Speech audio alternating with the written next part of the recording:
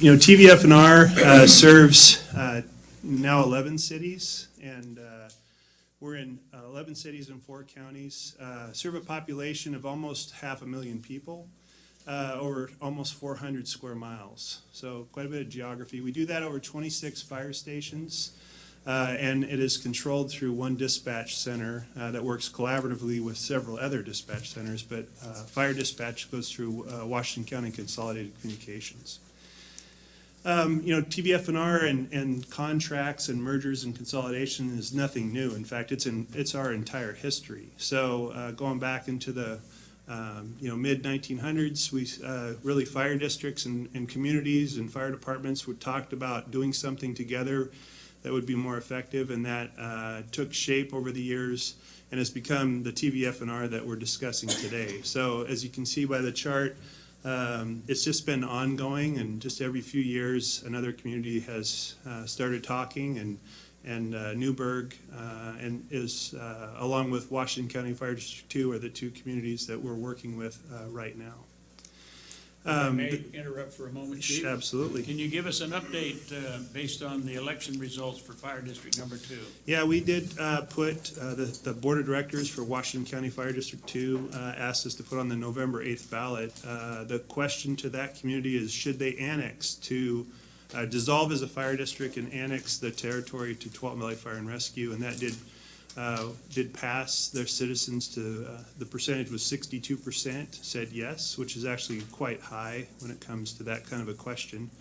By contrast, a neighboring jurisdiction, Clackamas Fire, asked the Boring Fire District if they wanted to do that, and it also passed, but to about 52%. So very, very pleased with the level of support, and we're working through the dissolution process with their board to take effect July 1 of 2017. Thank you. So right now we're in a partnership, obviously, with Newberg and District 2, which I just mentioned, and you can see in the map how that works. But it's been working very well in improving our regional response. This was the measure that we actually passed in District 2, and I mentioned 62%. So we'll be working through the rest of the process. And the nice thing for both the city and the rural district here in Newberg is you get to watch that transpire, and then if you choose to make similar decisions, you'll be able to learn from a very recent process right next door with the same party being Tualatin Valley Fire and Rescue. So I wanted to talk just quickly a little bit about operations, and very similar to the presentations you've seen with the Newberg Fire Department, the statistics are the same. 7 out of 10 calls that we respond to every day are emergency medical in nature, and it's why we are also advanced life support and are offering a high level of staffing to make sure we do a great job on those calls. Additionally, we do still respond as a fire department, a fire district. We still occasionally respond to fires too. And while we need to be prepared to handle any of those types of incidents when they occur, and just this single-family residential house fire requires a minimum of 15 personnel. And just for perspective, when Newberg was staffed with 2-person engine companies and 2-person medics, you had 8 on every day. And now we're at a staffing level where we have 3 on each engine and 2 on the medic. And in 2017, hopefully by about late spring, early summer, we'll be up staffing to 4 on each engine, or 4 at each station and 2 on each medic. So we're getting closer to that 15, and we also augment that with neighboring departments, neighboring stations to make sure we achieve what we need. Leslie? Thank you. Is that your pretty standard staffing number on all your rigs across your service area? Yeah, our standard staffing matrix is 4-person on the engine and the truck apparatus, and then 2-person medic. We do have some single-person cars, but as far as the station configuration, we were very pleased to be able to achieve that 4-person staffing in the second year of the contract, or hopefully just prior to the start of the second year of the contract here in Newberg. So that's we're very pleased that we're there. We like to say we want to respond the right resource to with the right staffing to the right call in the right amount of time, and it's why we have several different types of apparatus you see pictured here today. Also, we have different shifts we work. So some of our personnel are on 24-hour shifts, some are on a 40-hour work week, and we really try to target it based on the data as to what is actually needed in each particular community to deal with the risk that exists. And that allows us to be both effective in having adequate resources and yet efficient when it comes to the amount of money it takes to staff in that configuration. As far as incident-wise, again, very similar to your statistics, but about 70% medical. The big thing for us is with the addition of Newberg in District 2, this year we're going to take over probably close to 47,000 incidents that we'll respond to. That's up from last year, we were about 38,000. So we're up almost 10,000 incidents, which again is what we do, but it gives us some really good data to understand what exactly is going on and how can we respond better and potentially through risk reduction mitigate it. So all things we'll be studying as we look at this 2016 data. Just quickly to talk about your operational contract, I mentioned data. We are collecting it, and this is a snapshot of what's been happening since July 1st. So, not a big surprise, but most of the incidents we have gone to have been in Newberg. But you can see by the other departments listed, Carlton, Dayton, Dundee, Lafayette, all the way down McMinnville, both the city and the rural portions. Not a lot of fires have occurred, which again, most of the work we do is medical, but you can see how both either through the heavy apparatus and the medic units, we've been responding across Yamhill County, and actually the system's working pretty well. We have done just because of the volume that happens here in Newberg, we have been using the other TVF&R medic units to come into the area to ensure we always have adequate staffing and the resources available, and that happens on a daily basis. So I mentioned this to the mayor in a meeting we had. Really congratulations to the city on how good of a job you were able to achieve with limited resources. Because we're dumping a lot of resources into Newberg when things get busy, and it's frankly quite remarkable how much you were able to achieve with the limited resources you had for years. But this is the volume that we're seeing, and we'll be continuing to track this as the contract goes on. How this breaks down as far as where the transports are occurring, we track. We have a lot of GIS data that I could show you at a later date if you wanted to see that. But the other thing we track is what percentage of the time are units available in Newberg. And the industry standard is about 90%, and you can see the bottom graph, we're above 90%. So that's the best place for us to be in, and that is achieved by us moving resources. But we also want to track real closely as to how else can we augment the current station configuration if we were started to drop below that. And just for your geographic knowledge, so you see Medic 35, 52, and 59. That's a King City, Wilsonville, and a Willamette medic unit. So those move over to this area also when things get busy. What we've done since the contract started is we've added, I mentioned firefighters. You had 2-person staffing on the engine. The 2 engines, we added 3, we're at 3-person. We'll be adding to 4-person coming up. We added a duty chief, so there's a 24-hour duty chief at Station 21 as a battalion chief that responds not only to the Newberg community, but back into the southern portions of TVF&R. We have your career staff and volunteers have all been ran through medical physicals and a lot of orientation work that we just normally do. We did replace your medic units, and I'm sure you've seen them around town, and we also replaced the truck, which it is the primary unit run out of Station 20 now, so you have a ladder truck staffed and responding on incidents within the city, which is just nice from an elevated rescue platform and firefighting platform. You're a very engaged community with a lot of community events, and we're trying to participate in any and all that we can. And I mentioned meetings with the mayor and the council president. We've had some intergovernmental council meetings with the TVF&R board members, and that continues to go on as far as discussing how the contract's going.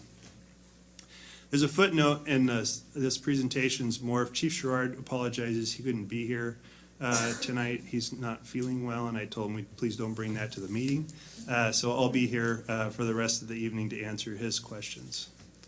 As far as some district initiatives that are going on, obviously cardiac arrest is a significant call type that we respond to in the community. And we're doing a lot of different things to try to ensure that we have some of the highest survivability rates in the country. And we're actually seeing some very positive outcomes from this. A lot of this happens through the training of our personnel, the equipment we carry, and the level of care. But another way we achieve this is through reaching out into the community. And we did with the start of the contract when the fire dispatch was moved over to Washington County Communications. That put us under the same CAD system that the rest of TVF&R was under. And it allowed us to bring PulsePoint to the community. And this is a application that's on a smartphone that any member of the community can download, and if they know CPR, it will actually alert them and bring them to the scene of a cardiac arrest so they can start chest compressions prior to our arrival. That fits nicely with the 2015-16 requirement that all high school graduates know CPR before they graduate, and now we'll have a lot more rescuers in the community.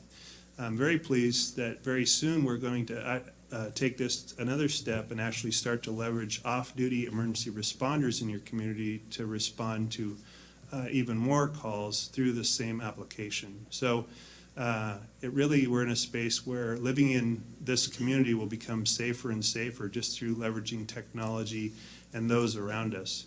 We go from 2 fire stations to, if you have 20 or 30 off-duty personnel living in your area, it's essentially like adding 20 or 30 more fire stations to your community, which when it comes to these critical calls is essential for good outcomes. So we're very excited on where this is going to go, and PulsePoint is helping us achieve this. I'm also working very closely with Chief Stock in Dundee to bring this to the Dundee Fire District. So we'll have this across this whole part of the county, which is going to be a nice perk for the citizens who live here. We're recruiting firefighters and paramedics right now. In fact, the posting for paramedic just was released today. So if you know anybody that is interested in becoming a firefighter and or is just a paramedic and wants to work for TVF&R, we're hiring both. So in fact, we're hiring 42 this year. And so there's a lot of great opportunities, and I would very much like to hire people from this community to work in this community. So the more we can hire folks from the local area, it's just really good for us because they know the community, they're invested in the community, and it's a positive all around.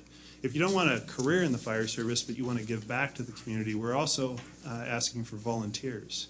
So volunteers can sign up to volunteer in a lot of different ways, and there was an open house on November 1st at Station 20. There's one more coming up on the 13th of December at our Station 50 in Walnut and Tigard. But you can just go to the website and get more information. But again, we'd love to have people from the community volunteer for TVF&R as a firefighter or as just someone who helps with community events. There's a lot of different ways that they can give back through us, and it doesn't mean you have to go inside burning buildings or do any of that if you don't choose to. Obviously, we have that too, but there's a lot of ways that folks can participate with us. So I know I've covered quite a bit of information, but wanted to just open it up for any questions you have on what I've covered or what I haven't covered. Council members? Patrick? 2 quick things. First off, you mentioned you replaced some apparatus, and I'm just curious, what happened to the old stuff? So we still have it. Okay. We've placed some of it in a reserve status. I mean, it was aging, higher mileage. I mean, you've been using it very well. So we put it in a more of a reserve status, and just pending what will happen with the contract, then we'll decide what we do with it, whether it stays with the city or it gets sold off or we do something else with it. I should mention one of the rural fire district engines that is part of their portion of the contract. They actually we were not utilizing that, and they asked if they could surplus it they did, and now they have given it to Carlton Fire District. So it's still working in Yamhill County, but since we didn't have an immediate need for it, they asked that, and Carlton actually was in dire need of a functional piece of fire apparatus. The rural board worked through the process to get that signed over to Carlton, and they're currently putting it in service. Great. So we'll make sure that it all goes to good use, but the current ladder truck and a few other pieces of equipment have just either they're at our shop being repaired, or they're in reserve status. And follow. So about 2 months ago, I decided I could cook, and saw on my oven there was a recirculating option that we had never actually turned on. And so I'm like, why not? So I pushed it. Next thing I know, the fire alarm in my house is going off. I have 2 young daughters.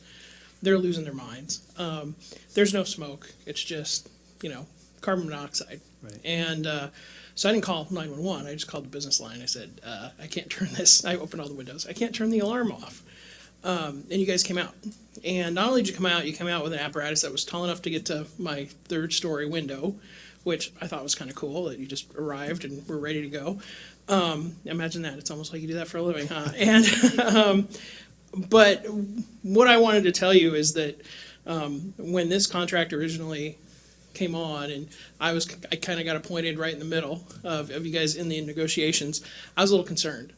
After that visit, I'm not concerned anymore. Not only were you guys professional, they were calming the kids down while 2 guys were up with meters and checking things out and putting fans in, and I was just overly impressed with, A, how quickly you arrived, and B, just the professionalism and the amazing kind of everything was cleaned up in a half an hour, and you guys are gone. And I'll never touch that button again. But thanks a lot, and I just wanted to let you know I'm suitably impressed. Thank you. Other questions? Locally, I've had 2 or 3 people ask me, what do we have in the way of local events that are coming up? That's number 1. Number 2, how do people get things to you for Toy and Joy? And give us some background of what's going on with the Toy and Joy program. Right, so so thanks for the question. So we've been very involved. Obviously, the whole holiday season is very big here in town. So, and we've picked up a lot of the same traditions that you had going on already. So we were very involved in all the decorations and the hanging the lights around town. And actually, all of our staff had a fantastic time participating this year. The Santa's Workshop, I walked by it today, and it is well established. And you can drop toys off at any of our fire stations, and they'll all get to the locations they need to. So we have barrels established at all the stations, and they can just come by, ring the doorbell, and drop those toys off, and then they'll take care of them from there. We're involved in really everything that Newberg Fire was already involved in, and just trying to continue those traditions in the community and make sure they keep rolling along. I know we were talking about the just kind of not just the holiday events, but the events that happen all year to make sure we're well ahead of the curve, and really don't skip a beat when it comes to all those things that really the community really embraces and have been established for years.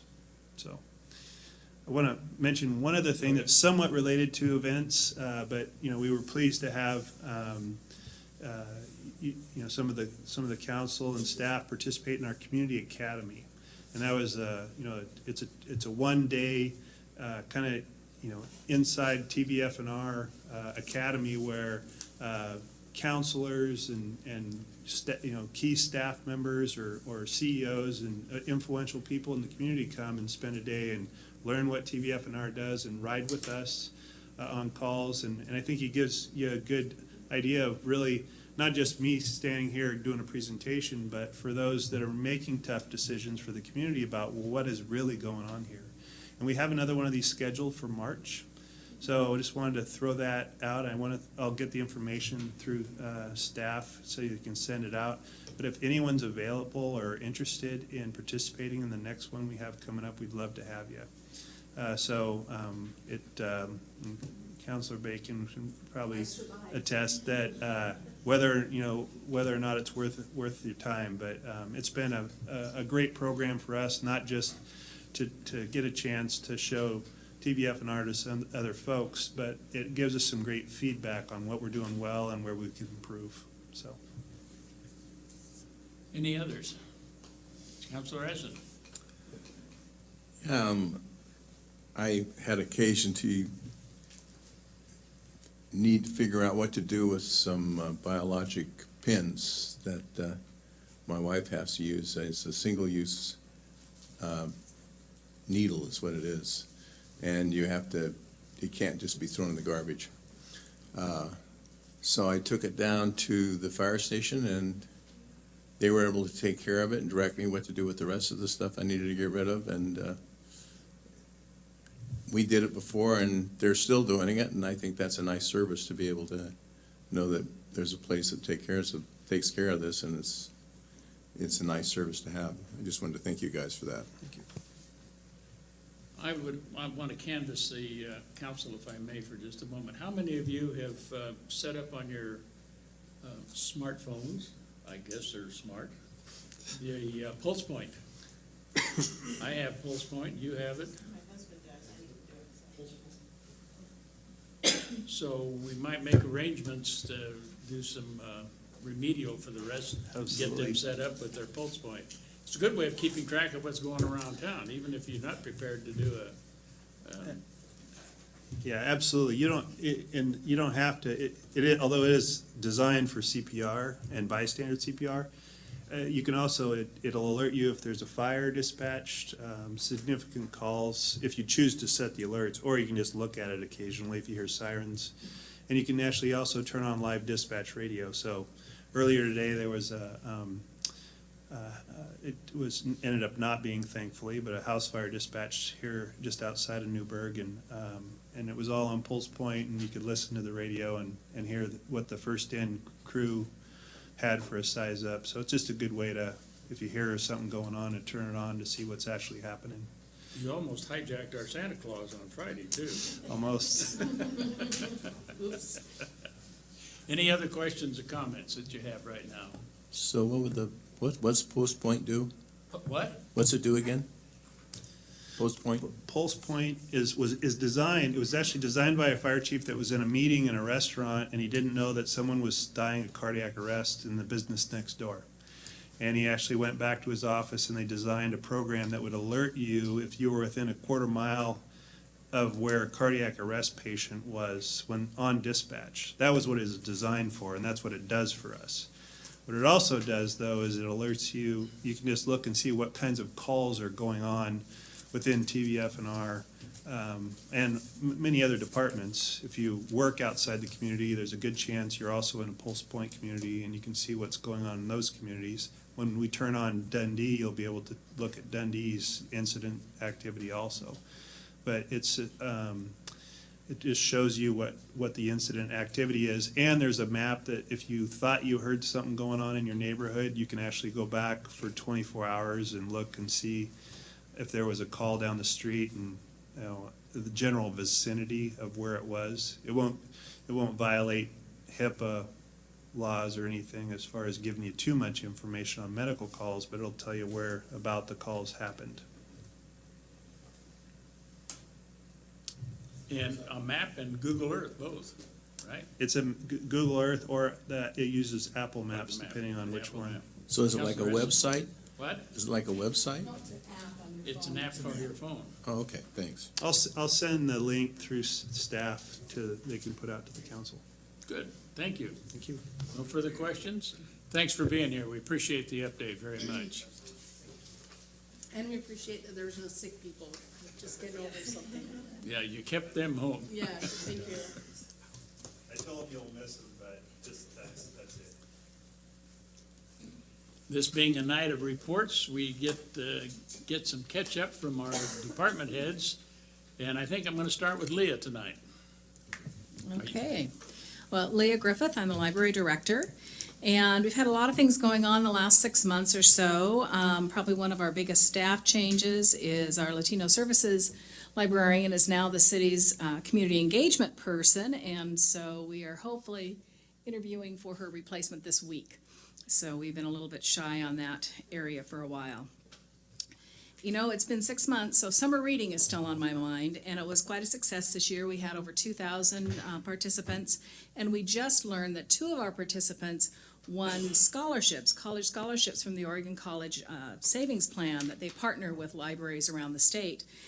And I didn't realize it was such a good deal that not only did these kids win, but we got $500 apiece for their win. So we now have $1,000 that our youth services staff can use for additional programs and activities to serve children. So we were excited for the kids, but really kind of excited about the $1,000. In fact, I didn't open the email at first because, in fact, I deleted it because I thought it was too good to be true. So see, Dave, I am learning about watching for those phishing requirements. But finally, they got to me with somebody that I knew, and so I figured it was real.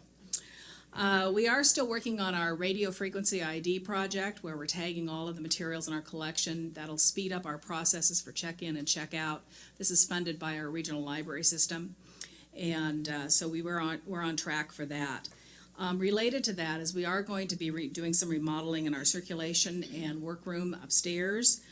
These places in our library have really not been touched since the addition opened in 1985, and we really do need to make some adjustments to those spaces as workflows have tremendously changed since we moved in 1985. We've been looking at other libraries, talking with staff, and getting some good ideas, so hopefully after the first of the year we'll start that project. We have actually some more staff changes, which is very different for us because we haven't had many staff changes over the last 10 years or so. Rhea Andrew has been with us for 29 years, will be retiring in February. And that kind of means that we need to pull all that knowledge and make sure we've got all that knowledge that she has in her head out so that we've got it. We've been working on that actually for about a year now and make sure we've got it all.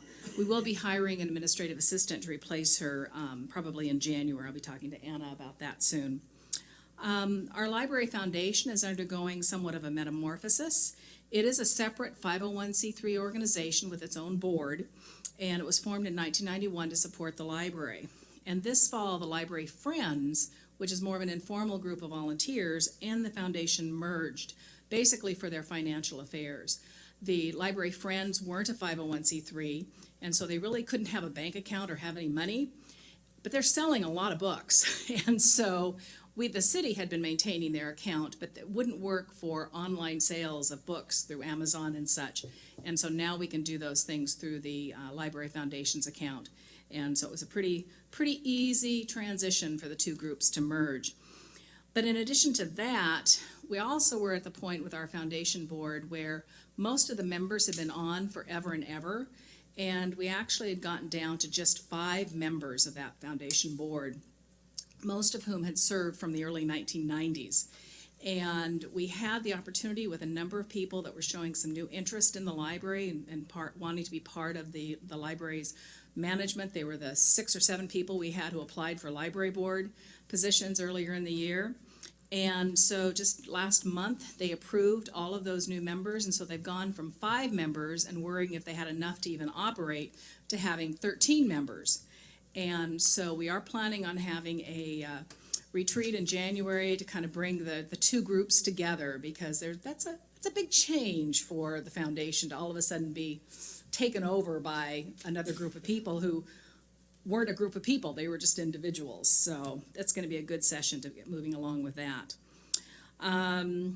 As you heard, we had the tree lighting event on Friday, and again, thanks to TVFNR, the tree got lit. I was there on Sunday morning when they were doing it, and there were more people there than I've ever seen for the tree lighting.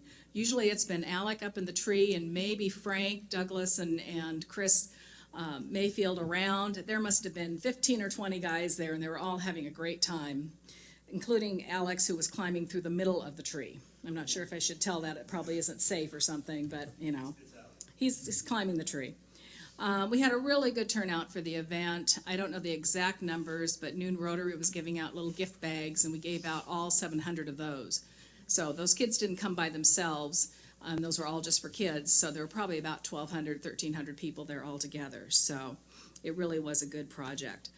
Public Works is really integral to that project, and we really appreciate their efforts on it. They brought the tree to town. They made sure we had PG&E there, PG to put it up. And then Santa and his elf are also connected to Public Works, but I don't want to say any more than that. CPRD also helps with it, and they were there helping putting it up, and also they provide the electricity. And so it really was a good event on Friday night. So I would encourage you, if you haven't seen it yet, to, when you go out the building tonight, just look up the street and you'll see it. I think it's one of the prettiest trees that we've had in the last few years. So that's about it. Any questions or comments for Leah? Thank you. Appreciate it very much. Dave Brooks, IT, please.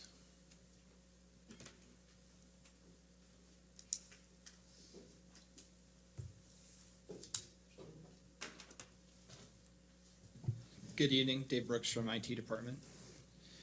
So my update tonight, we've hired a new person. His name is Christopher Heggie in October. He's a new sysadmin, so we're happy to have him. He's working out real well, coming up to speed on all the things that we take care of. The security and video system that we upgraded at the beginning of this year is working out really well. Just as a reminder, we had all these separate video systems, like each department had their own thing. Now we've pulled it all into one system, and it's a lot cheaper to add on to it. And as a result of that, we've added a camera in City Hall, we've added additional cameras in the library, and additional cameras out at operations, and we're adding some more out at maintenance. Think about 15, 20 cameras all together. And what's really nice about this system is before, say with the City Hall camera, we have alarms up there, but if someone pushed alarm, nobody in dispatch knew what to do with the alarm or what was really going on. So now they can pull up the camera and see what's going on too. So that's some of the benefit that we get. As Leah alluded to, we've started a security awareness training program. This program is designed to increase employees' awareness of fictitious emails or websites. The common term is phishing attacks. Phishing and ransomware attacks are skyrocketing across the country, and several organizations and government agencies are being affected by that. So this augments our security controls that we have in place to stop it by also training our users to recognize it and not fall victim to those types of attacks. We're working on a desktop refresh. Starting at the first of the year, users will start getting assigned newer, faster desktops.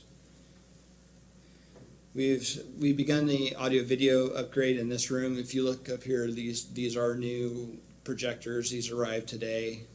We installed them now because the old ones were failing. At the end of January, the rest of the upgrade will be completed. There will be new screens here that are motorized and designed to take the projector's input. These ones were never designed for an overhead projector like this. And there will be a whole new control system. You guys don't have to use it, but the control system in the back is a whole bunch of knobs and dials, and takes a PhD to figure out how to work it. So this will all be consolidated onto one tablet that you just use to turn things on and off. So should be a lot easier for everybody. And other than that, we're going to start on an email upgrade next month, and our email server is going to go from a single server to a multiple server architecture that'll give us some speed and also some fault tolerance, and also a newer version of email software. That's pretty much all I got. Any questions or comments for IT? Counselor Essen? So this is all new here? These two projectors are. Okay. So the mounts and everything are the same. So that makes it a lot easier to see from over here, I'll tell you, to have that there. Yeah, so one thing coming with these projectors is their widescreen format. So like before, where the mayor and Councilor Johnson were sitting, they had to either move off to the side, or we couldn't turn that one on at all because it would shine in their eyes. So this is wide format, so it's much higher, and it's easier to see, and it's formatted for most screens of what people bring in here to use anyways. Good job. Any other, Counselor McKinney? I know that you employ several pieces of software that guard against phishing, weird emails, and some of the other things. With your new servers, are you augmenting those security measures, or is there something that could be purchased to make your system more secure in terms of some of these things? In general terms, for security-related things, when we add a new server or appliance on our network, the security monitoring is extended to that new device. So we don't have to buy anything additional. Some of our security things require a certain amount of bandwidth use, and so if we ever hit that cap, then we upgrade the security appliance as a whole. But we don't have to add things for every little pieces part that we add to our system. Follow on? But the system as it is right now is pretty good at sniffing out. In general Some of this terms, stuff? yes. And- Be How many- happy to get down in the details in a executive session. Do you get hit daily? We get targeted quite often. Any other questions or comments? None appearing. Thank you, Dave. Appreciate it very much. Mr. Jay Harris.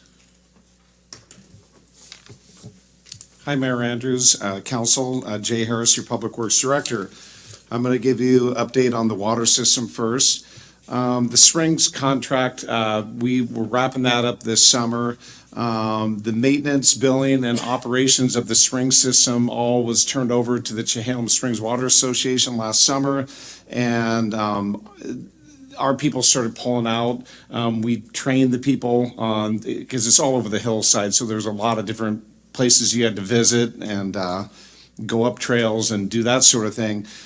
So we got them all trained. They're doing all their own billing now. And we're just wrapping up some final paperwork. Some easements need to be conveyed to them. And then also the water rights contracts need to be completed. So we're almost wrapping that project up. That hit my desk 5 years ago when I started here at the city. So it was good to get that taken care of. The reservoirs, North Valley Reservoir, we completed the seismic and hydraulic improvements in the reservoir this last spring. And then for the summertime demand, we need to bring it back online. We just took down North Valley number 1, and we're doing hydraulic improvements in there currently. And then also working on the interior coating. It hadn't been recoated since the early 70s when it was put in, and it was time to get that taken care of. So it should be back online here in the next couple months, well in time for our summer season. Karn and an ad hoc committee are all working on the water system master plan update, and we expect to have it to council sometime in April for consideration for adoption. As a part of the bypass improvements, ODOT on Springbrook Road is putting in a 24-inch water line for us. They're replacing the existing 12-inch line. So that's ongoing. That's why if you drive down Springbrook right now, they have closures during the day, one-lane closures. So they're moving along pretty good on that.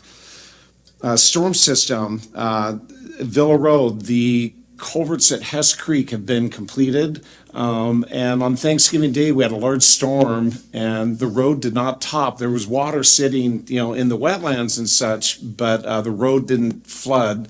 And historically, with a storm like what we got, the road would have been topped with the old culverts. So that's good news. We're working on the full roadway project, will be coming soon. That was just the first part of the larger project. The Blaine Street Storm Drain Project, it goes from 99, it comes through the corner of the fire station, goes down Blaine Street. The majority of that system needs to be replaced. That is being redesigned and should be out to bid here in the next couple months. And then that contract will come to council for the first phase of that project. This is a large project and we're splitting it into phases. We'll be coming to you in a few months for bid award. So more to come on that.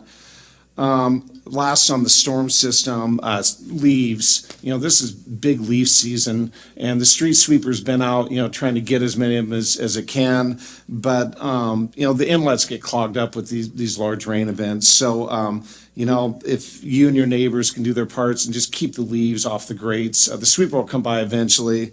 And that helps to keep, these small localized floodings from occurring. On the wastewater side, the new disinfection system that we invested in is online. It's hypochlorite. We're making a light bleach solution there at the plant using salt and electrolysis, and which means the chlorine gas tanks are finally going away. I think we have 500 pounds of chlorine left, and we're expecting we have about another 4 weeks of chlorine dosing. And first part of the year, those tanks are going to leave forever, which is good because to change the tanks, you have to wear full respirators, which we work with the fire department on that.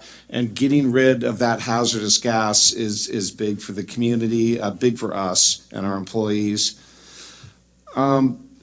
Thanksgiving Day, I mentioned, we had 2.5 inches of rain that day. And our public works people responded to multiple calls of inlets being blocked, potholes, and all sorts of things. But we didn't have any failures in our system. None of our pump stations failed. We didn't have any failures at the wastewater plant. We were able to treat all the water. And all of our trunk lines and even smaller lines didn't top. Some of that, I think, is the benefits of working on I&I. We're about 2 years in the funding of that program. We've cut out a lot of water already, and I think you're seeing it to start take hold. Because on December 7th last year, we had 2.5 inches of rain. It fell in a shorter time frame, but we had Dayton Pump Station spilled for 4 hours that day. We had the Springbrook Road failure a year ago, a lot of problems. And I think that investment in the wastewater system is starting to pay dividends, and more to come on that. We're going to be working in the Aquarius Basin this year and doing some more. We're trying to go from the largest inflows, obviously, and work our way down. I think this is going to be successful in the future. Karn's going to be coming to you in the next couple months to talk to you about how to deal with private laterals. We're working on the public system part. We still need to work on the private lateral part. On the transportation quickly, we completed the overlays on Elliott and North Springbrook Road. And then we're going to be talking about the payment funding tonight.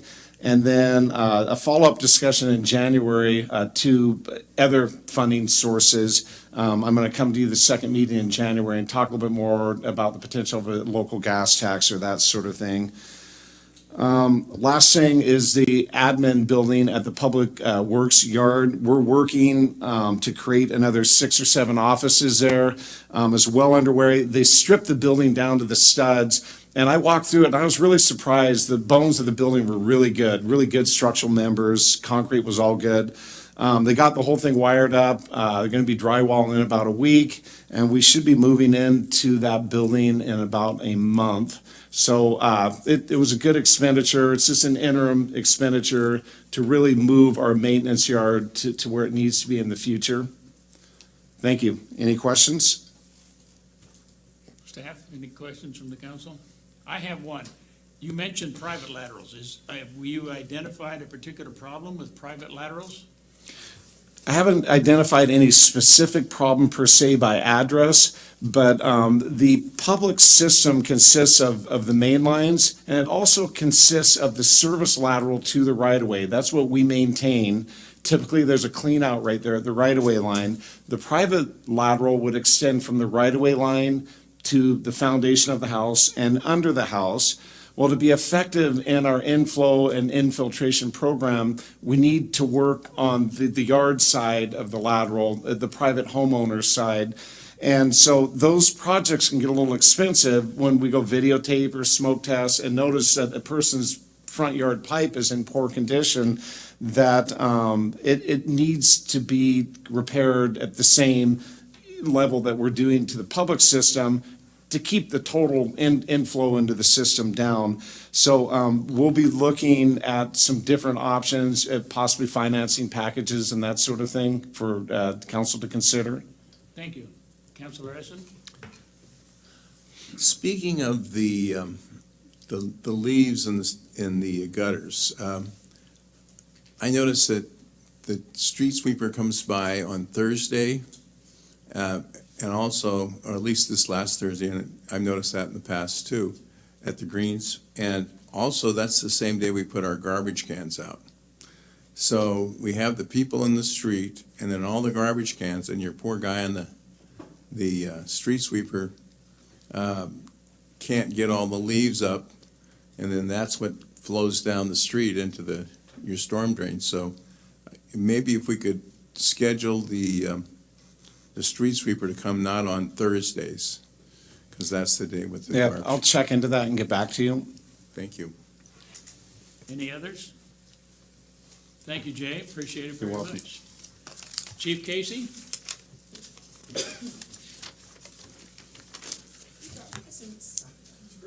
Oh, show and tell. Brian Casey, Newberg Dundee Police. I just have some equipment that I want to update you on that we're transitioning to and some new stuff that we bought. I have some additional equipment that I'm not going to be able to get to tonight, but perhaps we'll do that again on another night. So I want to start with this. I know it looks like the mayor's high school football helmet, but it's Mine was there. you know, this is a very interesting helmet. As long as I've worked here, for whatever reason, when we arrest people, they like to, well, some people like to bang their head on various objects. And this is just a simple helmet that we slip over a person's head and chin strap to protect them from whatever they may be hitting with their head. You keep in mind that when we arrest somebody and they're in our custody, we're responsible for them in every aspect of their life, their health, their well-being, anything that, their medicine. And so this helmet here is designed to help protect people. And it's just a very simple gadget that somebody thought of, and it works very well, and somebody's made a lot of money off of that. So the next item I have is, this is a less lethal weapon, and this weapon here is inoperable. It can't fire, so you don't need to worry about it going off. But it looks like a grenade launcher, but this is actually one of our less lethal weapons that we would use in an incident where there's somebody that is suicidal or threatening with a knife, something that we wouldn't rise to the level of deadly use of force. And we would use this instrument here as a way of disarming or rendering somebody to the point where they're not able to use force against us or hurt themselves or somebody else. And this is a collapsible stock. The officers can carry this over their shoulder. They can take it into buildings. And it's got a light on there and a scope, so they make sure they hit their target. It's kind of interesting, but we've got some sample rounds here that we can use. One is a malodor. In other words, it smells like a dead body. So you could fire this into a building or hit an individual with it who's causing a disturbance, and he would have an odor on him that people would not want to be around or next to, and he may want to, at that point, give up as well. This is some CS gas that we can shoot out of this weapon, and this is a non-lethal round that we fire. And then when it hits somebody, it actually expands, so that there's no chance of it causing any internal damage or anything like that. But this would certainly render somebody incapable of fighting or whatnot. I'll pass this around. Chief, the gas is what? CS gas. Oh, okay. We also have pepper spray and a few other gases that we can use out of that weapon. So, this is infrared. So I'll pass this around. You can look through it, and you can see hot spots. And if somebody puts their hand on the wall, Jamie, put your hand on the wall. Just hold it there for a minute. Now pull it off. So I can see his handprint on the wall. It's amazing how effective these things are. You gonna volunteer to get shot at? No, You probably still see the it's a center fire. I think I heard him say, Jay, put your hands up.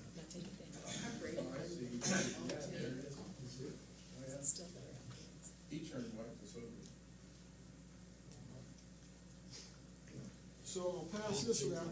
This is night vision. Don't take this cap off, but this is what we use at night. Just look through this in there.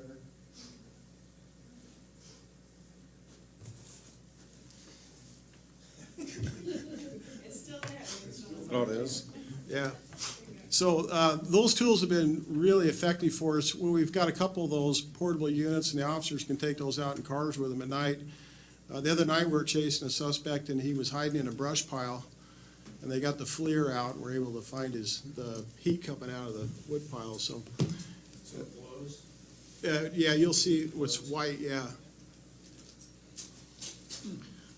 So this is a taser, and we were just getting ready to put in an order for about $12,000 worth of taser. And I have a friend that works for the Portland Police Bureau that called and said they have 60 tasers that they want to get rid of, so he donated them to the city of Newberg. So, yeah, so we ended up saving a lot of money there. So that's all I had for you tonight. I was just going to be brief.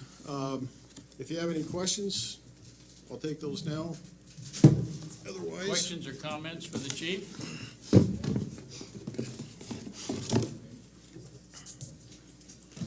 Based on the recent emails, our congratulations to your staff and keep up the good work. thank you. Any others? Thank you, appreciate it very much.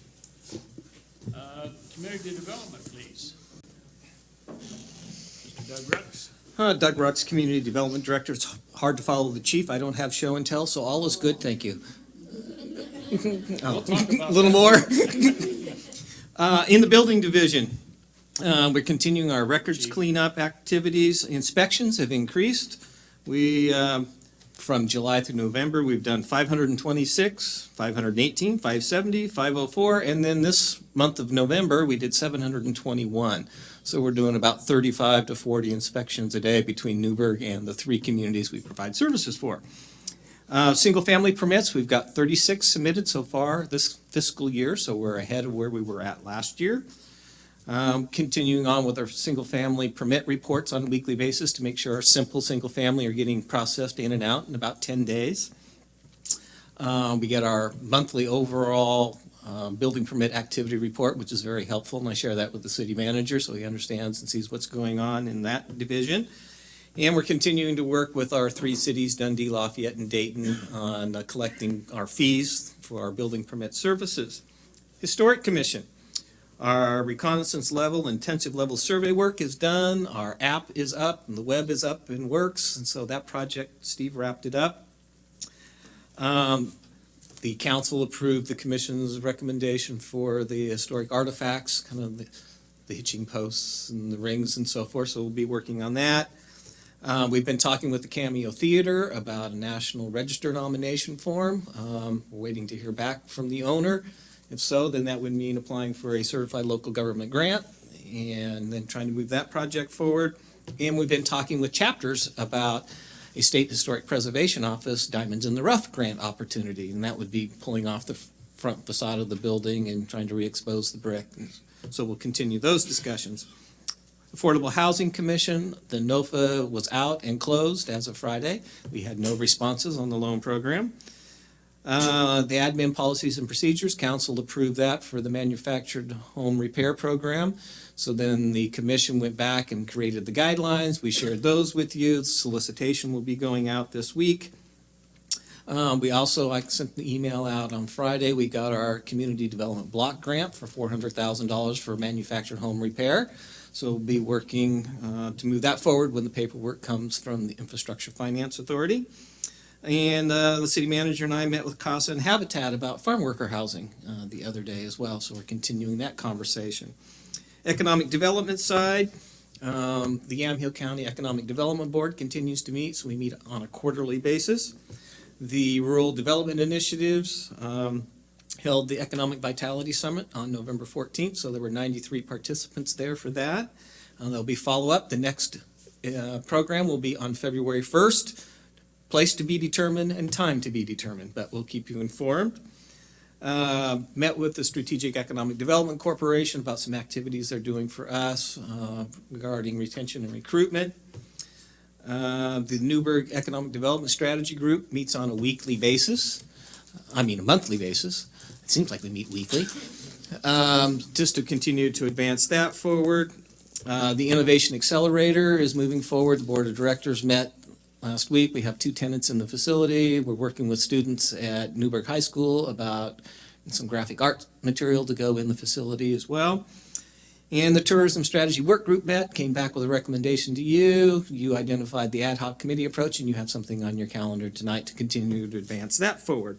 Planning side, we've got lots of stuff.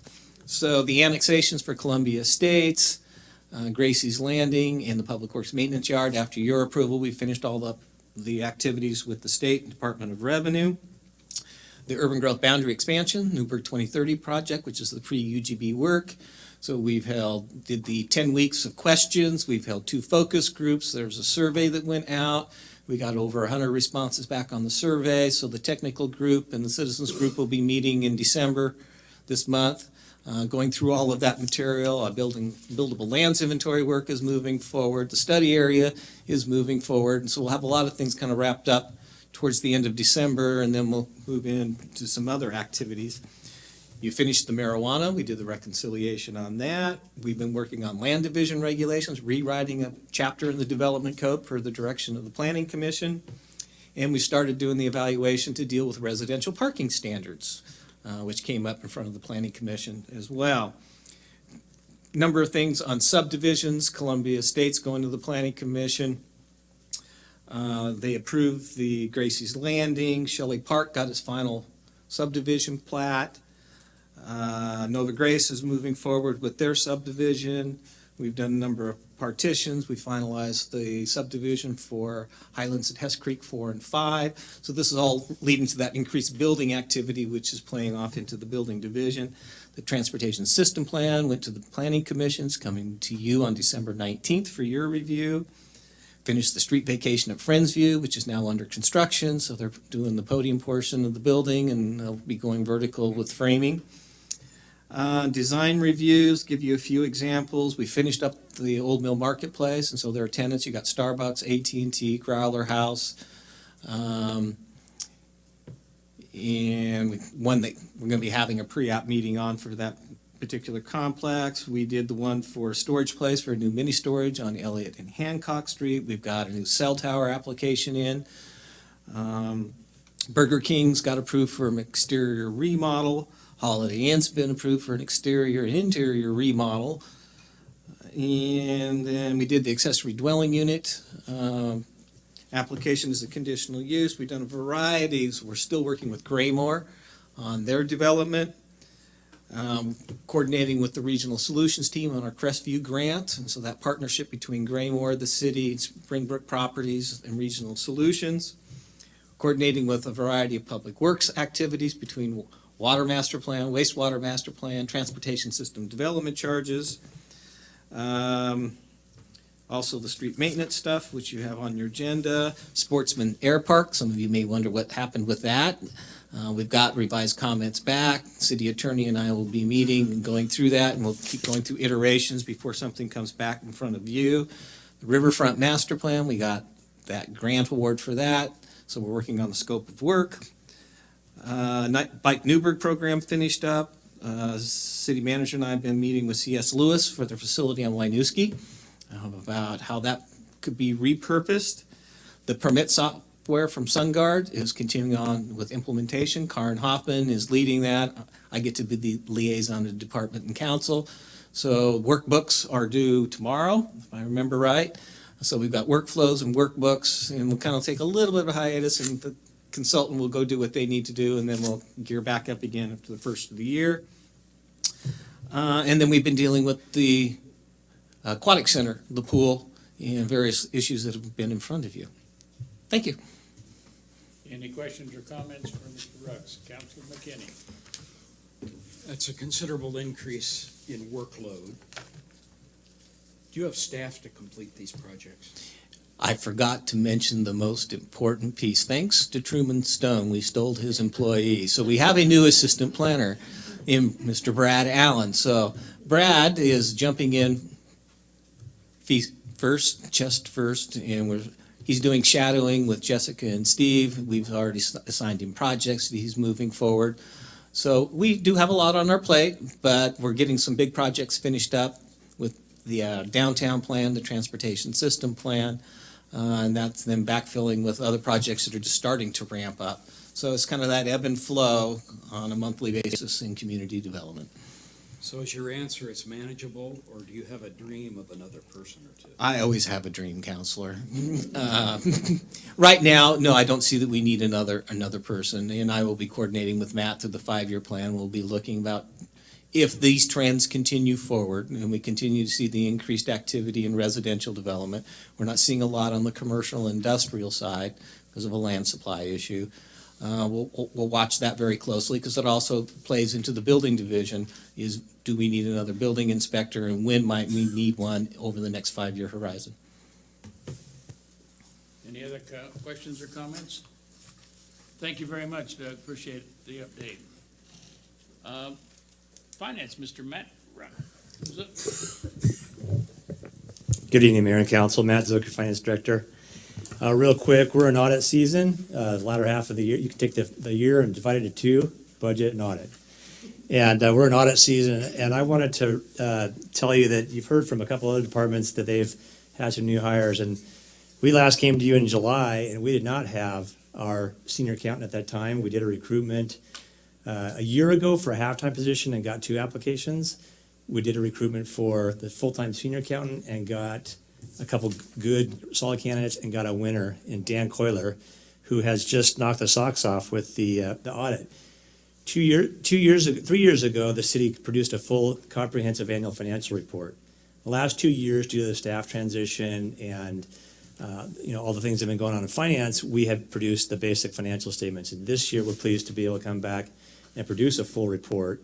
And why do you say that? Why is that such a big deal? Well, a couple of reasons. One, it gives more information than what is typically produced at the minimum level.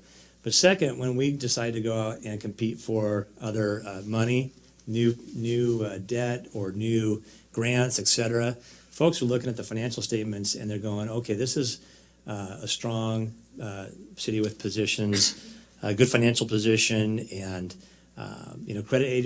rating agencies are looking at those, and I'm really pleased to be able to put that out. And Dan and Caleb together have done just a great job with that. And so we plan to bring that back to you in January or very early February.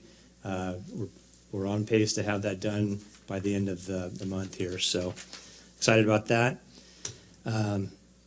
You've heard that there's been some internal candidates stolen from other cities. I think that's a great reflection on Newberg being a great place to work, and I'm pleased to bring Dan on board to join that team. So if you recall the budget, last year's budget added 5 new positions. Hopefully what you're seeing is the value of those new positions. We could not have done this without the additional staff in finance. So we're also working on the long-range financial plan, the strategic goal that the council had from January. We've had 4 meetings with the long-range financial planning committee, who's had some input on the financial policies, again, which translate into a better position for the city and how they manage their finances. But we're also working on the plan now. We're busily working on the modeling, and so preparing the personnel model and then the full city model. We have another meeting this Thursday. We're excited to be able to meet there, and then we're hoping to come back here in the beginning of the next fiscal year and bring that back to council. So it's a lot of work, but I think it'll be a very productive process, and then that'll roll right into the budget process as well. So I was talking with Joe today, and just excited about having the big picture and the ability to be able to make decisions within a large scope and not just a myopic one-off type of decision-making process. So we've been looking at the city retirement plan, again, just to look at investments. We have a meeting coming up at the end of this week. We're going to get back on a semi-annual schedule to just look and make sure that the investments, pension investments, are performing the way we want them to, and just doing our due diligence there. We'll be coming back with a supplemental budget to the council in January, just some minor housekeeping items. I like the idea that Chief Dyke shared with the development of Pulse Point. I thought maybe Budget Point would be something that we could put out to departments when they get close to spending their budget, an alert goes out and they stay within line. But yeah, maybe electrical shock would be beneficial. Operations of court are going well. Pretty smooth sailing there. Wendy, the court administrator, was elected to a position on the board of her professional association, the Oregon Association of Court Administrators. And so she's doing some work there, and it's great to see her develop into a professional development there. And utility billing is going well. We have it on our radar screen within the next few months. As soon as we get done with the long-range financial plan, we're looking to develop equal pay, which is something that you've heard about, where you can smooth your payments over 12 months and not see the fluctuation that you would otherwise see. You'll see that with PGE and other utilities. They offer that service. And so we're looking at that, and as well as just taking an in-depth audit on utility billing process and seeing where we can do some improvements there. That was part of an audit plan last year, and it's on our radar screen. So that is my financial report. Any questions or comments for Matt? None appearing, thank you. Appreciate it very much. And our new HR director, Anna, please. Good evening, Mayor and Council. Report from the HR department. We've been busy helping to bring new employees on. So we've hired over 16 employees since I've been here, since July of 2016. We have currently an open position of a code compliance officer, which will end in mid-January. So we're looking to hire someone to replace Brad. And then also we're going to be opening a HR assistant this next week for a part-time position there. Currently, we are recruiting and in the process of interviewing for the senior library assistant. We're setting those up, and the police officer position. We're in the final stages of the interviewing for that. Really great news in the dispatch department. I think Mary can have a smile on her face for a short time. Starting in February of 2017, we'll be fully staffed in the dispatch department. We just got an acceptance of an offer for the 10th employee for that department. So, hopefully we'll have some more stability going forward in that department. So recruitment has been very, very busy, which leads to the other part of supporting employees in the city. What we've been doing is also having our benefit open enrollment in the HR department. So that updates everyone on their benefits for the year 2017, and working with CIS Insurance Services and Pam Young in the finance department to get that rolled out. We've also distributed EAP, Employee Assistance Program, flyers to all employees, which gives them assistance outside of the work arena in regards to any work-life balance issues or whatnot. So we've been publishing those articles out every month for supervisors and employees to assist them to be successful.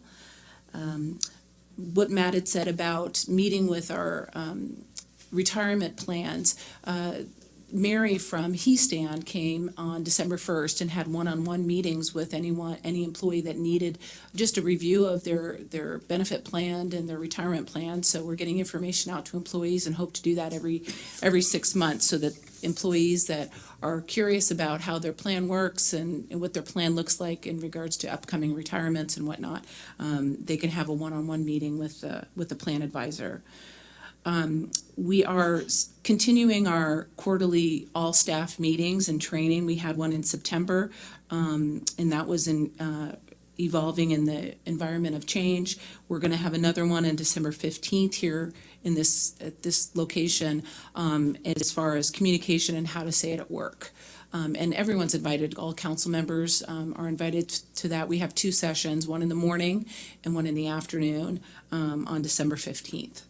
And then also creating and presenting training to staff on preventing harassment in the workplace, as well as employee training on other topics, as much as writing an effective evaluation and action plans, wage and hour laws, updates on Oregon sick pay sick leave laws. So rolling that out hopefully at the beginning of 2017, along with the new employee manual. We are, as well, with help from the intern that works for Sue, Sydney, we are purging a lot of old files and making way for new ones. So that has been a big project that we're working on, as well as just employee meetings and employee relations situations that we're going through. So that's the update for HR. Thank you. Any questions or comments from the council? Not appearing? Thank you very much. Appreciate it, Andy. Thanks to all of the department heads for a very good, thorough, and extensive reports tonight. I sincerely appreciate it, and I'm sure the council does. We thank you very much. And those of you that came early for a 7 o'clock meeting, I'm glad you had a chance to hear some reports too from what's going on in the city. Give you a little update. We will be adjourning our work session, and we'll probably take about a 10-minute break, and then we'll be reconvening somewhere in the neighborhood of 7:25. So with that, unless there's anything further to come before our work session, we are adjourned.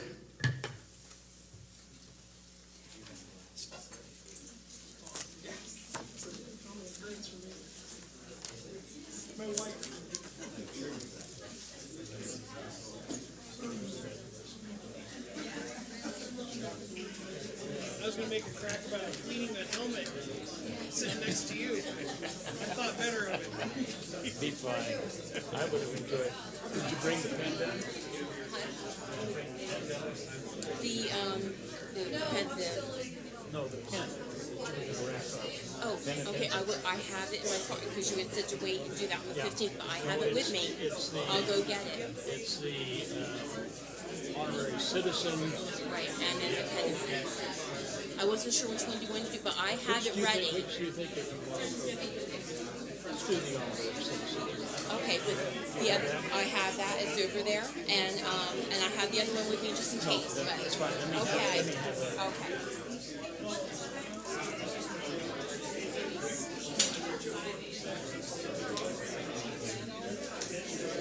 Then I emailed back and forth again. What were you thinking? Thorough. Where's that helmet from the chief?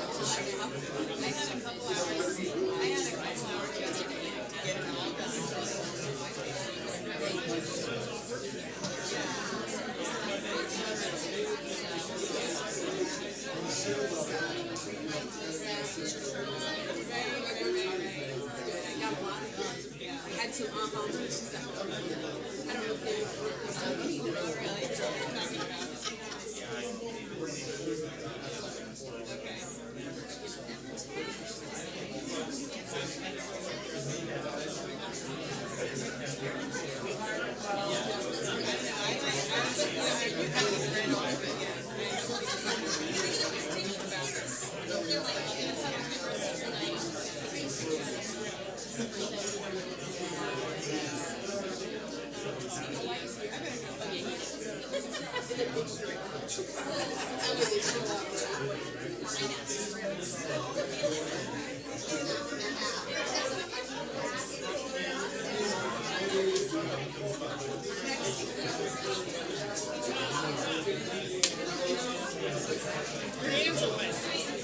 sweating like I have a fever. Okay, you have, Let me get that out, please. sorry.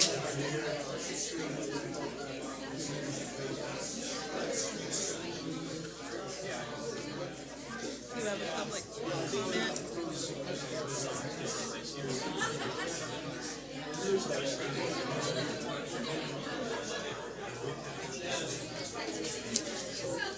Okay, So it looks like 2 public comments and 1, I can't tell. She marked this and then she marked this. Proponent and then opponent for the ordinance you're gonna speak on. okay, and this one is what? Transportation utility fee, the ordinance hearing. And first she put proponent and then I guess she changed her mind and decided she's an opponent.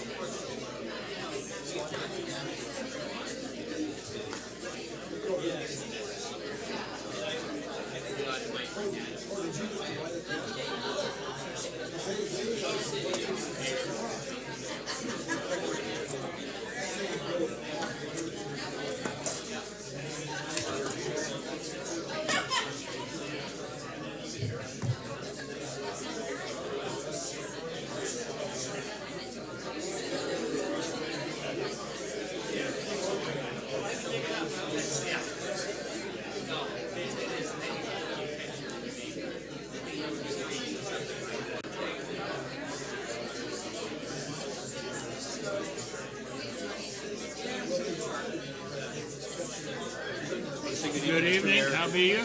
How are you? I'm doing very well. What are you here for? Just for fun. I missed you guys.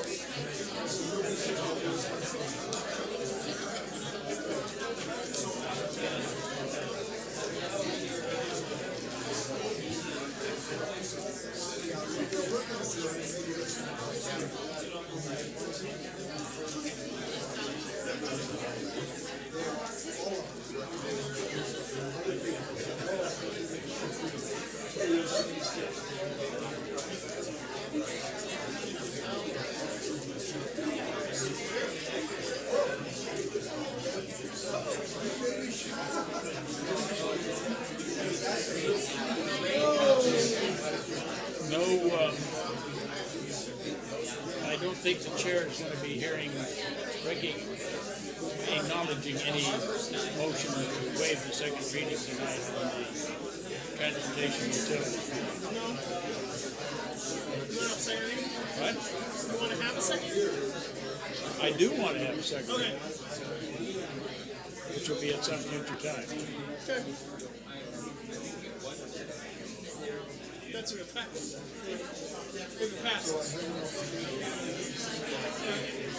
I can't hear you. If it passes. We're not going to pass it. It's an ordinance, so it requires 2 readings. I'm not going to honor it. I don't want to hear, if possible, a motion to waive the second reading. So we will have a second reading. It'll be, what staff wants to do is get some of those things ironed out and then come back. Yeah. We told them to do an ordinance they're not ready to give all of the pieces they really want in the Yeah, ordinance. because there are like 6 questions in there, so Yeah, see, so that's why it's the first reading. we don't want to do it on the fly. No, I agree. Absolutely not. I agree, because I know how this group does things on the fly. Yeah.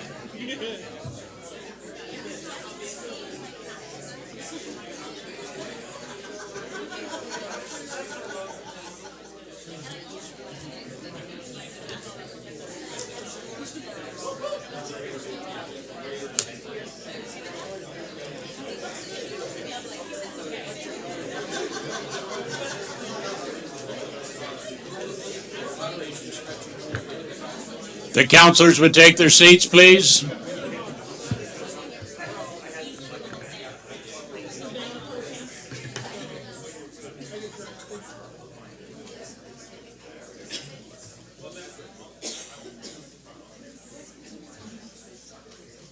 I need a motion to adopt the proclamation.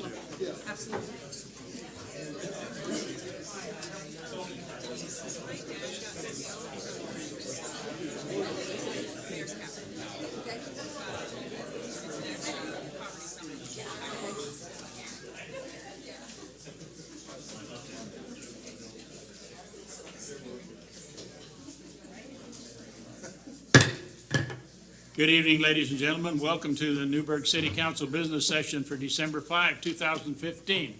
May I have a roll call, please? Mr. Mayor, all present duly noted. Would you rise for a pledge of allegiance? That works about half the time. I pledge allegiance to the flag of the United States of America and to the republic for which it stands, one nation under God, indivisible, with liberty and justice for all. I have a proclamation that needs to be read, but we need to adopt it because it's a proclamation coming from the council. So, pleasure of the council. Mayor, I'd like to make a motion that we approve the proclamation recognizing the retirement of Frank Douglas and honoring him for the 37 years of outstanding service. It's been moved and seconded. Do I have any further discussion? The question's been called for. All in favor signify by saying aye. Aye. Those opposed, same sign. Motion passes. So, Mr. Douglas, if you would step forward, I'd appreciate it. We'll put you up here where everybody can see you. I have a proclamation recognizing the retirement of Frank Douglas. That's you. Okay. And honoring you for 37 years of outstanding service in fire and EMS fields. Whereas Frank Douglas earned a Bachelor of Science in Health Administration from Portland State University and began his career first as a volunteer captain paramedic at the Hoodland Fire District, June of 1979 to June of 1981, and as a firefighter EMT, October 1980 to December 1981. And whereas Frank began at Lake Oswego in December of 1981 as a firefighter paramedic and left as division chief in June 1993 to begin at Nestucca Fire District as fire chief until January of 1995. Whereas Frank began at the Newberg Fire Department as division chief January 1995, serving to June 2016, and then joined the Tualatin Valley Fire and Rescue on July 1st, 2016 as a medical services chief, and will retire on December 30th, 2016. And whereas Frank received the Chamber of Commerce Ed Stevens Distinguished Service Award in 2015, and whereas Frank served as treasurer of the EMS section of the Oregon Fire Chiefs Association and has been a member of the Oregon Fire Medical Administrators Association, the International Association of Fire Chiefs, and is a member of the Early Bird Rotary Club of Newberg. And whereas Frank served as a facilitator at the Providence Newberg Medical Center with Faith in Action Caregivers Support Group, coordinated ambulance standby for events at the St. Paul Rodeo, Newberg boat races, George Fox University football game, track meets, and graduations, as well as the Newberg High School football. And whereas Frank has coached the Little League Baseball, adult intramural sports, and is an avid runner, fisherman, and hunter. speaks fluent Spanish, and is well known for his sense of humor and practical jokes. Now, therefore, it is proclaimed by myself and the City Council on behalf of the citizens of Newberg that we express appreciation to Frank Douglas for his service of outstanding leadership and dedication, and extend to him sincere best wishes for a long, happy, and productive retirement. In witness whereof, I have set my hand and caused the seal to be affixed this 5th day of December, 2016. Frank, congratulations, and thank you for your service.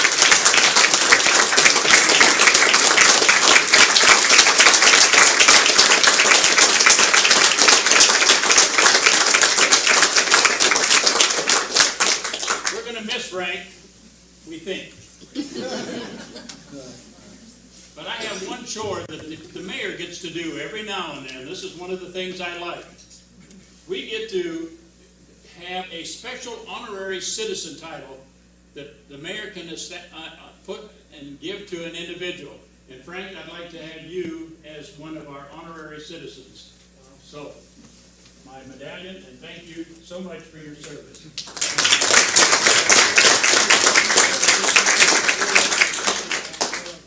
You would? Yeah. You would? I'd love to have a picture with all of you. We're at rest. Just a real quick. Frank wants a I picture. would love to have a picture with all of you. I guess we are. If you want to sit front there or not? Well, just how about just anything I'll do. We don't want to.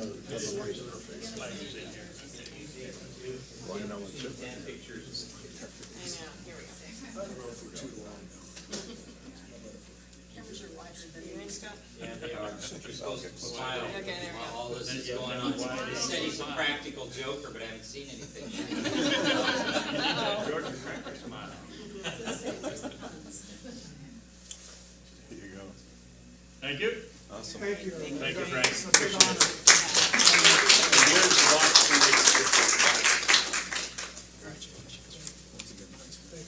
Frank.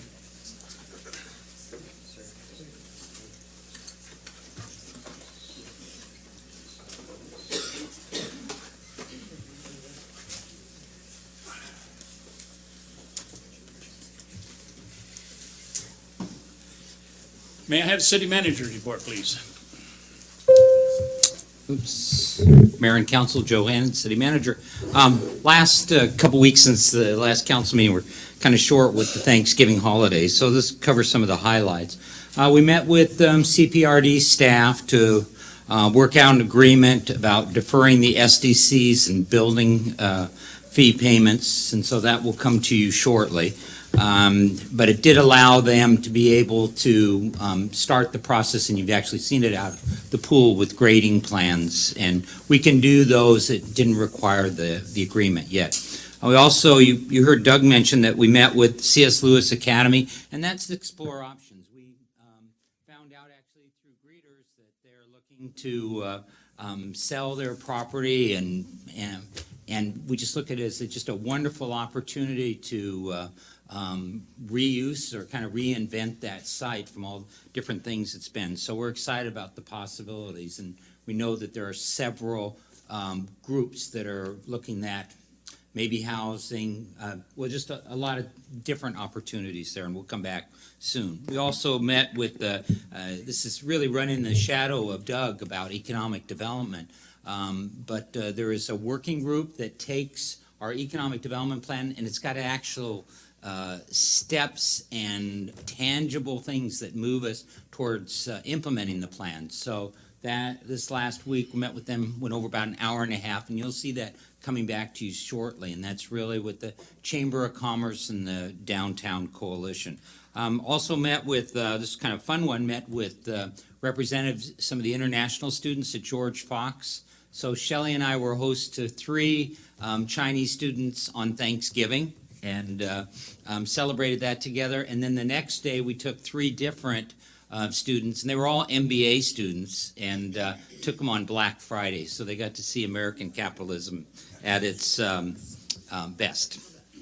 Also worked, and you'll see some of the outcome of that with staff on a lot of the questions about the transportation utility fee and answering a lot of questions. Try to bring some things for your discussions tonight and the public's discussion about this very important area and how it can contribute to fixing and rehabbing our streets. Also met with the actuarials that we have and then our financial consultant. And you heard Matt mention that because this gets into the future for 2017 of what happens. And we have two retirement systems. One that covers a lot of the public works employees and referred to as Newberg PERS, and then there's the Oregon PERS. And they are different, and the council and the city makes a lot more investment decisions on the NPERS. So that will be back to you shortly. Then Doug mentioned that we met not only with C.S. Lewis, but an individual that's looking at a new restaurant downtown. And that fits with the downtown and the economic development plan. So we're pleased with that. A lot of activity in community development. And then likewise, when Leah was talking about really a long-term employee at the library, well then that caused her to kind of reflect upon what should ultimately be our organization at the library. And so sat and worked through some of her proposals, and this is in advance of when it comes to the budget after the first of the year. And then participated, you mentioned Frank today of that he's the Rotary Club, which Leah is the president of. Well, there's a few of us that are also Kiwanis, so we did our bell ringing at Fred Meyer, and then working with different children as part of the Kiwanis program at Austin Elementary on Saturday. So if there's any, and we did receive a notice today that last meeting you had a representative of the new group for the police foundation. They've just now received their 501c3. So I think we'll see some quite a bit of activity in that. Mr. Mayor. Any questions or comments for the city manager? None appearing. We will move to council appointments. And we have before us a number of appointments to be made. The first one is to appoint Megan Morris and Brad Sitton to the City of Newberg Budget Committee. Mayor, I'd like to make a recommendation that we consent to your appointment of Megan Morris and Brad Sitton to the Budget Committee. It's been moved and seconded to approve my appointment of Megan Morris and Brad Sitton to the Newberg Budget Committee. Is there any further discussion? No further discussion. Do I hear a call for the question? Question's been called for. All in favor signify by saying aye. Aye. Those opposed, same sign. Approved. We have next a motion. I will entertain a motion to appoint Barbara Doyle and Chuck Zickifus to the Newberg Historic Preservation Commission for a term January 7, 2017 through December 31, 2019. So moved. It has been moved and seconded to appoint Barbara Doyle and Chuck Zickifus to the Newberg Historical Preservation Commission. Any further discussion? The question's been called for. All in favor signify by saying aye. Aye. Those opposed, same sign. None appearing. We have another one now. This will be for our Planning Commission to ratify the appointment of Alan Edwards, Ron Wolf, and Patricia Watson to the Newberg Planning Commission for terms beginning January 1, 2017 and ending December 31, 2019. So moved. Second. Been seconded, thank you. Is there any further discussion? Question's been called for. All in favor signify by saying aye. Aye. Those opposed, same sign. None appearing. It is adopted. We have now the Traffic Safety Commission, and I am looking for a motion to ratify my appointment of Carl Berkey, Jeff Greider, Mark Carlton, and Norma Uriba to the Newberg City Council Traffic Safety Commission. Norma Uriba is our student commissioner, and will be serving a term December 2016 through May of 2016. Carl Berkey, Jeff Greider, and Mark Carlton will be serving from a 3-year period, January 1, 2017 through December 2019. So moved. Second. I didn't hear the move, but that's all right. Is there any Mayor, I'd like to, question? Yes. I'd like to make a correction that the service of Ms. Uribe is going to be from December 2016 to May of 2017. That's a good catch. No, Mayor, 216 to May of 2017 is correct, the December is correct. May of 2017, thank you, good correction. Thank you for the catch. I appreciate it. Mr. Mayor, may I just add one comment about Norma Uribe? You may. Thank you. She volunteers at the school that I work at, and she is going to be a great addition to the Traffic Safety Commission. I'm excited that she is participating with the city. And that comes from a former traffic safety commissioner. Thank you, I appreciate it. Do I hear a call for the question? Call for the question. Question's been called for. All in favor signify by saying aye. Aye. Those opposed, same sign. None appearing. Appointments are ratified. And we have the consent now. We have those. One more. We have to put Pat on the TLT. Let me do this, okay? Now, we move into our traffic transit lodging tax ad hoc committee. This is a brand-new ad hoc committee that we're starting. And we have here, I'm asking for your consent to appoint members to the transit lodging tax as listed below, and I will enumerate that for a 2-year period beginning December 2016. I'm asking for Dennis Lewis of Lewis Audio Video, and I'm also designating Dennis Lewis as chairman of the committee. Sheila Nicholas, and I'm asking that she be also designated as the vice chair. Jessica Bagley, Ashley Lippard, Rob Felton, Lori Lewis, Lonnie Parrish, Ron Wolf, Megan Carta, Brian Love, Kyle Latimer, and finally Cheryl Couch. And in there, the mayor is also designating Councilor Patrick Johnson to be serving as the mayor's councilor representative.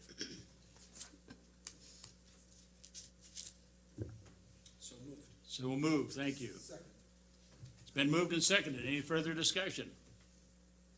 Question's been called for. All in favor of consenting to the mayor's appointment of the members of the Transit Lodging Tax Ad Hoc Committee signify by saying aye. Aye. Those opposed, same sign. None appearing, it passes. So with that, we will now move to public comments. And this is the part of the agenda where people can speak to us about items that are not on the agenda not on the consent calendar. And I ask that the comments be limited to a period of 5 minutes per speaker. And I do have somebody signed up to speak to us at this time. So I'm going to call on Marlene Bertram. Did I get that right? Marlena. Oh, I see now. Thank you for the correction.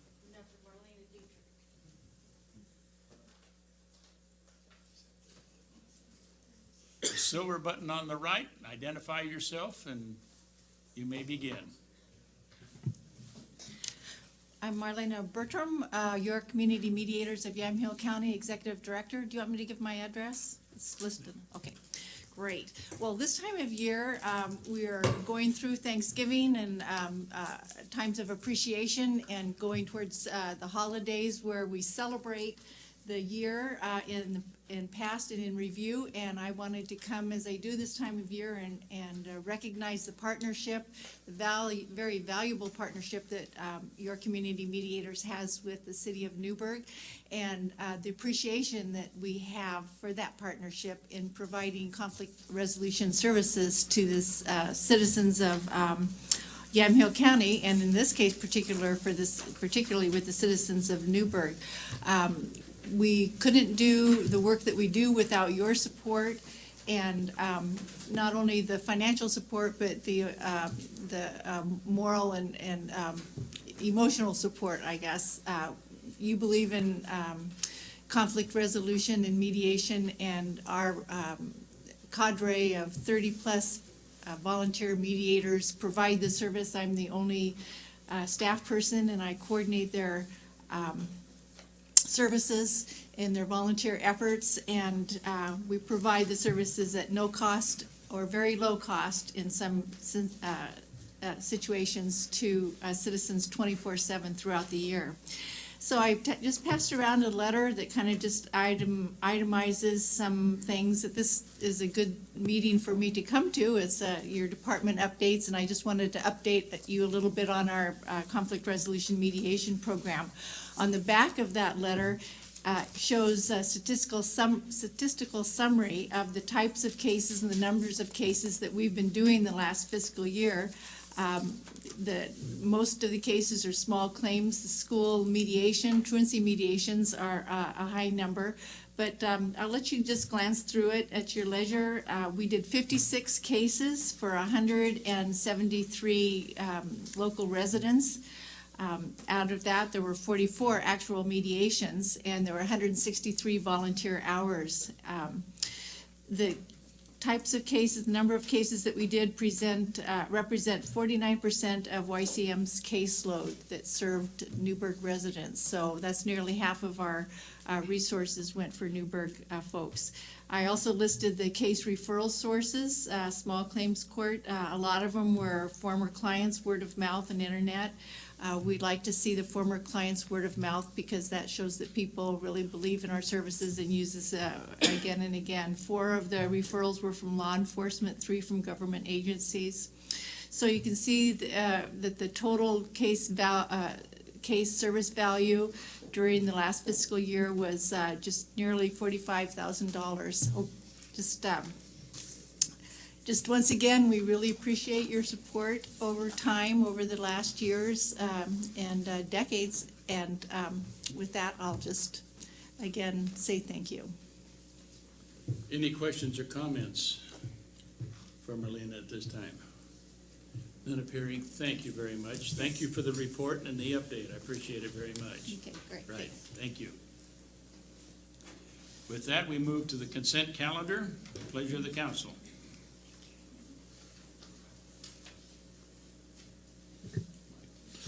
Mr. Mayor, I make a motion that we approve the consent calendar. It's been moved and seconded that we approve the consent calendar. Is there any further discussion? Question's been called for. All in favor signify by saying aye. Aye. Those opposed, same sign. None appearing. Consent calendar is adopted.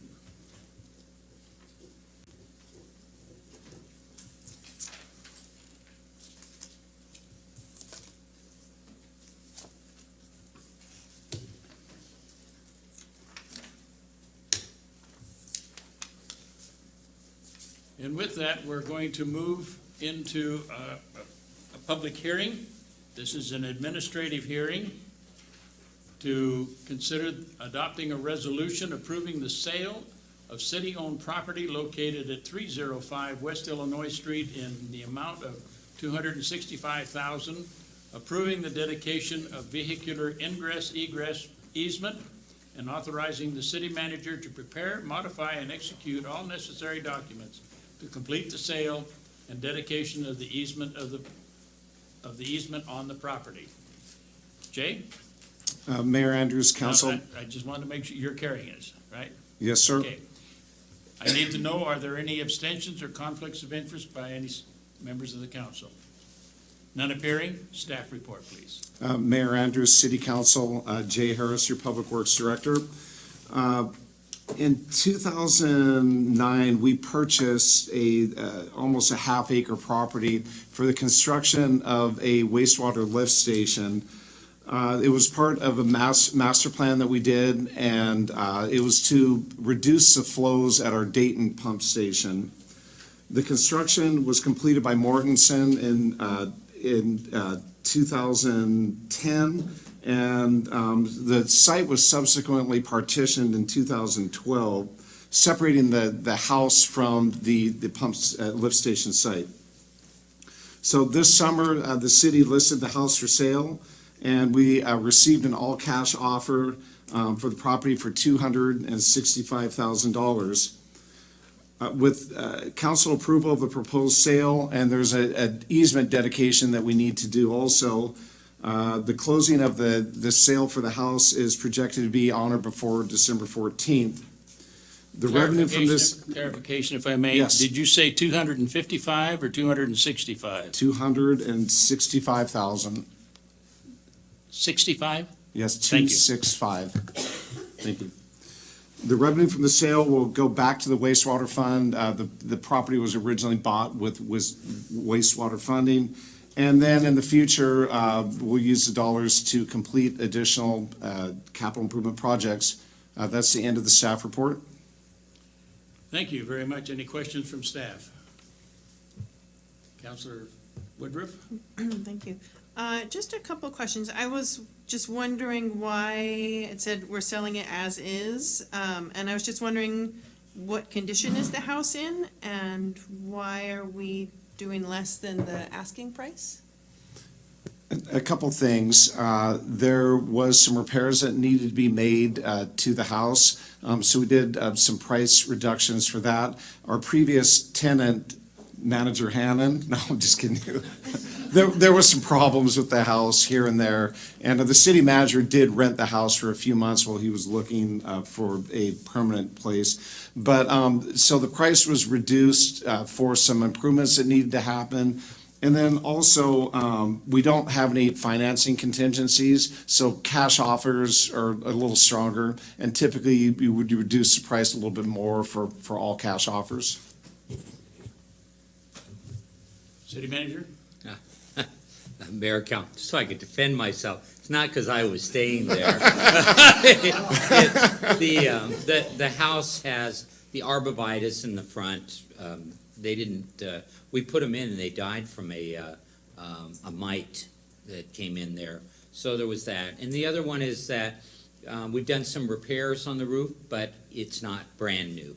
So that's where they asked for consideration. How much Any did other- we pay for the house? When we No, bought no. it in 2011, how much did we pay for it? There's no questions from the audience, please. Thank you. Any further discussion? Councilor McKinney? There's no reason it should remain a mystery.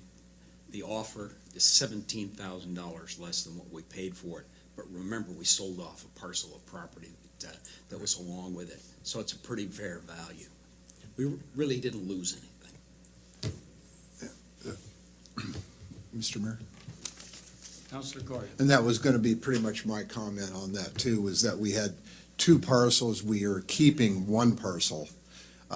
So therefore, there is value obviously in the second parcel that we're going to continue to keep with the water treatment plant there. That's correct. Thank you. This is a time for public testimony, and I have nobody signed up to speak to us, so we'll open and close the public testimony. And I will entertain your closing remarks. Staff recommends that you adopt the resolution 2016-3346. Thank you. With that, we will go into deliberations. I'll close the hearing, and we're in deliberations. Pleasure of the council.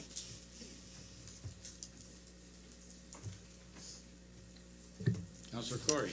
I've got to ask a question. Do we waive second reading, or is there? No, this is a okay. resolution. Okay, this is a resolution, good. I recommend that the council approves resolution number 2016-3346. Second. It's been moved and seconded. McKinney? Is there any further discussion? Do I hear a call for the question? Question's been called for. All in favor signify by saying aye to the passage of resolution 2016-3346, sale of property at 305 West Illinois Street. All in favor signify by saying aye. Those opposed, same sign. None appearing. Property has been approved for sale.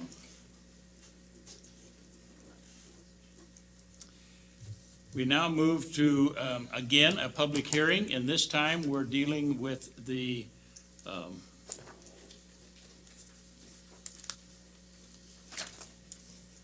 a resolution adopting the Newberg Downtown Improvement Plan as a guiding document for future downtown planning efforts and investments. And I'm going to ask on this one, are there any abstentions or conflicts of interest? None appearing. Staff report, please. Good evening, Mayor, Councilors. I'm Steve Olson in the Planning Division of the Community Development Department. I am only going to speak for a few minutes, and then I'll turn it over to our consultant team, who can explain it in a good deal more detail. But I just wanted to set the stage briefly for what the plan is and what the plan is not. So as many of you are aware, it's a plan based on a great deal of communication with the community. Many of you were at some of the workshops that we had, which were well attended. We had a great deal of feedback. That was a very good part of the process. What the plan is a conceptual plan. It identifies a vision and a set of desired outcomes for the future of downtown Newberg. It's a framework of key concepts or big ideas for downtown improvements.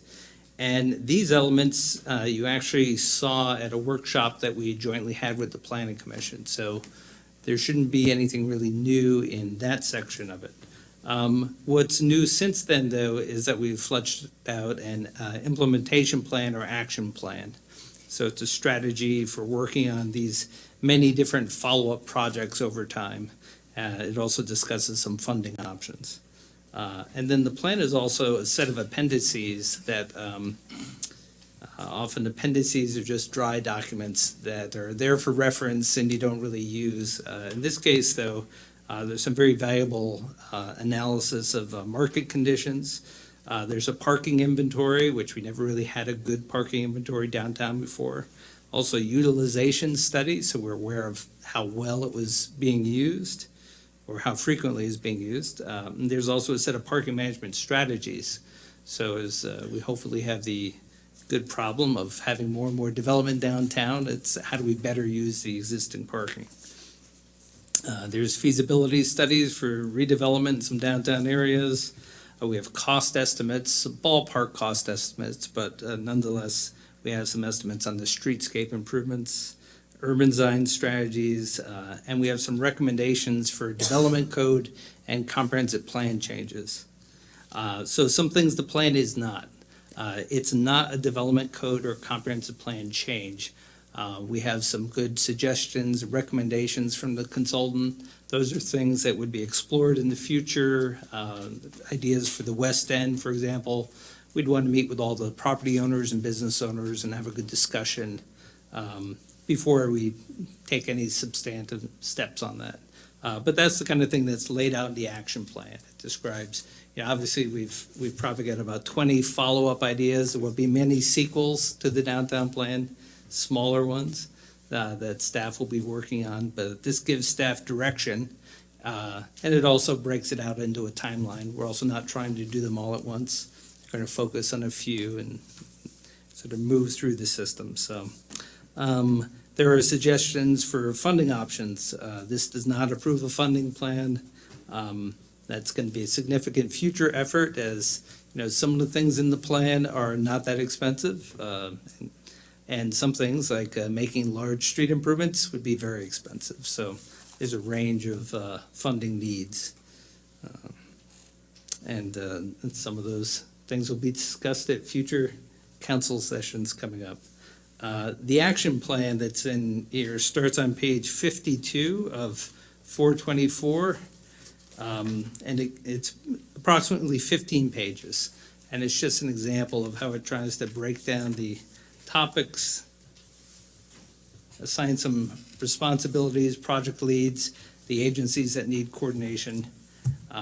And so it's meant to be something that we can report back on and give you status reports and progress updates. So it's not meant to be a plan that establishes a nice vision and then sits on the shelf. It's meant to be something we actively use. And it also doesn't lock you into a set series of steps. It's also flexible, so if opportunities arise because of development happening in certain parts of town, we can take advantage of that and make those a higher priority. So that's just a quick overview, and now I'll turn it over to our consultant team. Thanks, Steve.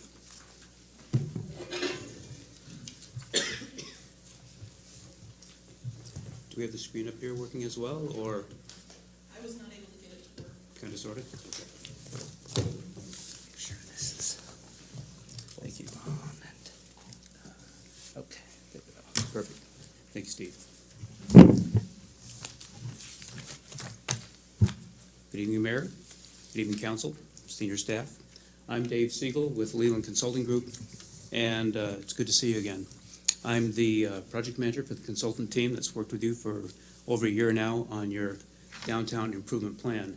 And I'm joined by a couple of my project partners. I've got Chris Sajas from Leland Consulting Group, Garth Aponitis from DKS, and Naomi Zwerdling from Oregon Department of Transportation, and Mike Ragsdale from your Newberg Downtown Coalition has been a very close partner in this project, as well as had your staff. So we've made a lot of progress since we met with you in late June.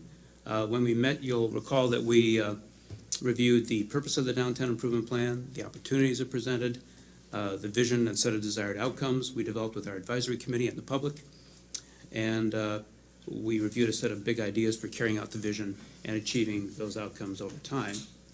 So after our meeting in late June, we took your direction. We fleshed out the big ideas that we talked about, and we went on to identify, as Steve was talking about, the projects, the partnerships, and the activities to make it all happen over time. We pulled it all together into a draft downtown improvement plan. We reviewed it with our advisory committee, and we presented it to a final public workshop on September 13th. We've gotten a lot of great comments and support for the draft plan, and this is what you have before you for your consideration and for comment this evening. As a refresher for you and for those who might not be as familiar with the project as you are, I'll be covering tonight the purpose of the plan and why downtowns matter, a few of the key findings that informed our recommendations, the vision and outcomes that we developed with the community. We'll talk about those 10 big ideas for achieving our vision, as well as a few of the key actions for carrying them out. As you've seen from the plan document that was sent to you in advance, there's quite a few actions being considered, being recommended to carry out the vision over time. So we won't go into them all, but we will refer to a few of them in this presentation.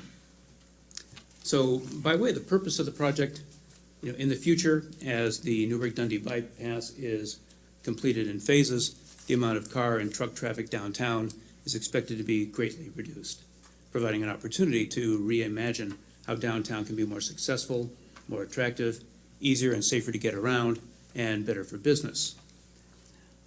You've chosen to seize this opportunity for downtown, and so we've been charged to help you develop a vision for the future and the outcomes you want to see come to pass over, let's say, the next 20 years. You've got a great downtown, now how can it be even better? So we're going to talk a little bit about why downtowns matter. And downtowns are important because they represent what a community is all about. Downtowns are special places, they reflect local history, local values, and they're often a source of community pride. Downtowns are the center for social, civic, economic, and cultural activities. They're the heart of your community. And successful downtowns are attractive, they're compact, they have amenities that people want to gather around and enjoy.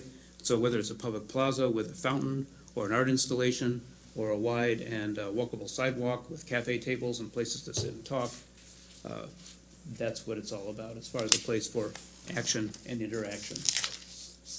Great downtowns are made out of, they're made of great places you want to return to again and again because they're interesting, because they're comfortable, and you want to share them with family, with visitors, and with friends.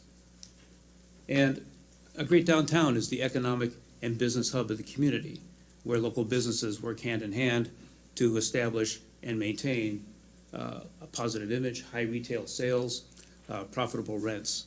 And successful downtowns are those where local businesses partner with the city in planning and managing growth and revitalization. But we know that revitalization and continued improvement of downtown can't just be based on hope. It requires both planning and concerted action. And we know from our experience that the most effective plans are those that are based on three things: a long-term vision on how downtown should look, function, and feel, a set of desired outcomes that can serve as measures of success, and most importantly, a program of actions and projects for carrying the plan out and for achieving that future vision over time. And that was our assignment, to work with you and the community in determining the vision, the outcomes, the plan of action for making your downtown a greater and more attractive place. And we think you've done a great job. So, in terms of our work, we've conducted a lot of background research and site studies. We looked into existing conditions, the local and regional economy, development opportunities, infrastructure, and all these provided context and serve as the foundation for the plan. And a lot of it you see in the appendices to the draft plan in front of you. During the fall and winter, we partnered with city staff, your downtown coalition, stakeholders, and advisory committee to develop a draft vision and desired outcomes for the future of your downtown.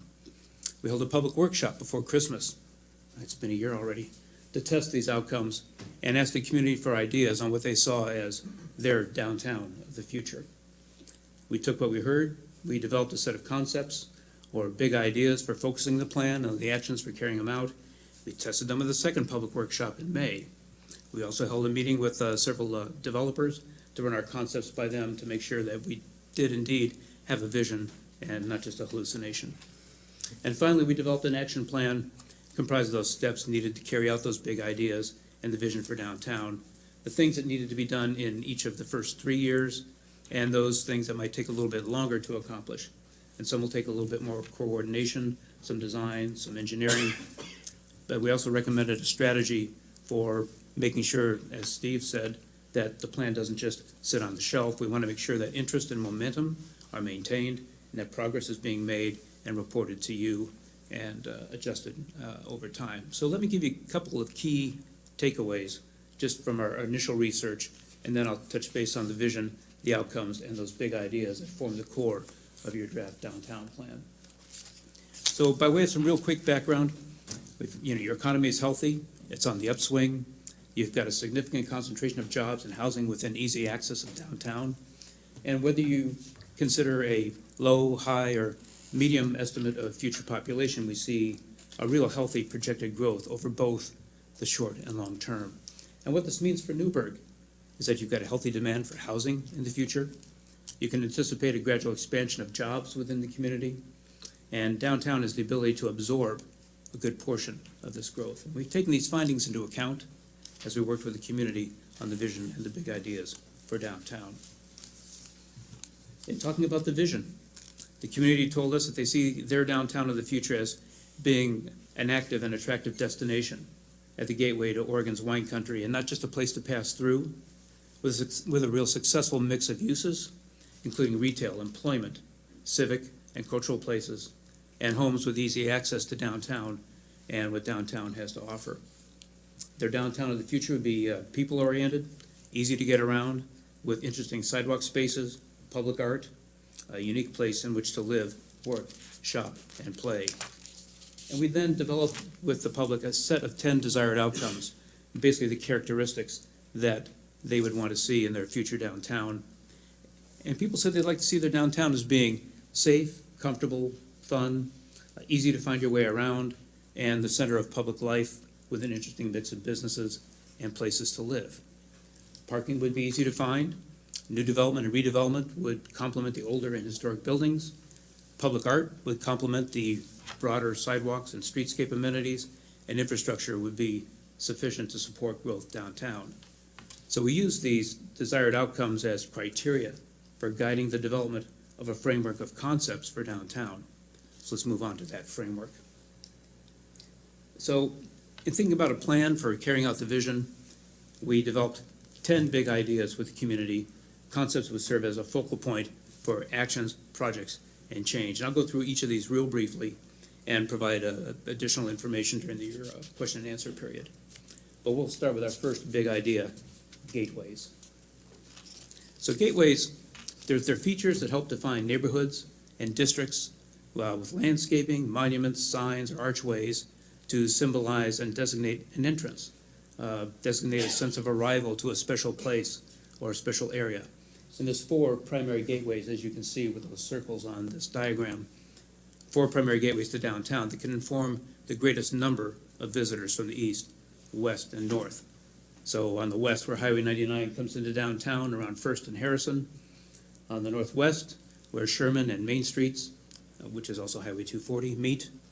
On the north, on North College, which is also Highway 210, near Deskins Street. And on the east, where Highway 99 comes into downtown on Hancock, in the vicinity where your current gateway marker is located. And here's some examples of the sort of gateway features that some communities have used, including yours. And providing gateway features and clear signage at these locations not only signal arrival to downtown, but they can make it easier to get around and know what's where.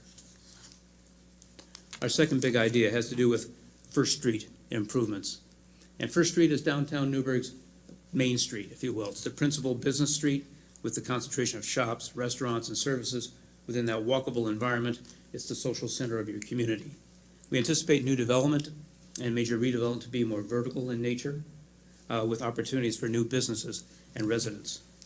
And we see First Street getting a bit of a makeover with wider sidewalks, the right type of street trees, street furniture such as benches, trash receptacles, lighting, and safer pedestrian crossings. And among the key projects that enables this to happen is putting First Street on a road diet, reducing it from 3 lanes in each direction to 2, allowing for creating wider sidewalks, shorter crossing distances, and an environment that's safer and more friendly for pedestrians and those accessing downtown on bikes. Our third big idea has to do with reinventing Hancock Street over time. And while Hancock is one of downtown's 2 primary traffic streets, it has a lot of parking lots and low-intensity land uses that are located away from the street. So over time, we see development and redevelopment on Hancock, again, being multi-story, oriented towards the street, and have a higher density and mix of uses and result in a more vital location for office, housing, and commercial uses. And like with First Street, we're proposing to reduce traffic from 3 lanes to 2, adding on-street parking, increasing the width and attractiveness of sidewalks, and providing safer pedestrian crossings. And as we move to the east end, you'll see that we've got, we think we've got some great potential for creating what we call an east end or gateway district. It's the first point of entry to downtown and to Oregon's wine country for those coming to Newberg from Portland and other points to the northeast. We recommend clear wayfinding signs directing visitors to where attractions and destinations can be found, such as the First Street Retail and Business Core, the Chehalem Cultural Center, George Fox University, the West End Mill District, which we'll talk about in a moment, and where parking is to be found. And this could also be the location for a signature development and perhaps an attractive hotel and small conference facility for those visiting, touring, or doing business in Newberg. On downtown's West End, what we're calling the West End Mill District presents an opportunity for building on the industrial and employment heritage of the area.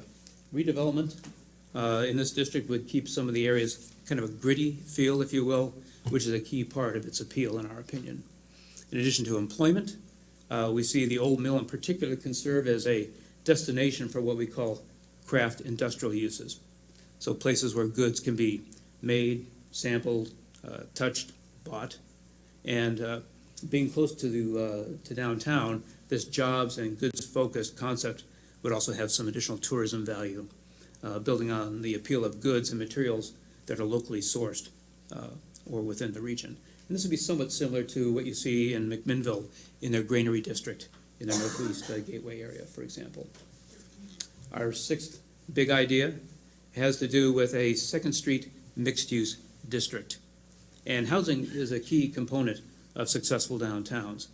And we think there's a large and growing market of consumers wanting to live in close proximity to the goods, the services, the restaurants, and the activities offered in a downtown environment.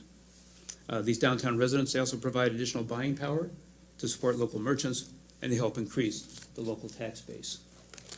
So trends show a demand for the type of smaller, mixed-use, or freestanding urban housing that'd be suitable in downtown Newberg. And while additional housing is encouraged throughout the downtown, the area along 2nd Street offers a unique opportunity for appropriately scaled apartments or condominiums or townhomes at a variety of affordability levels, perhaps integrated with a little bit of ground floor retail or other commercial uses in a mixed-use environment. And as you know, this area here is already an important activity center. We see it as a celebratory location, the civic and cultural corridor, connecting key institutions such as City Hall, Chehalem Cultural Center, this public services facility, Memorial Park. We propose that the corridor have a special pedestrian-oriented streetscape. An example would be redesigning Howard Street so it can be easily configured as a festival street for special occasions and events. And this corridor would feature special signage, wayfinding, public art, streetscape improvements to highlight the connection between downtown and the neighborhoods to the north, to Memorial Park and the river to the south, and to nearby activity centers such as George Fox and Friendsview. The occasional use improvements to Howard Street can include special paving or rolled curbs to make it easier to access by pedestrians, and maybe water and electricity for special uses such as seasonal or holiday lighting, or for food and craft vendors.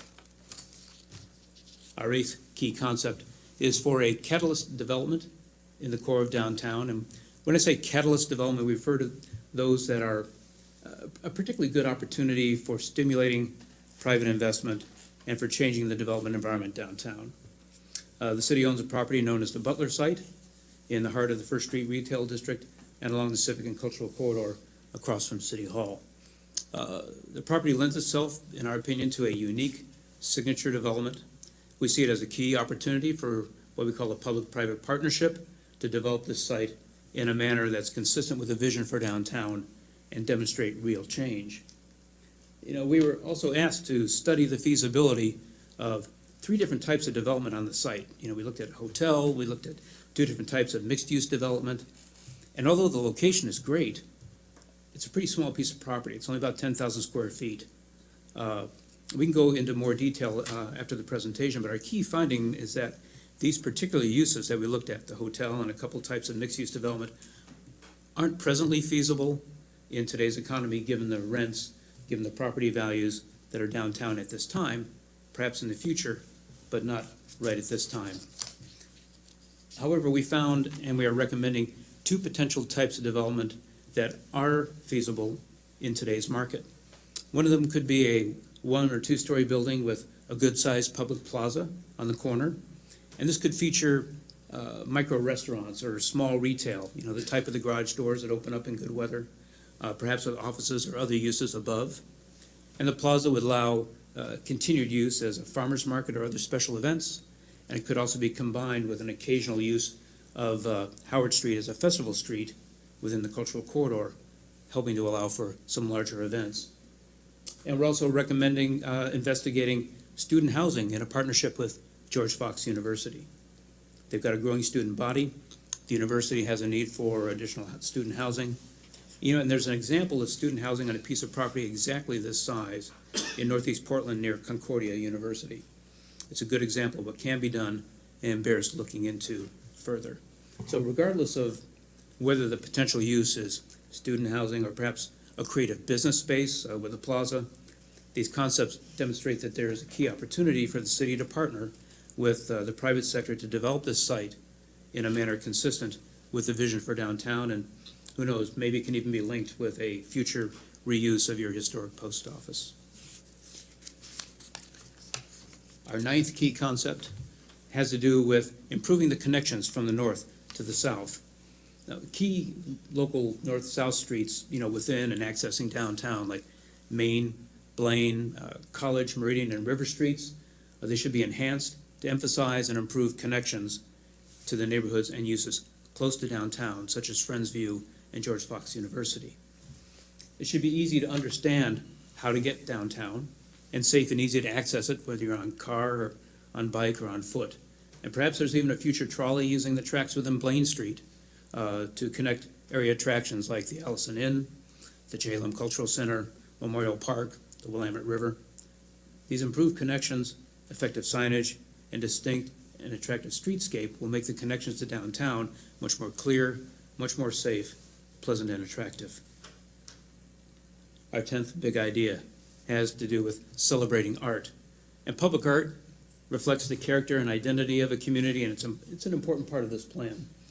We're recommending that public art be provided through a mix of signature installations in special locations to be determined, and also within that wider streetscape environment along First and Hancock Streets, and along Howard Street and other locations in what we're calling that cultural corridor, or perhaps building on the existing great murals that you've got on some of the walls of downtown buildings.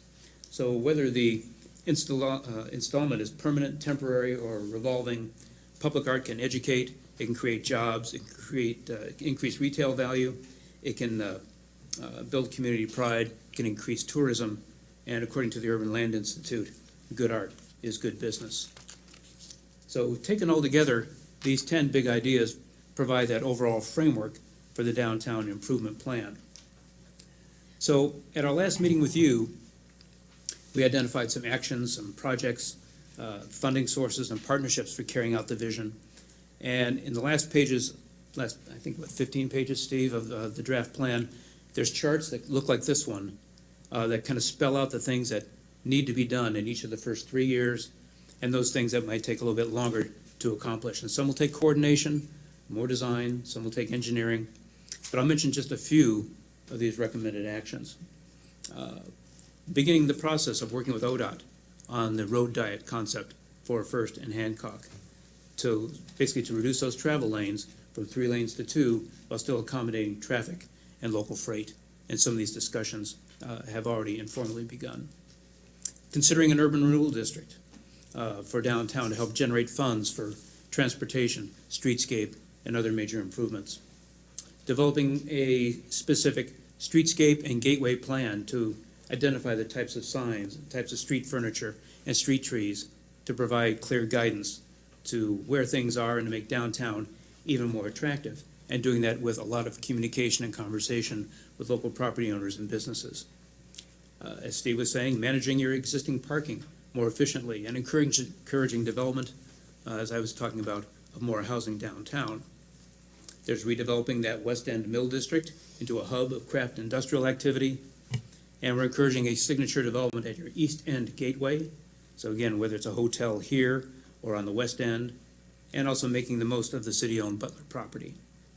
We've also recommended making changes to your development code to encourage and enable the type of development your vision calls for, more vertical, more mixed use. And these changes would be considered through a separate process and after a thorough discussion with property owners, businesses, and the public.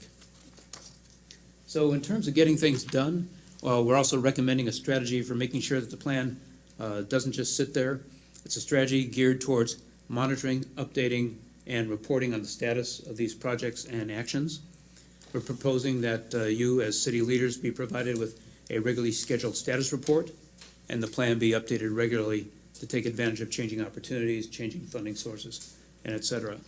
And this regular monitoring, reporting, and updating keeps the plan flexible, keeps it current, keeps everyone focused on carrying out the plan, keeps it on the front burner with both decision makers and the public.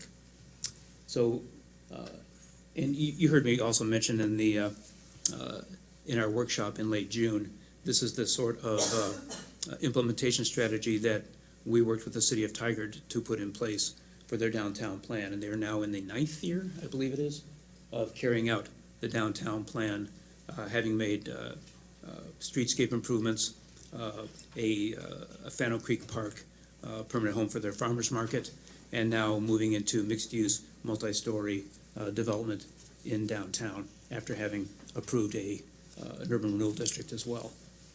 So in terms of what's next, after tonight's hearing and your deliberation, your direction, will prepare a final draft of the downtown improvement plan for your next phase, which will be the adoption process in the winter.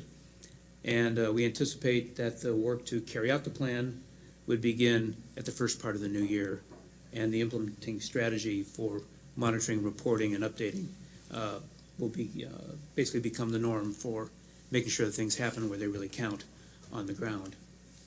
So basically, that's what's coming up.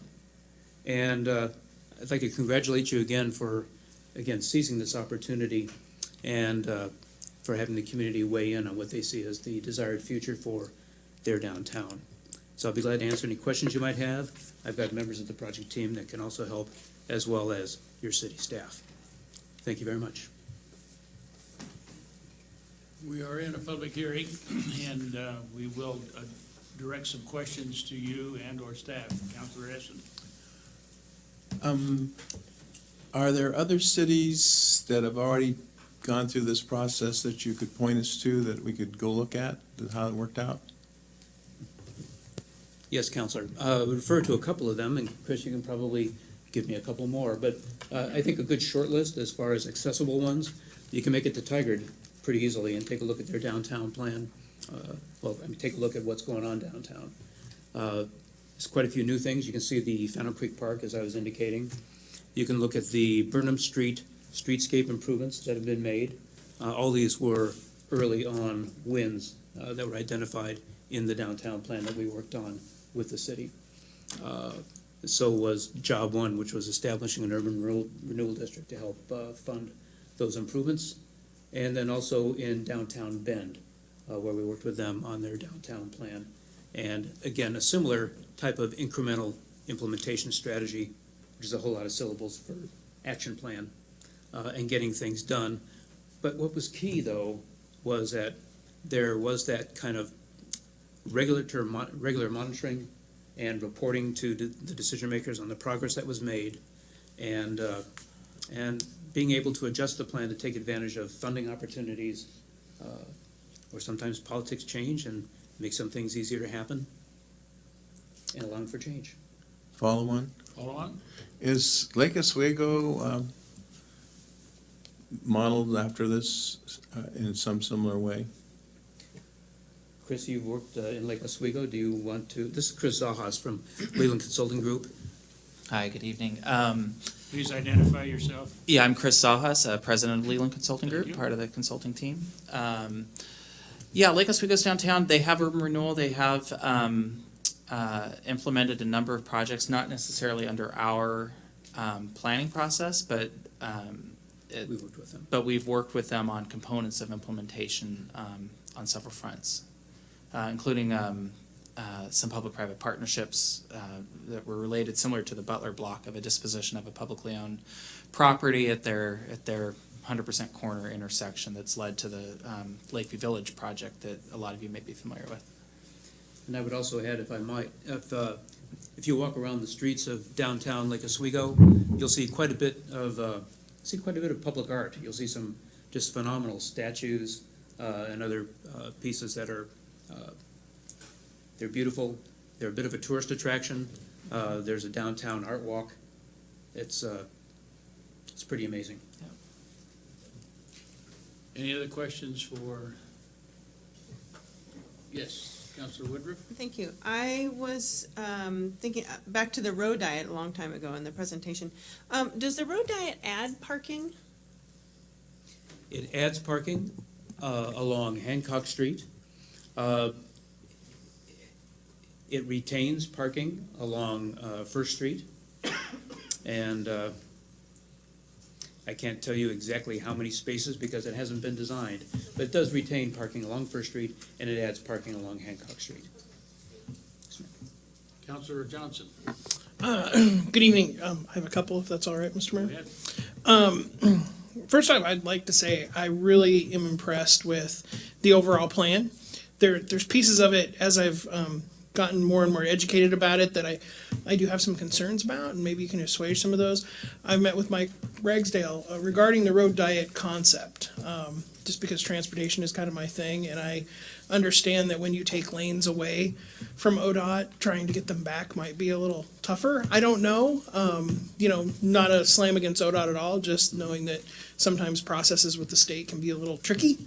My overall concern is that we're gonna reduce lanes on 99 before, and that's a proposal, before we know if we're even getting phase 2 of the bypass or how much traffic is realistically going to come out of the downtown core. And so I was hoping you could explain to me how we can, is the timeline set up as such to where day one of the bypass opening, first 6 months, we see, oh crud, are we already too far down the path with ODOT to reduce lanes? And now are we kind of creating another bottleneck where phase 1 of the bypass may be a bottleneck, and then downtown can become a bottleneck too? Can you just talk to me about those concerns and what your findings are regarding those? Right, and I'll swap out Chris Sajas for Garth Aponitis with DKS Associates, and DK, after you announce yourself. Good evening, Garth Aponitis with DKS Associates. And DKS is also the consultant working on your transportation system plan and knowing the area very well. And what you'll see in the downtown improvement plan is a process for working with ODOT on a series of refined studies on basically how to really get this to happen. We would have to get agreement from the Freight Advisory Committee of the state and also from the Oregon Transportation Commission, after which we would then enter into a series of design discussions and negotiations with ODOT staff and ODOT engineers, et cetera, to talk about exactly how lanes would transition, what the geometry would be, and et cetera. Garth, I don't know if you want to build on that, but. Yeah, I think that's a good lead-in. So there would be certainly a lot of ongoing coordination with various entities within ODOT, the Transportation Commission, as well as the Freight Advisory Committee. In addition, with their design group and determining some of the details of what that road diet concept would actually look like. One thing I do want to clarify, though, with respect to the scheduling and a point of no return or regretting prior decisions, that probably the quickest you could move on anything would be a few years out for construction on this. And so the way the plan is laid out, there's recognizing while there has been some coordination with ODOT and other potential partners, there certainly is still some to be learned when the bypass actually opens. What will traffic look like day 1, day 60, day 180? As people become more familiar with it, adjust their circulation patterns accordingly, and then everything normalizes and people go on with life. And so built into the plan, there's some period given to have a chance to reacquaint with what the new circulation is going to look like, and then from there go on and continue some of those discussions and coordination and really get down to details. One thing related to the road data I do want to point out, though, is that while in general it would drop a lane in each direction to travel along Hancock and First, the concept to date actually would retain a 3-lane section in a couple places where it's needed to maintain traffic mobility. And so the most specific place of that would be as you're heading into town from the east, and as you come down to College Street, that eastern end of Hancock would retain 3 lanes, and one of those lanes would potentially drop as a right turn lane at College. Dave, if you can pull up a map, I can give a quick, that'll work. Okay. So we find the pointer? So as you're coming into town from the east, there would still be 3 lanes, and then as you're getting to College Street, one of those lanes would drop as a right turn lane for traffic turning onto College Street. Then, as you continue on, there'd be 2 lanes, and there'd be a small 3-lane section to provide a turn lane onto Main Street as there is today. Beyond that, it's typically a 2-lane section, but by introducing that type of a hybrid concept, you're really balancing the needs for the pedestrian and bicycle, and even the north-south traffic needs, which is easier access and easier crossing safety with the existing couplet you're balancing with that the operations and the traffic flow along the couplet. So we think that the hybrid provides a good balance of the two. Well, one of the other things that I've heard quite a bit about is housing and parking and how that would all work downtown. And I really appreciate you guys putting in the traffic or the parking studies in here with those numbers, because it's much easier to come back and say, hey, only 47% of our parking is being used at peak hours right now. There's capacity for additional parking downtown for residential developments. But one of the key things that does kind of tickle my concerns a little bit is that a lot of these types of downtown plans I've seen have also included a transit piece with them. Whether it's, out in Hillsborough near the light rail line, whether it's, Lake Oswego with some of the transit options they have out there. The one thing I've learned about Newberg is that we were woefully limited on our transit options. And is that something that in the future this plan is going to address, or is there any, my concern is that as we develop mixed-use development and you have customers competing with residents for parking, it seems to me that a transit component of this plan would be much more robust in moving people around this district. Is that where the trolley comes in, or was there any discussions about transit? Thank you, Councilor. There were some discussions about transit, and but not in a real, not to a great extent, because quite frankly, the demand isn't there as yet for beefed up transit. And Garth, you can correct me if the transportation system plan can shed additional light on that. But what we're looking at too is that with this plan being dynamic and subject to change and being reviewed and revisited, staying coordinated and in consultation with the Yamhill County Transit, so they'll increase service when there's the ridership there. And so, what comes first, the chicken or the egg, the rider or the bus? Hard to tell. It depends on how money is.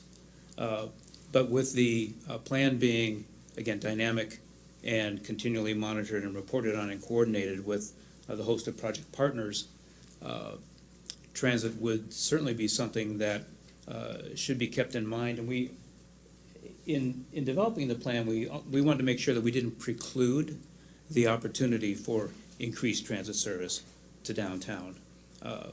However, until such time as it becomes more of a reality, for example, there's not a transit hub, for example, planned or programmed for this part of downtown. Garth, I don't know if you have anything you want to add to that, or?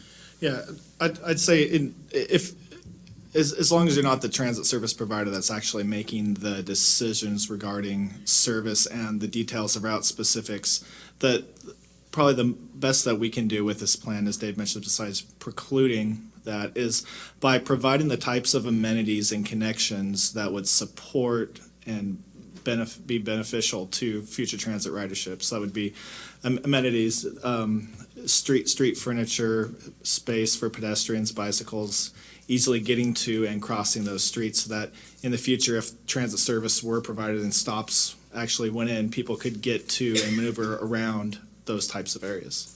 And in addition to the amenities to make it easier to get to transit, it's also the rooftops and the number of people that would be using transit. So when we talk about higher intensity or more vertical mixed-use development, that helps provide the critical mass, if you will, of potential riders that attracts the attention then and the service from transit providers. One quick comment. I'm sorry, this is Naomi Zwerdling? Yeah, from the Naomi Oregon Department Zwerdling, of yeah, Transportation. ODOT 455 Airport Road, Salem, Oregon. And I was just going to mention that we've already funded and will be starting shortly. Yamhill County Transit is going to do a transit development plan, so that will be looking at the 5, 10, 20-year transit opportunities within their service area. So of course, this plan, everything from it will be rolled into that project. So we'll still be looking at that angle. I have a question, if I may, of you. Is the Transit Advisory Committee aware of this, and are they being brought into this study? The study itself, we're in the absolute beginnings, like we haven't actually executed a work order contract or the intergovernmental agreement. They're trying to get signatures right now. But that would be like the first stage is that existing kind of plan review and then setting up a committee that would incorporate a lot of different Well, players. there is an advisory body now. Right. Have they been plugged into this? The director, I believe, has, and we did include a representative from that group on the plan. And then when it gets to the adoption part of the process, it would actually go through that body as well as the county. So that definitely has been in there, but it still needs to start up. We still need to get folks engaged, and I'm sure at that point that will definitely happen I as think well. Councilor Essen's ears were tuned on that one. Oh, hasn't started yet. All right, Okay, thank you. yeah, I was just gonna say that may be in the works, but I don't think it's been brought, I'm on that committee, and it's not there yet. So I think it's a good idea that you might want to do that. And I think that's a county-appointed committee, so that may be where you would be going, to the county board. Exactly, and right now, that's what's gonna happen this week, is they're supposed to take the intergovernmental agreement to the county so that they can review it, approve it. Thank you. I appreciate that. Thank you very much. Councilor McKinney? I really appreciate the planning and the efforts that you and your firm have made in regards to this conversation. I know the city manager gets tired of hearing it from me, but seeing is believing. I'm a real believer in the eye gate. What I can see with my eyes is worth thousands and thousands and thousands of words. So what we provide as a visual representation, or the painting with words of visible things, that's going to go a long ways to change the hearts and minds of the neighbors and the friends that I live around. There's something that still causes me concern about the process. If you and your firm are looking for guiding principles, if you're looking for the direction that this counselor is interested in seeing in your future developments, I would coalesce around these various points. I'm looking forward to a sound point that just doesn't talk about the completion of the bypass, but the eventual adoption of 2 lanes in each direction. In other words, the augmentation of what was anticipated when we began to talk about the bypass. You can put a transportation hub down there. It doesn't have to be at First and Hancock or First and Howard. The thing that I'm interested in as a counselor, and my neighbors and friends quiz me constantly about this, is that how is it going to change the truck traffic downtown? In other words, impeding the truck traffic now and the road diet resulting in the elimination of 18-wheelers up and down the highway through downtown. In other words, forcing them to use the bypass and the augmentation of the bypass to its best use here, and not worry about shaking the facades off of the buildings downtown. The main objective of making it a pedestrian-friendly environment. Those are the things, as a counselor, I'm still waiting to hear, to see how your ideas coalesce around those objectives. Because I think those are the objectives that my neighbors and friends are looking forward to, and they should shape the long-range planning of what it is that you guys are throwing. You're going to be presenting to us a major idea, and you will want us to implement that idea. But if I'm still having questions about the basics, that causes me concern at this particular time. I'd like us to lose the soundbite of the completion of the bypass, but the augmentation of the bypass to what the public expected. of the east-west corridors being 4 lanes, not 2 lanes. The one thing that I did hear tonight that I'm particularly excited about is that your concerns for north-south traffic, of how we get that here. But I am honestly looking, this council probably gets tired of hearing me say I'm worried about the jurisdictional issues of 99W. One of those jurisdictional issues for me is the elimination of trucks downtown. Now, whether the state has a committee that has to articulate, what trucks, can go where and how and everything else, are we impeding commercial traffic in some way, shape, or form that impedes our idea for the best and highest use of the plan that we're hoping for, downtown? Those are the things that I'm still waiting to hear about the loftiest goal, the best goal, 50 years from now, and to make sure that we're enhancing the town to where some significant issues are eliminated forever. Those are still my issues. Councilor Edson? I think we got some basic problems. I believe it's a, Now, we're not into deliberations yet, please. no, I'm not saying that. We may have people want to speak to this, so Yeah, I think you might want to just do this. these are questions for staff at this kind of time. Exactly. Well, I guess what I was trying to say is there's the current plan shows a 40% reduction in traffic, but when it goes past Newberg and starts heading towards Dundee, I believe it's more like a 60% reduction in traffic. And what happens is we get a cutoff, is it 218? It's over here when we get through town. Trucks have got to go to get to that. That's a state highway, so they'll continue through town, but not as many. So that's not something they're going to be able to do anything about. I don't think, unless we do something about that highway that heads through town, and then we make a right turn and head out through the country. So that's something that will have to be looked at, as far as there will be some traffic from trucks. We won't be able to get rid of them. Councilor Johnson?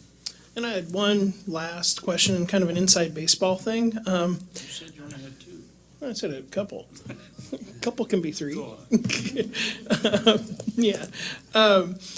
So I'm going through the list of funding options, and very comprehensive, and this is mostly just for my own edification. I didn't see LID on there, Local Improvement District. Is that because the EID kind of takes place of an LID? Is that kind of, am I guessing right? An EID is different than an LID in that the types of funding or types of projects that it would fund. EIDs tend to fund programmatic, marketing, downtown maintenance and management. LIDs are more about capital improvements, so new streets and stuff. I think I'd have to think about why LIDs were not specifically called out. That it's they're a voluntary tool paid for by property owners through a tax surcharge, essentially. So I think it's something that could resurface as a tool, depending on the project. It'd be particularly appropriate for things like streetscape improvements.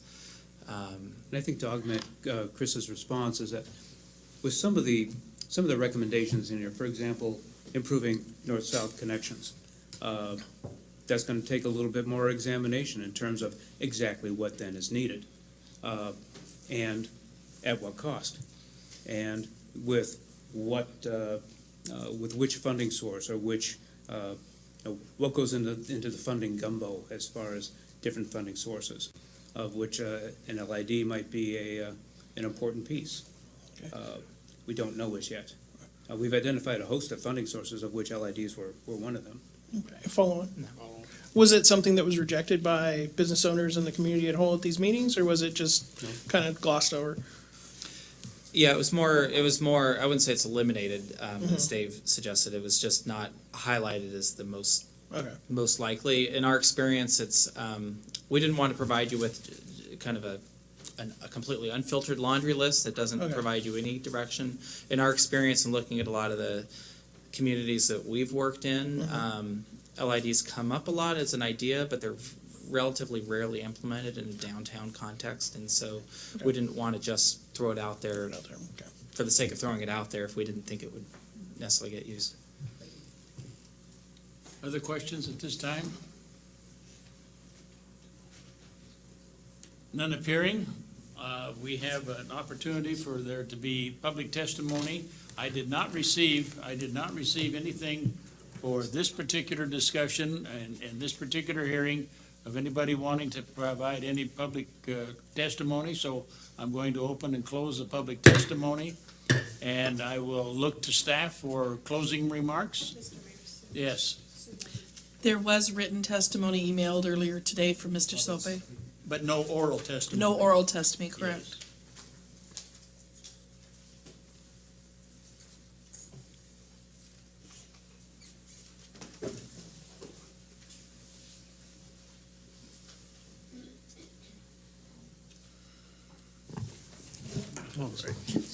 Steve Olson, Planning Division.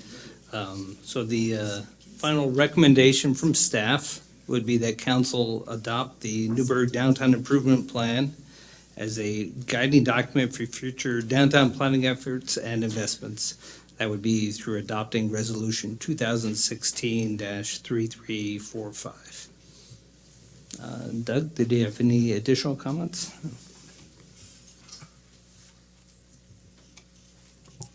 None from the director. The light's on, but nobody's home, huh? Okay. All right. There being any further questions for staff at this time? I have a question. Counselor McKinney? The document that you're asking us to approve tonight, is it malleable? Is it adjustable? Is it changeable? Yes, very. That's one significant difference from the TSP, for example, that you'll be dealing with in, I think, 2 weeks. When you adopt the TSP, it's obviously in close coordination with ODOT. You're adopting specific development code language and changes, specific comprehensive plan policies. And while that's great, there's nothing wrong with that. It also becomes part of your comprehensive plan. So in order to change it, it involves a lot more process. This is an action plan. This is a plan that really will continue to evolve based on council priorities, staff times, staff ideas, and opportunities. We're starting off with certain ideas that we want to tackle in year 1, year 2. If a development comes in, for example, in the East End or West End, we will shift and adapt and prioritize that. We have a context to work within because of the plan, but we can also be very flexible and adapt to whatever opportunities there are. Any further, Councilor Johnson? Mr. Olson, this is no offense to you, but this is probably more for Doug. Hi. How you doing? So going through the action plan, there are 10 big ideas. 9 of them have stuff in year 1. I think 6 of them have 2 things going on in year 1. I think of, I lived in Canby, was in the council in Canby. Their downtown plan is still a work in progress. And I was involved with the beginning stages of that 15 years ago. My concern about this, and it's something Councilor McKinney brought up earlier, is that, staffing and the ability to do this work in UGB and economic development and tourism and is it maybe, could we adjust the plan a bit to shift some of those things to year 2 or 3, or is that uncouth? Councilor Doug Rux, Community Development Director. I think is indicated by Steve and by Dave and by David, is that the plan is adjustable. And if there is something that you're seeing tonight that you think we should move out of year 1 and move it to year 2 or year 3, please tell us this evening. Our consultant team will go back and make those adjustments in the final version. to the issue about, a lot of things going on. I'm going to be a little bit broader. We have an economic development strategy. One of the things that's in that strategy was talking about completing a downtown improvement plan. So here's this document. It has a lot of actions that are associated with it, but we're doing those by design. And this has come up earlier in the conversations. We're not creating plans. I don't want to create plans that are just plans that go onto a shelf and then someday we'll do something about them. Because the council had a priority for me to go through an inventory, every single plan, look at those, and come back with you a schedule when we need to look at them. Those plans don't have any implementation strategies to them. They're just plans of things to do. We've changed that model. Economic strategy, implementation strategy. Tourism plan, implementation strategy. Downtown plan, implementation strategy. This all drives to Councilor McKinney's questions earlier in the work session about do we have the resources now? Yes. But we need to look in this 5-year window. We're implementing this stuff. What does the city need overall for human capital resources? And it may not necessarily be in planning. It could be something out of engineering, out of public works. It could be out of administration, because there's lots of different pieces. There may be pieces that the Downtown Coalition needs to take on. Mike and I have had these conversations. Or the Chamber needs to take the lead on. Because I mentioned before, the city cannot do it all alone. It has to have all of its partners in place to be able to do it. So in year one, there is a lot of stuff for Steve. Adoption of this basically lays out Steve's work plan for fiscal year 17, 18, and 19, and 20, and so forth. Yeah. But as we look at taking the low-hanging fruit in these, because at the last workshop, we talked about and had some breakout sessions on low-hanging fruit, things that could be done, relatively easy in that first year. And we've tried to align this plan that way. Some of these are a lot of discussions. I'll go to the conversation about road diet and ODOT. We've had conversations with ODOT about that. The first several years of this are having conversations with ODOT about what needs to happen. We've got a national highway system designation, a truck route, a freight route. We've got Highway 219 and 240 connecting to 99W.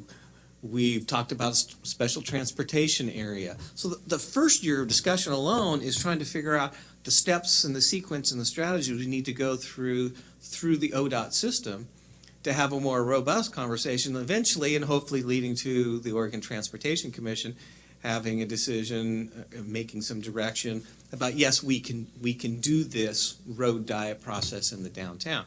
I told people at workshops when people came up and said, well, as soon as it gets adopted, we're going to go out and start working on First Street. No, that's not true. We have to talk about funding for all of this. And I'm going to throw this out because nobody's asked me this question yet. David has these numbers. But when you go through this plan in its entirety, based upon all the public input and feedback that we received, and if you take the 2016 value of those, it's a $25 million plan to be implemented over a 20-year period. It's not all going to happen at once. So the council's going to have a robust discussion based upon the consultant's recommendations of funding options, which tools are going to get you to where you want to be to implement this plan, which gets in part to Councilor McKinney's question about the bypass. This plan doesn't direct the bypass in the 4 lanes going from Rex Hill to Dayton, but it helps influence that discussion about having a 2-lane, at least from Rex Hill to Dayton, and eventually getting to a 4-lane, because all of that helps the downtown by getting that traffic off. And so Councilor Essen made the comment about 40%. So what was done in the final EIS and that traffic model? There's a 20% reduction in traffic in the downtown with the opening of phase 1 of the bypass. 40% of that traffic is truck traffic. There will be truck traffic downtown because there are trucks that need to go out Highway 240. There are smaller trucks that go up Highway 219. There will be some making local deliveries. So it's never going to be, you will never have a truck downtown. The drive and the goal, and I think this came up in part at the Planning Commission, is decision about a plan like this, as well as a transportation system plan, starts to set that stage about what this community and your political leadership want to drive to achieve over a 20, 30, or 40, or even a 50-year horizon. But we had this unique opportunity to be able to reimagine downtown and what it could be. And we keep hearing, we want it to be pedestrian oriented, pedestrian oriented, pedestrian oriented. Well, to do that, remember when we brought in Charles Marone, walked him around. He said, you've got great bones downtown. You've got the pieces here, but you need to get rid of a lane of traffic. This doesn't work. You got to get it down to 2 lanes. You got to shorten those crossings. You need the wider sidewalks. You need to make it pedestrian friendly as well. So that was an outside expert who came in and kind of did the critique on the work that had been done over the last year by the consultant team. And it was kind of a check of, yeah, here was another one from when we checked with developers before, we're going the right direction. So that was a long answer, but there were different pieces of conversation. I just want to kind of tie them all together. But you can change the horizon. We could come back 6 months from now and change the horizons in this. We can come back a year. But we also, as Dave mentioned, we need to come back to you with periodic updates. And that gives that opportunity for you to say, boy, we're really going to be able to get all of this done in this first year. Maybe we really need to push some of this to year 2. But I also need to be cognizant and work with the city manager to say, what can we really achieve? So we don't overcommit, so that you're not making comments to the public and overcommitting to them of what we can actually deliver. Councilor McKinney? Follow on the road diet issue there. My comments about trucks are not the complete elimination about trucks, but from Lincoln City to, Milwaukee, that type of thing. So it's along the way. My one comment that I want to be on the record here is that it's around these tables that we have considered the fact that once the bypass is completed, in 7 or 8 years, we're back to the same number of trucks and cars, probably more, on First Street and Hancock. So our long-term goal has to keep in mind the analysis is what's going to happen down the road. Even with the bypass, we've still got the same number of cars and trucks on First Street or whatever. That seems to be counterproductive to giving birth to the best vision. Anything further? Your final recommendation? Excuse me. Staff recommendation is to adopt Resolution 2016-3345, which adopts the Newberg Downtown Improvement Plan as a guiding document for future downtown planning efforts and investments. Thank you. Has all of the council received the written testimony that came in from Mr. Robert Suppy? Okay, you all got that, so that's on the record. So we're going to close the hearing and we'll go into deliberations. Pleasure of the council. Councilor Essen. I would move that we pass Resolution 2016-3345. It's been moved and seconded to adopt Resolution 2016-3345, a resolution adopting the Newberg Downtown Improvement Plan, NDIP, as a guiding document for future downtown planning efforts and investments. Further discussion? Hearing no discussion, do I hear a call for the question? Question's been called for. All in favor of approving Resolution 2016-3345 signify by saying aye. Aye. Those opposed, same sign. None appearing. The resolution is approved.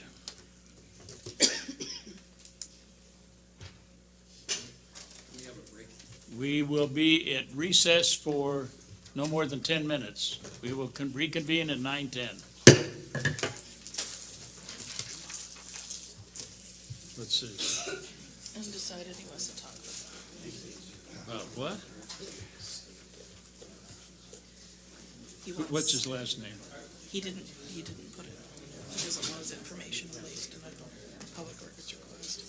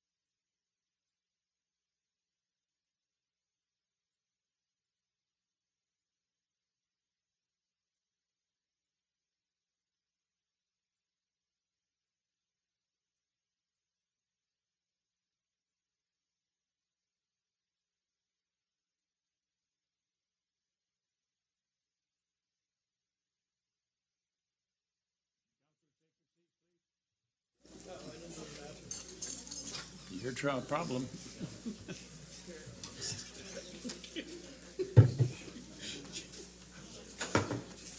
This one will be easier. You're right. Give Denise, Here, pass give that your one. picture to My Ted. empty one? We're back in order, and we are now moving into a legislative hearing.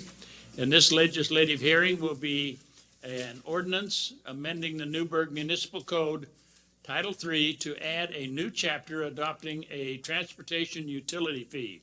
This is the first reading of an ordinance 2016-2811. And for this, as a legislative hearing, I'm going to call for any abstentions, conflict of interest, or objections to jurisdiction. None appearing.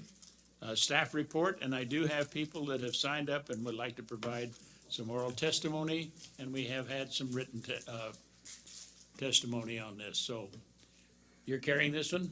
Yes, sir. Thank you. Good evening, Mayor Andrews, Council, Jay Harris, your Public Works Director. I have my snowman tie on tonight, and it's sort of going faulty. It goes off every once in a while. It has some songs, so I might need to put $1 in the piggy bank. But anyway, so if you hear some singing over here, it's not me, it's my tie, okay? Oh, the piggy bank will love that. Put the bank on the table.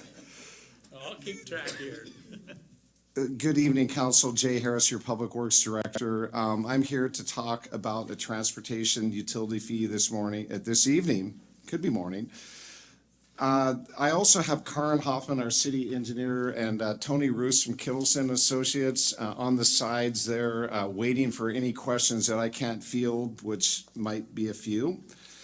So at the November 7th business meeting, we were requested to prepare an ordinance for a transportation utility fee with consideration for low-income waivers, some sort of sunset or rate adjustment clause, some funding prioritization clause, and how to allocate funding appropriately, and then also talk about maybe how to cap some of the fees for some of the larger users within the system. So the staff report that you see before you tonight has that all in it. At the front of the staff report, you'll see some of the assumptions that I put in there. When this whole model was created, obviously, I came up with some of the things you gave me and other things like total funding amount and that sort of thing. So on the first page of the staff report, you'll see some of those assumptions. So you'd requested that we looked at low-income waivers. We also saw that there could be some potential for other waivers in there, just not low income. So we have included some provisions for a vacancy waiver. That's where someone leaves and there's nobody at the establishment. You know, they should be able to get a credit to this transportation utility bill or utility fee. And also an unemployment waiver. If the income earner of your house becomes unemployed, there should be some credits there also. And then if you don't drive at all, if you just ride your bike to and fro and you don't even own a car, that you should get some sort of adjustment to the bill also. So those are all things that we added in addition to your request for a low income waiver, which are included in the current ordinance. The provisions for a rate adjustment clause is found also in the ordinance and is in Exhibit A. And what we did there is if you go to page 12 of the staff report, I talk about that briefly.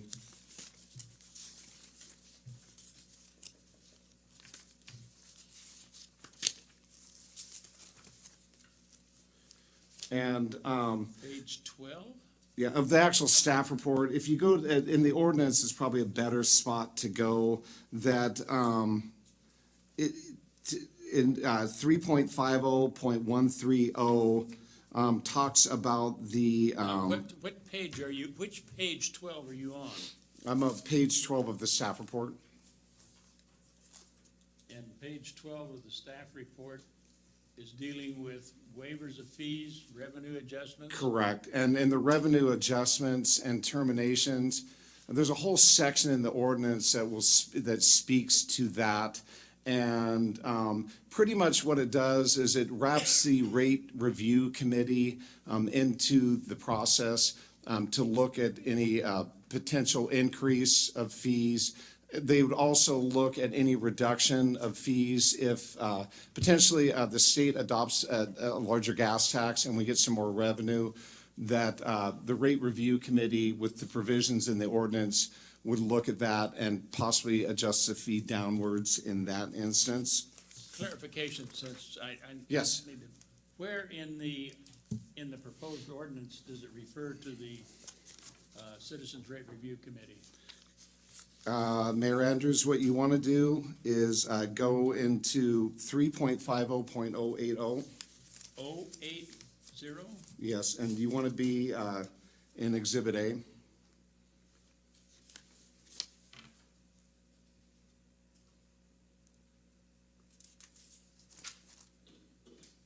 Okay, where does it refer to it? 080 is fee determination adjustments, determinations. That's correct. And where does it refer to the CRRC? Yeah, it's number C.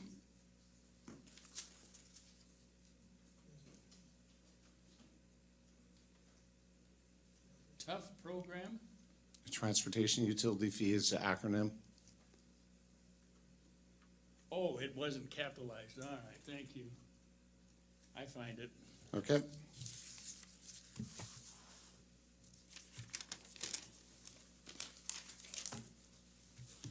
So the prioritization of improvements was something that Councilor Bacon had spoke to. And what that was the model does a really good job at keeping fair streets good and good streets even better.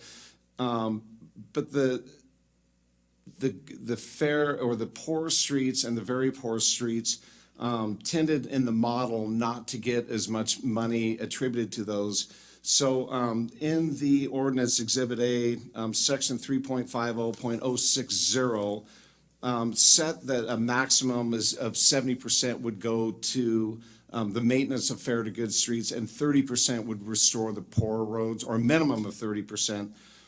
And the interesting thing is when you start looking at some of the projects that we're doing for the next few years, you'll see that the maintenance of the fair to good streets, it was actually less than 70% allocation. More money was actually going to the poorer streets, which was good news. Another thing you asked us to look into was funding allocation. So what that is 35% of the trips are made by, 35% of the trips, vehicular trips, are made by residential users, whereas 65% are all others. And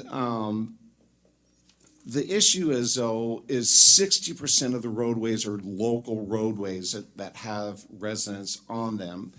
So there's other cities that have some models where they allocate a higher percentage of the funding towards residential units because there's more local streets in the plan than there are arterials and collectors and that sort of thing. So I have two versions of this funding allocation clause. One is a 35-65. 35 is the residential, 65 is the non-residential. The ad hoc committee recommended we kept with that model, the 35-65 split. I have a 50-50 split in there also. It increases the fee for the residential part and would reduce the fee for the non-residential or commercial type of uses to sort of make up for some of that difference. Also, over time, the rate review committee can look at things like this and give council comments back again for future adjustments. So, I mean, this plan and this ordinance is meldable, that over time we might adjust the model in certain areas to make up some indiscrepancies or differences. The last thing you asked me to look at is fee caps. So we looked at $1,000 and $600. And what we did was apply that cap across the board completely, that a nonprofit, a school, a church, if they hit that threshold, the $600 cap, so would Fred Meyer's core business. The gas station separate and all the rental spaces in, but just Fred Meyer's, their core business, would also hit the $600 cap. We did it as an equitable thing, just across the board for profit and nonprofit, and didn't distinguish between businesses per se. So that's in the ordinance right now. A couple other things, on page 10 and page 11 of the staff report, you'll find project lists for next summer and the summer after that. And you'll see a map of those projects.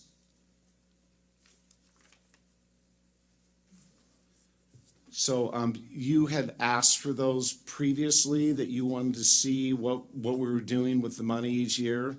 So we show the major improvement projects. That's a lot of road, brine inlays, overlays, that sort of thing. And then also the slurry seals, or more of the pavement maintenance. The crack sealing wasn't shown on those diagrams. We typically start at the good streets and keep working our way down until we get to the poorer streets. And just ongoing every year, we keep up with that. So I did receive the testimony from Mr. Suppy, and I can also get into any of those items if you had some questions on his testimony. And I'm open, or staff and Mr. Roos, for questions from you. Councilor Johnson. Good evening. The project list that you have on page 10 and 11 of the staff report, does that also, would that project list include if we had a gas tax too, or is this just for the fee, this project list? That's a great question. The first project list for fiscal year 17-18 is just for the fee. The next year, which is I had 17-18, so it'd be 18-19, included the gas tax funding, about an additional $700,000. So I made that note there. What I want to do is show what happened, as the program progressed. Okay. Yeah. Great, thanks.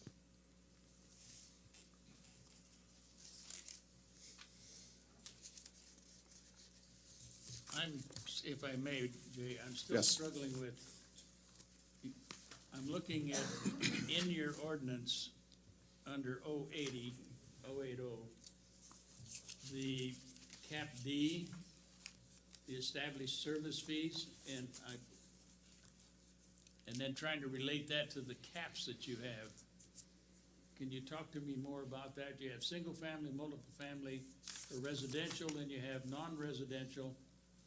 And I was hearing you say something about profit versus nonprofit, and I'm kind of bouncing back and forth here. So can you give me some clarification on those?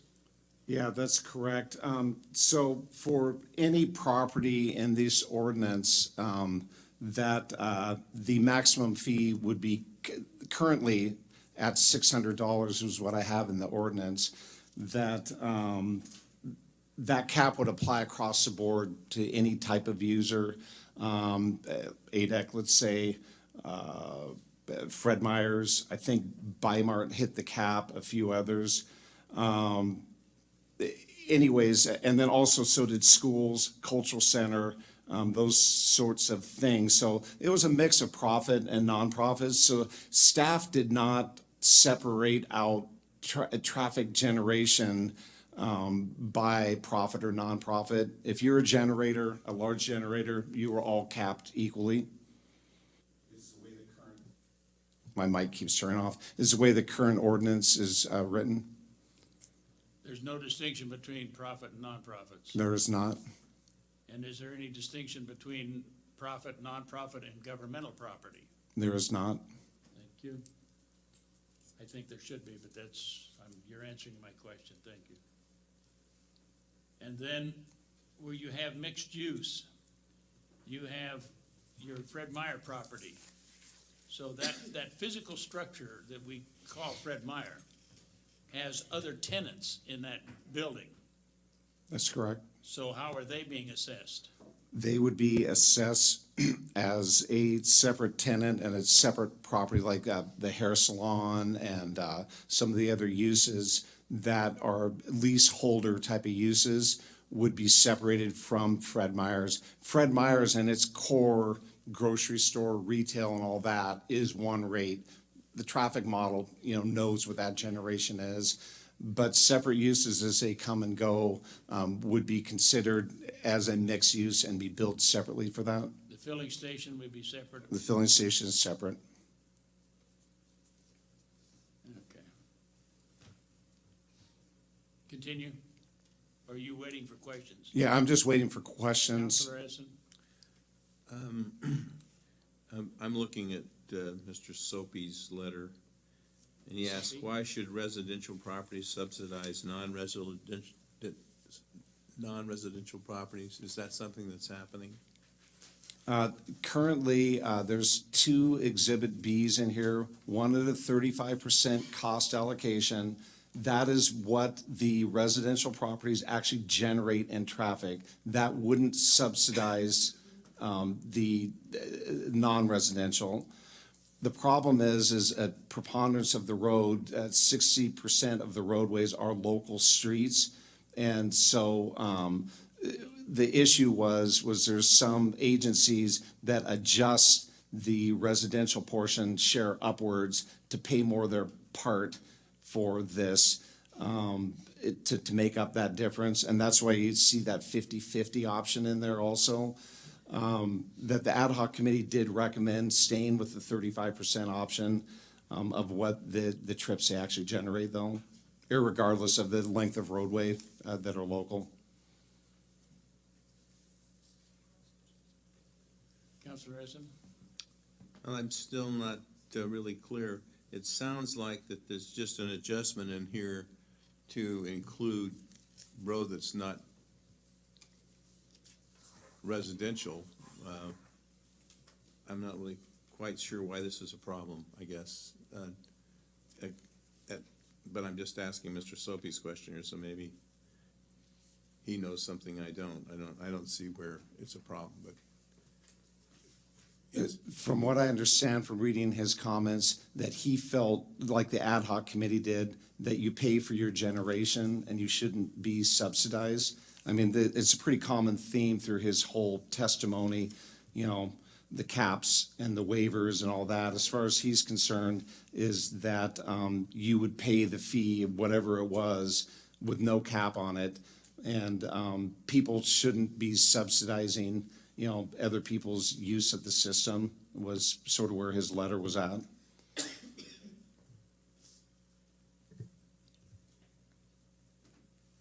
Councilor Corey?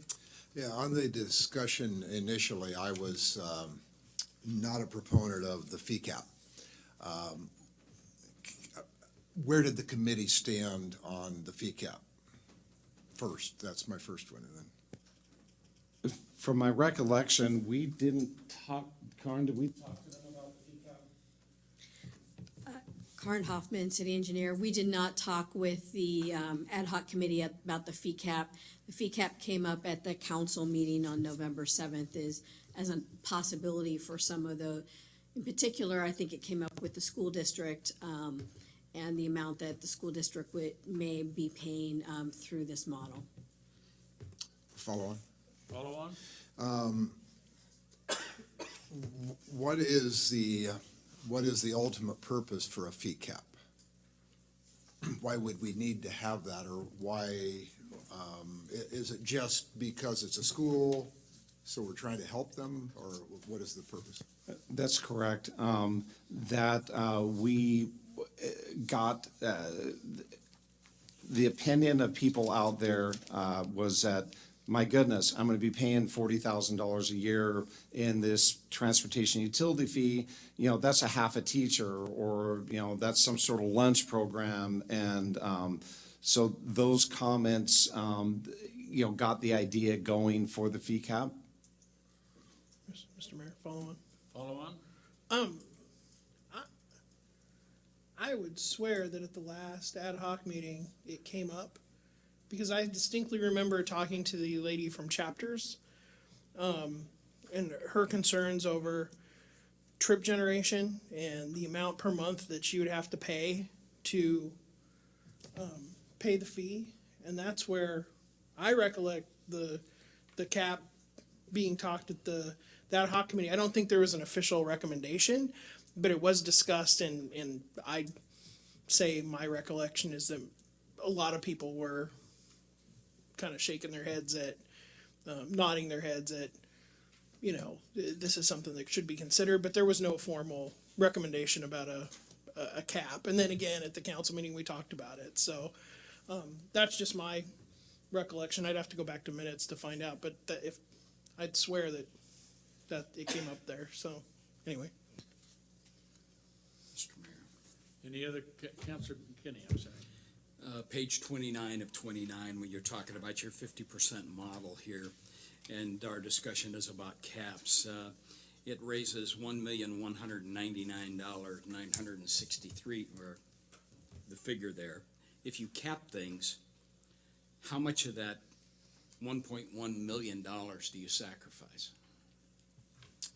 Great question. In my fiscal analysis part of the staff report, I speak to that. You have a page number? Yeah, I'm getting you a page number here.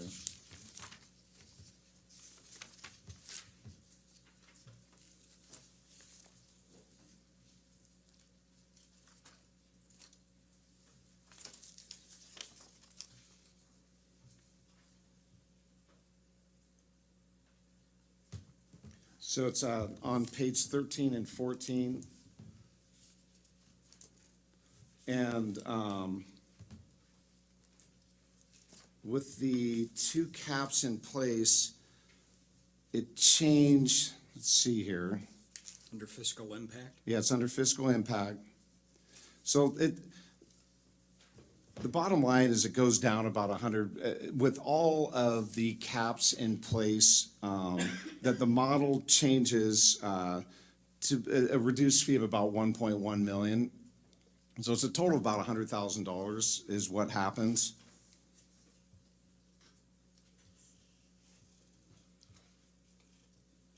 Can you dissect what you have here so I understand? Yeah, so I mean, if you go up to the top of page 13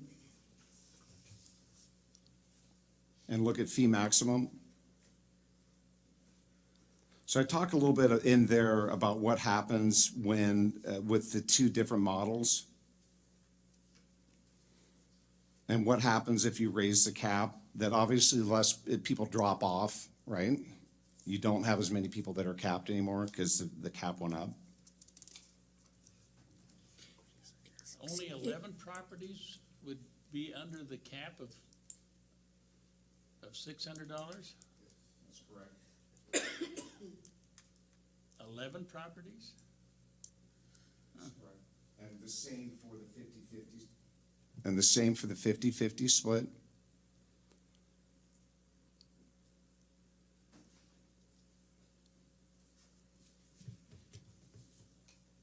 So if you go up to $1,000 on the cap, you drop down to $7,000. About the same. So if you look at the next paragraph, that's what happens with the what happens with the $600 fee cap, the reduction of revenue.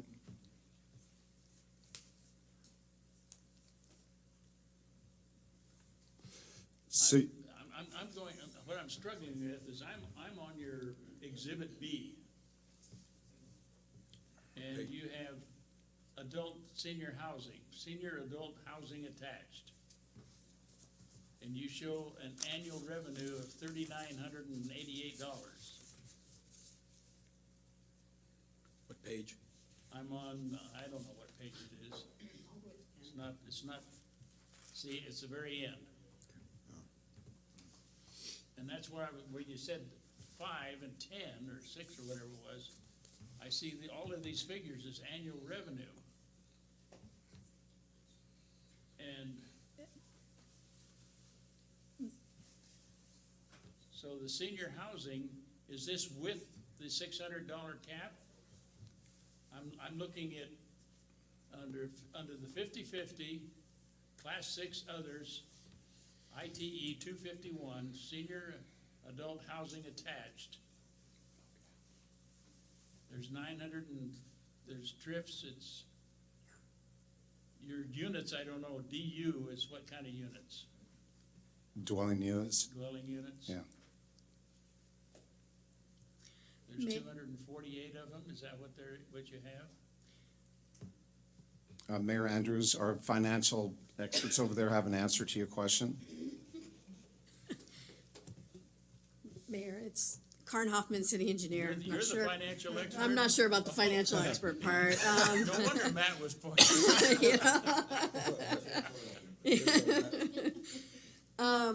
So that number is an uncapped number, that $3,900, $3,600 you talked about. But the $600 cap, let me be clear, the $600 cap is per month. That's a cap per month of $600 per property. So- $600 per month? Per month. Aha. Thank you.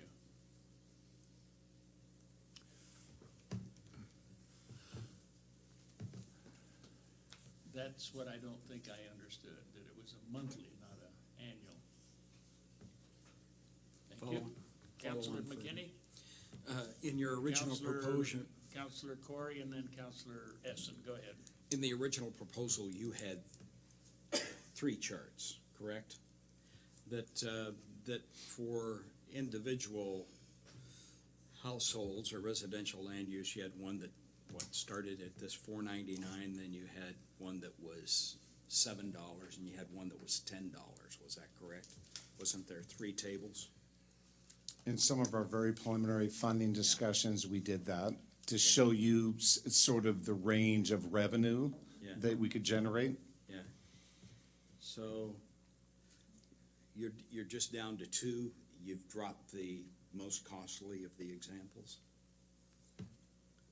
It was determined that splitting it up into the 2 revenue sources, potentially a gas tax, and then a street utility fee for about 1.2 million, that this rate that we show there is what it would need to be set at. I think what you might be remembering is we were talking about maybe generating a little bit more from a street utility fee. Yes. Yeah. And the most aggressive of those charts you have dropped from this proposal that we're looking at tonight. It was like a 1.3 million or whatever, rather than 1.1 million, or the first one up here, 1.2 million, and then there was another one. That is More correct, aggressive that than that, one of the assumptions that staff put in the front of the staff report is that we're only looking at 1.2 million.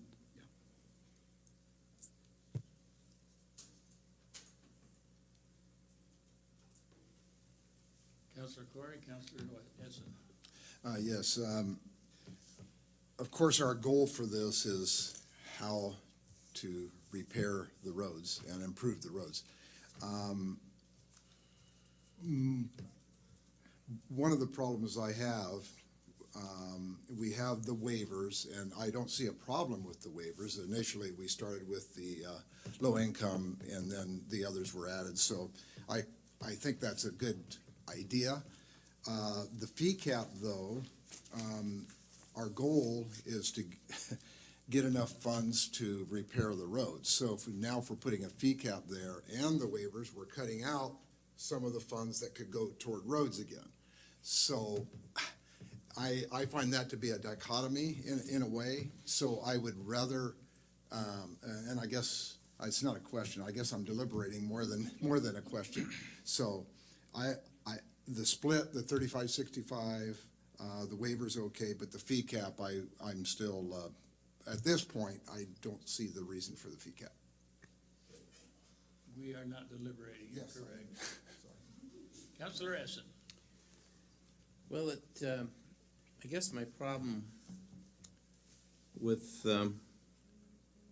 some of these fees that go against the schools in and the parks and, oh, I don't know, even some of the businesses, but schools and parks primarily, is that I'm gonna, as a taxpayer, I'm funding the parks and the schools, so I pay that tax. So we all pay that tax. And then we're asking them to take the money I paid them and pay it back to the city. So it almost seems like a double taxation to me, because I'm paying to the school, and the school's paying it to the city, then I'm paying it to the parks, and then they're paying it to the city, and I'm going, you know, maybe it is, there's some advantage to giving me, the taxpayer, a little bit of break, because I'm already paying for my residence, and then I'm paying my taxes to the school, I'm paying my taxes to the park system, and then pretty soon I'm going to be paying my taxes to the, I guess, the fire department at another $1.60 a thousand. And I said to my wife when I bought my house, our house, I said, we're going to be able to live here about 10 years. They're going to raise the taxes so much we're going to have to sell and move. And I wasn't counting on what all the other things were going to happen, but this is going to make a significant, I mean, all the different fees that we're putting together, a significant load on the taxpayer, because there's really only 20, I guess, not quite 24,000 now, people paying all of these fees. So it's all come from the same pocket. And when you take it out of the taxes that we've already paid to provide for our parks or to provide for our schools, then they really need to come back for us and say, well, you know, we need some more money because we had to pay the city. So I don't have any trouble with, but at some point we need roads, and by God, the schools are using up the roads and so are the parks. So I am wrestling with my position on this, but I don't have any trouble on the cap, especially when I see how much the schools end up paying and the parks, and even some of these businesses, they're paying quite a bit. So my question is, with what you're asking for, say you went with the, say the 50% residential allocation, and you ended up with the amount of money you're going to end up with, would you be able to do your roads? I guess that's the question. Because that's all we're trying to accomplish here, is to be able to do our roads. Correct. With the current ordinance, the way it's prepared, the fee cap reduces revenue by about 165,000. I'm reading from the top of page 13 there. And that also the hardship waivers, it all depends on how many people take advantage and use that, but that adds up to maybe $20,000 a year. You know, it's a quite smaller, the fee cap is the bigger one in terms of a revenue adjustment. And so it's approximately 10% using the fee caps. And then the hardships are quite a bit less. the Follow waivers. Follow on. So I guess my question was, what does that translate into the number, how soon we're going to get our roads fixed by taking a 10% cut? Correct. So we know we need $2.5 million a year. That's been studied by Kittleson. And we know that we have about, $600,000 worth of funding a year, which leaves a gap of about 1.9 million. We're estimating that we can get, 1.1 to 1.2 million with this transportation utility fee, and then the remainder of about $700,000 in that range, 600 maybe, would be some other funding source that's defined, potentially a gas tax or a bond measure or something like that. Okay, follow on? Follow on? I noticed the city's paying some of these taxes too. That is correct. Okay. I just wonder if we realize that we're taxing ourselves.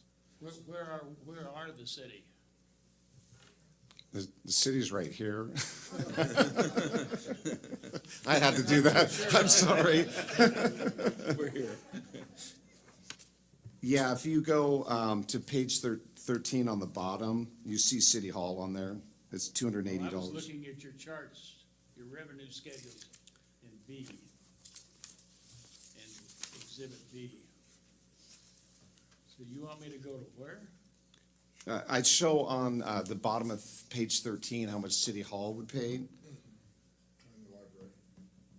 And the library's on there also. Where do they fit on the chart in B? In Exhibit B? So, Yep. Just a minute. Just a minute. We're looking it up. Oh, and then the City next Hall one plus is, and I'm missing it here, I don't see it, but I'm bouncing back and forth on these with different pages. Churches and fraternal organizations. so the city's at class 4. Cities Class 4? Yep. Thank you.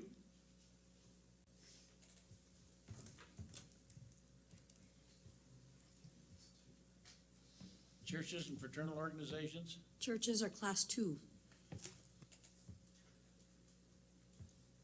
Fraternal? That would be the same.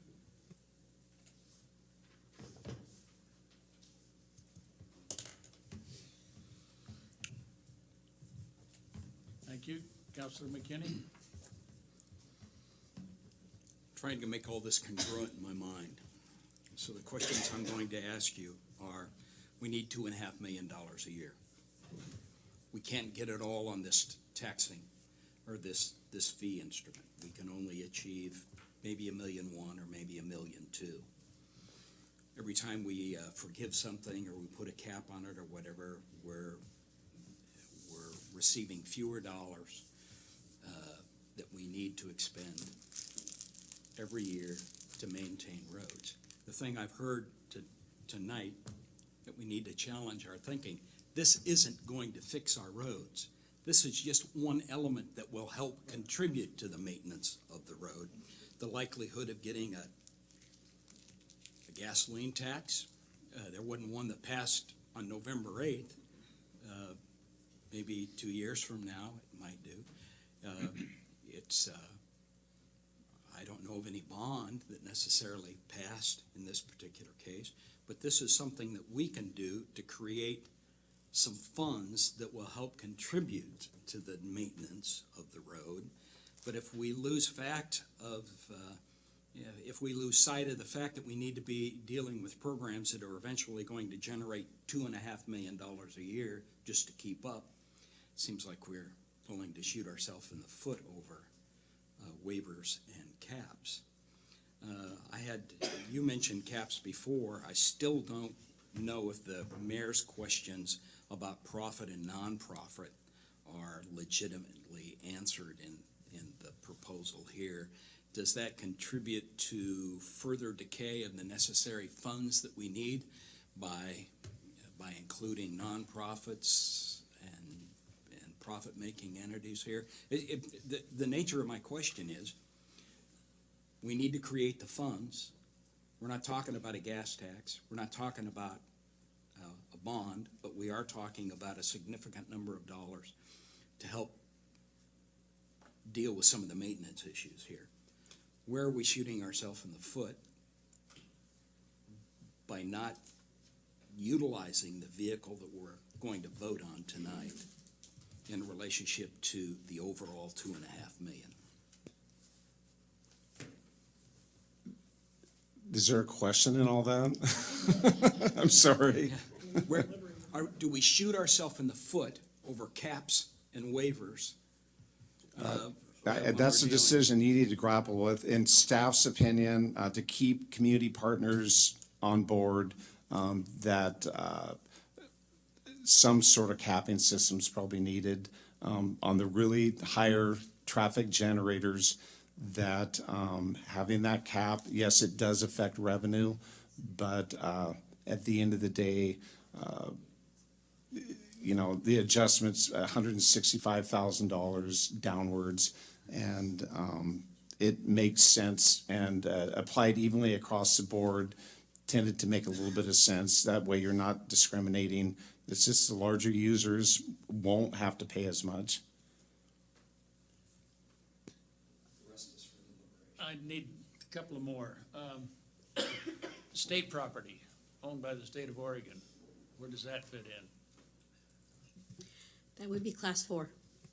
That's class 4, okay. And retail kiosks, these drive-throughs and other types of, Would be like a coffee drive-through coffee. yeah. Those are 5.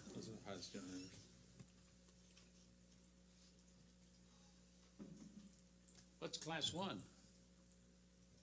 Class 1 is industrial manufacturing, folks that come in the morning, leave in the afternoon, not a high level of traffic generation throughout the day.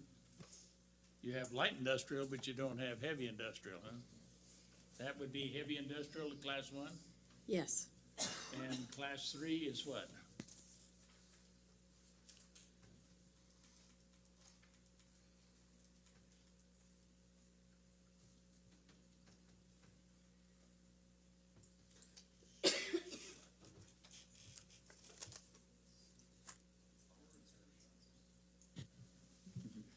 Mayor, that would be things like auto repair shops, sit-down restaurants, those types of things.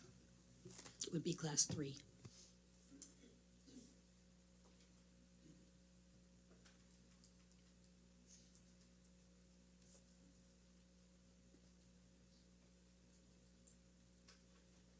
Further questions for staff right now?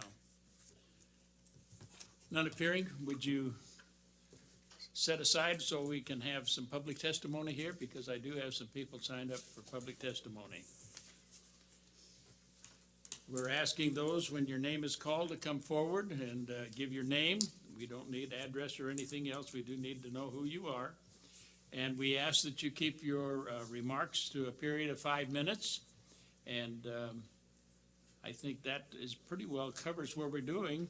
We will look at opponents and proponents, and right now I have one opponent and one undecided, so I'm going to call on the opponent to come forward, and that would be Melissa Daly. Am I close?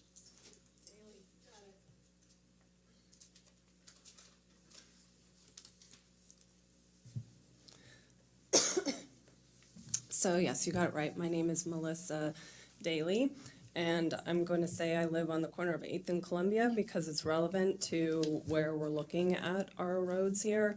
I live in District 3, and my concerns are twofold.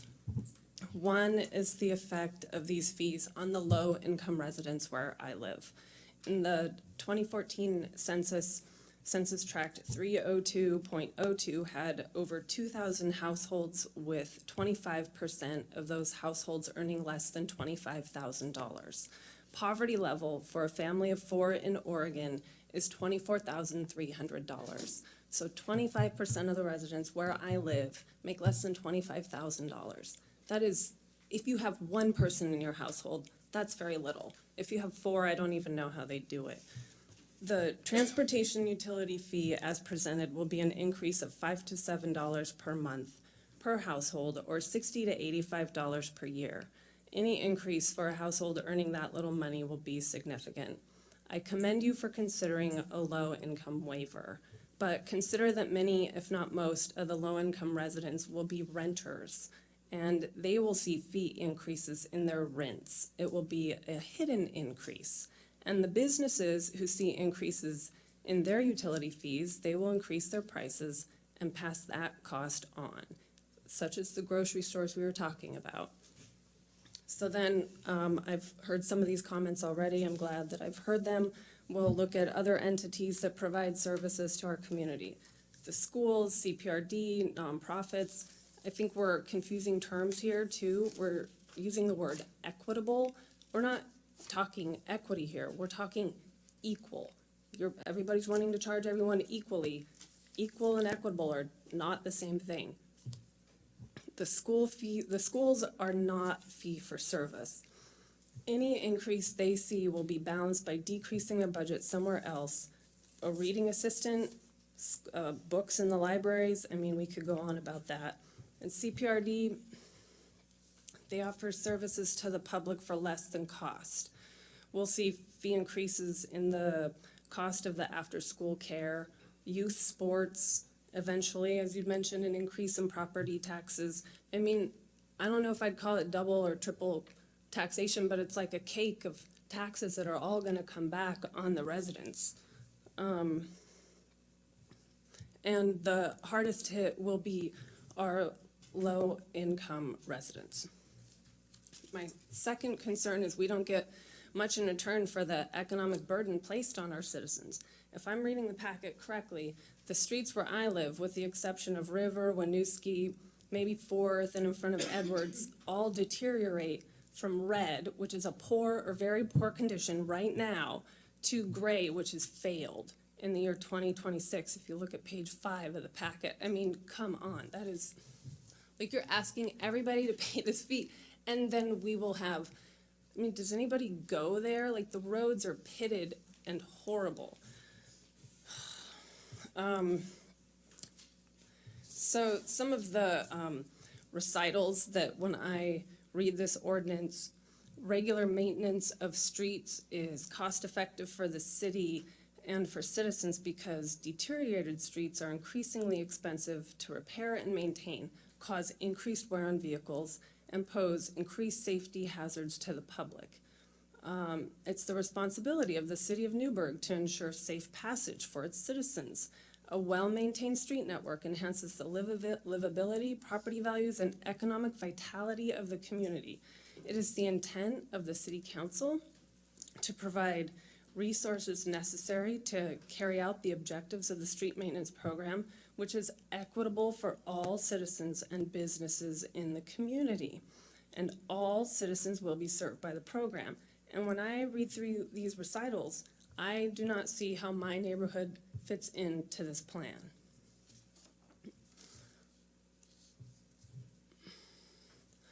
I do want to commend you on the intensive public input process that was conducted so far. But it seems like in the urgency to get a plan in place, the people who this is going to affect the most have been missed. If you're going to enact fees with this much economic impact on our community, I encourage you to pass a great ordinance that fixes all of our roads and not a Band-Aid ordinance that leaves our roads in deteriorating condition. I understand we need to fix our roads and streets. I drive on streets that are categorized as red or very poor every day. But if you're asking the community to take on this economic burden, all the roads should be fixed and not show as failed in 2026. Thanks. Thank you. Any comments or questions from the council? None appearing. Chris Anderson, please.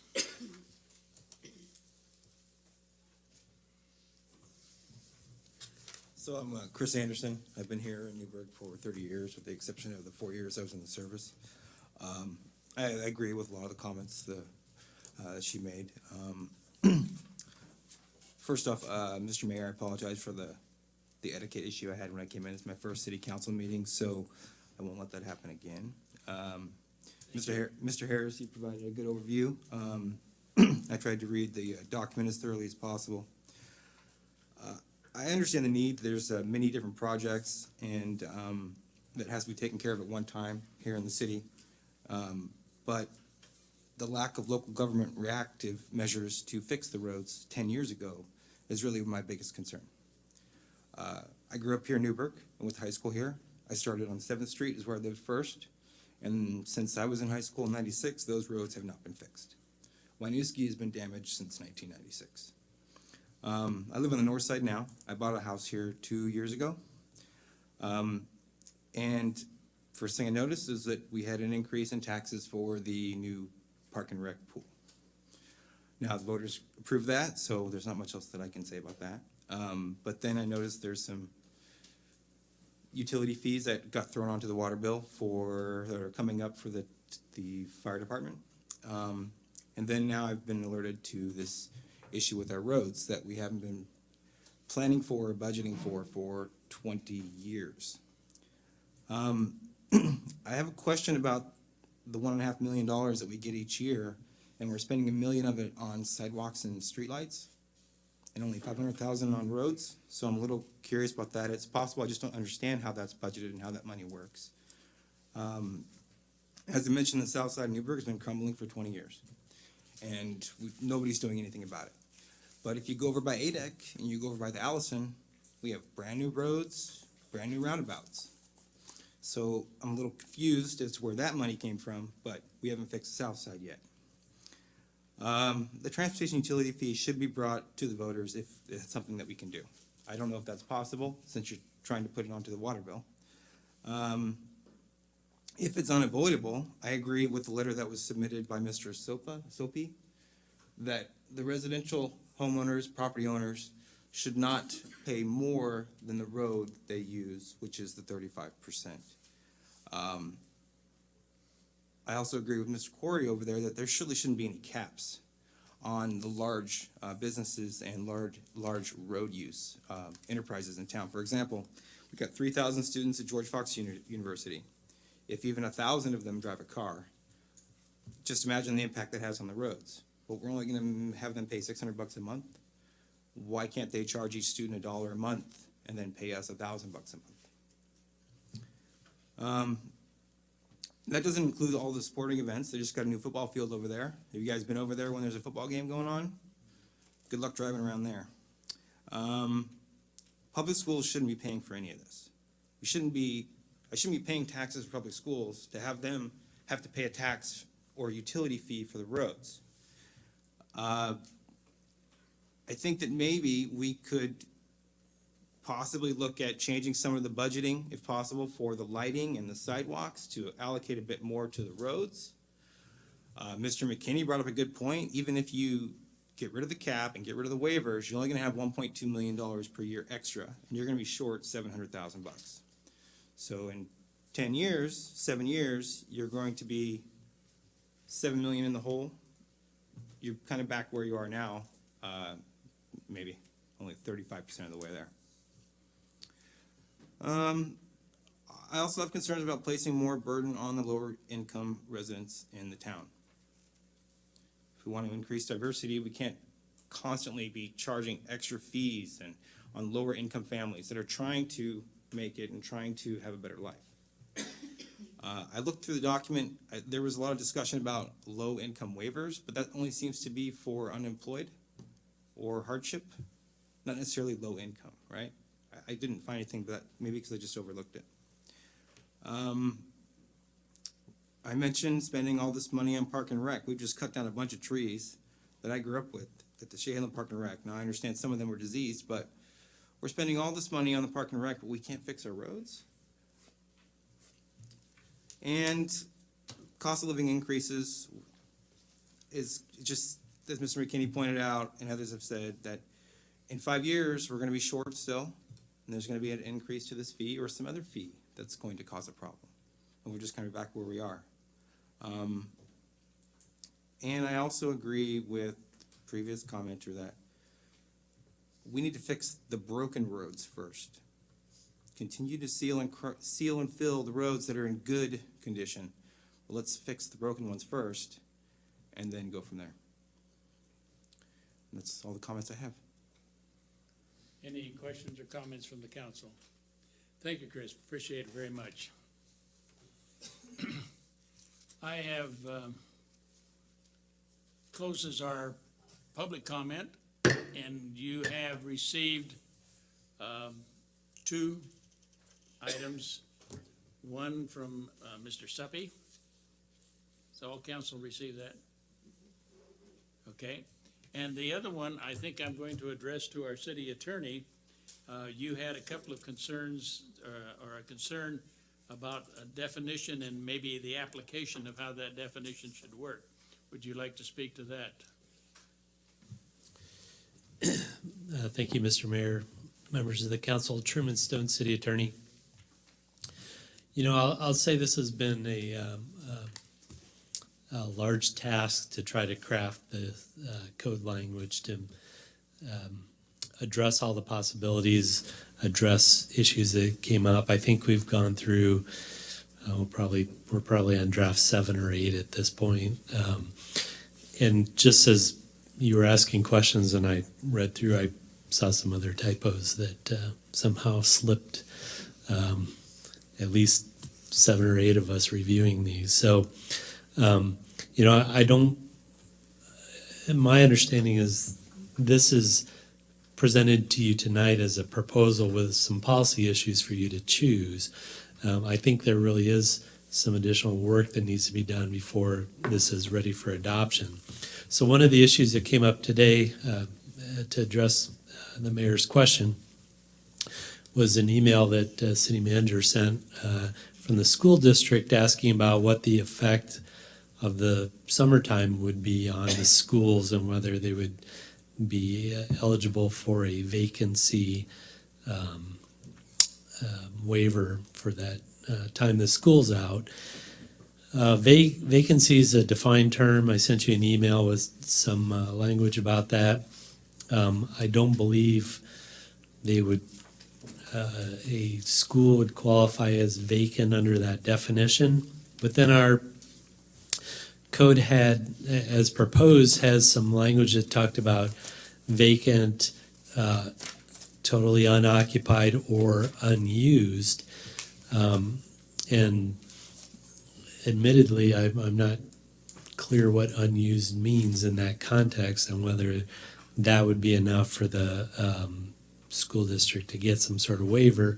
And then I also pointed out there's a timing issue about when the water bills are. So if you aren't, if it's not for an entire month, so, you know, they go school till mid-June, so June, July may be empty, but they start school in August before the end of the month. So there would be kind of a question about that. So I think that's, you know, that's a question that popped up today, one that we hadn't talked about or fully considered some of those implications. And so I think that bears some further discussion. I will point out, though, that there is a mechanism in the code as proposed.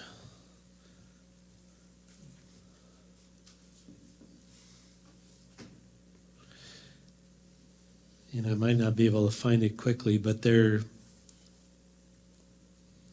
some delegation to the city manager to make some of these calls, to be the umpire on some of these issues. So if somebody was applying for a waiver, they would make that application. There's the ability for the city manager to designate somebody to investigate the facts, consider the report, and then make a determination on that. So there is, I guess the point of that is there is a mechanism built into this to deal with some of these issues, because I don't think we can sit here in this council meeting or in the next council meeting or the council meeting after that and really contemplate all the questions that would arise in trying to implement this and craft a code that would address all those contingencies. I hope that answers your question, Mr. Mayor. Thank you, appreciate it. Anything, Councilor Johnson? Are we in deliberation? What? Are we in deliberation? No, we're not. Okay. We're not going into deliberations. Okay, so, I mean, I was gonna make a motion For what? to table this and to No, direct we're not gonna staff. table it You're not either. gonna table it either? No, Okay, well, Okay, excuse me just a minute, little education. Well, I can sit back No, and let on other an people take on an ordinance, we have 2 readings. So this is the first reading. There will be a second reading. So there is, a motion is not needed. Okay. So there will be a second reading. Okay. And things will be coming back in some reformatted order so that we can consider it in a second reading. But we have an ordinance before us. We're looking at the first reading. We've gotten testimony on this. And we will be looking at The second reading, I think you have it tentatively scheduled for December 19. Is that too, Depends on what your is that too strong, or do you need a little more time? I think it all depends on what you know, how much angst you go through tonight and how much guidance you can give back. If there's significant, then it should be 2 meetings from now. Okay, so that's what it is. We're gonna be discussing what is here, not deliberating the pros and cons. Are you satisfied with the cap, or do you want to send it back? You know, those are the questions. Are you satisfied with? So it's a discussion. This is a discussion. not Okay, a so I'm using the wrong deliberation. term. Yes, thank you. Okay, cool. I was trying to understand, sorry. All right, so are you ready? Yeah, I'm great. Okay, Yeah, what do you got? I listened to hours and hours and hours about roads, and I've heard from the business community. We held public hearings and workshops here and talked to people. I've had coffees. I've talked on Facebook and been skewered there multiple times. And the question I keep coming back to, and the thing that's just totally frustrating to me, and I share Melissa and Chris's frustration, is why wasn't this taken care of 10 years ago? You know, and I pull my hair out. And the hard part is now we have this problem sitting out there that isn't getting any worse. And I think the maps you were referring to were the maps if we do nothing. I could be wrong, but I just, now we have to do something. And that's the way I feel anyway. And it's that something is where the sausage in government is made. and tonight, I listened to Mike, I listened to Counselor McKinney, and I listened to Denise on whenever I can. And the hard part for me is I get how the low-income residents are going to be impacted by this. But that's why we put the waivers in. That's why I'm hoping that city staff and the city manager and whoever's administering the fee will look at those applications and take their situations into account. But the bottom line is if we do nothing, the problem isn't going to go away. It snowed today, and we had a lot of rain on Thanksgiving. And if we don't start something next construction cycle, we're even more money behind if we want to fix our streets. And I look at the maps and I look at the condition of our streets now, and I look at, you know, this area of town, and I'm embarrassed. And people who live on this side of town should not have substandard service from people who live on the north side of town. That's just a fundamental fairness issue to me. Now, I would love to not have caps. I'm worried that the chamber and others will go crazy if we don't have caps. And then we lose it. Or we have to come back and put the caps in place in 6 months. We're going to have to go out. This is part of a package. This is one piece. Another piece is to get the rest of the funding would be to go out for a gas tax in a year or 2 years or 6 months or whatever the council decides to get the rest of the gap to hopefully catch those people going through town to the coast, catch those people using our streets to visit the Allison and the wineries and all that. So do I think this is a perfect solution or a magic bullet to our road problem? No. But I'm going to tell the council, I'm sitting here and I just want to get somewhere. And I'm not going to be super picky about where we get as long as it's equitable, as long as we don't hurt low-income people, and as long as it's something that we can make stick and that we can make the public understand that it's a screwed up deal, but it's something we got to do and it's something we got to fix. And if we don't fix it, then we're going to be like we were at the water plant and the sewer plant and the storm drains and everything else. And, you know, you can walk in and see a problem and try to fix it, or you can walk in and say, well, we fixed these other problems, we're not gonna fix this one, and everybody can buy a Jeep. And maybe that's what it comes to. So, that's kind of where I am tonight. I have talked and talked and listened and analyzed and looked at charts, and tonight or in 2 weeks or in 4 weeks, my real approach is going to be, let's do something. And right now I'm at the 3565 with no caps. That's where I'm at. But Say that again. I'm at the 3565 with no caps. However, if more people on this council are 50-50 with caps, then I'll vote for that too. So it's a problem we need to address. And maybe what happens is if we just get a fee, we can bond against it and try to get ahead that way and do a bunch of projects. I don't know, but we got to do something. So that's where I'm at. Bacon, Woodruff, and McKinney. She was first, but okay. Thank you, Melissa and Chris. You kind of sang my song that I started a couple months ago. I didn't think about the rental part, so thank you for that. I've been on this council for 8 years, and that has been one of my biggest to move things forward, because we spend a lot of time, we got a lot of other people's problems. Unfortunately, we can't go back, and there's nothing we can do about it except move forward now. The plans that are here tonight are much better than they were 2 months ago. We've made a lot of protection for people in poverty, and that some of our streets, because I live on the south side as well, some of our streets do get fixed, and before they didn't at all, none of them.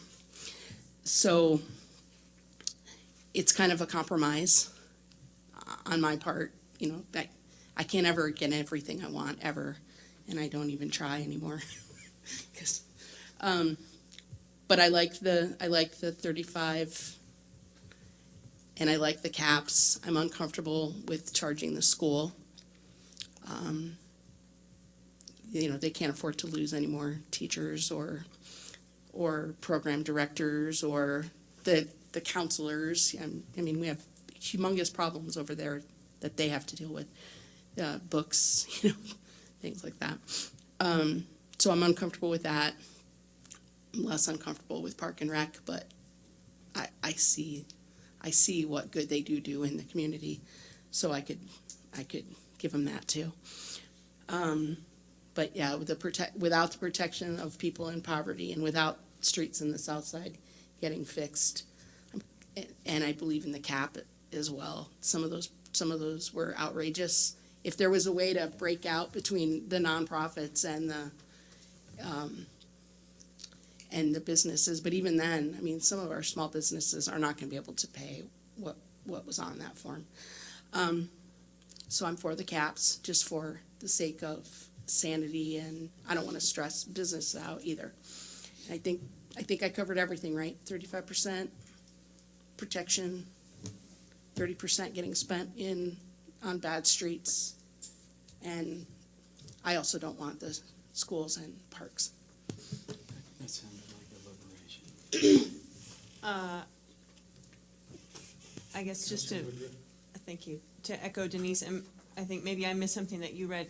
So there is, and this is a question for staff, so is there a way, or is there not a way to identify profit from nonprofit for the purposes of a cap? I'm not sure who I'm even asking. Some city?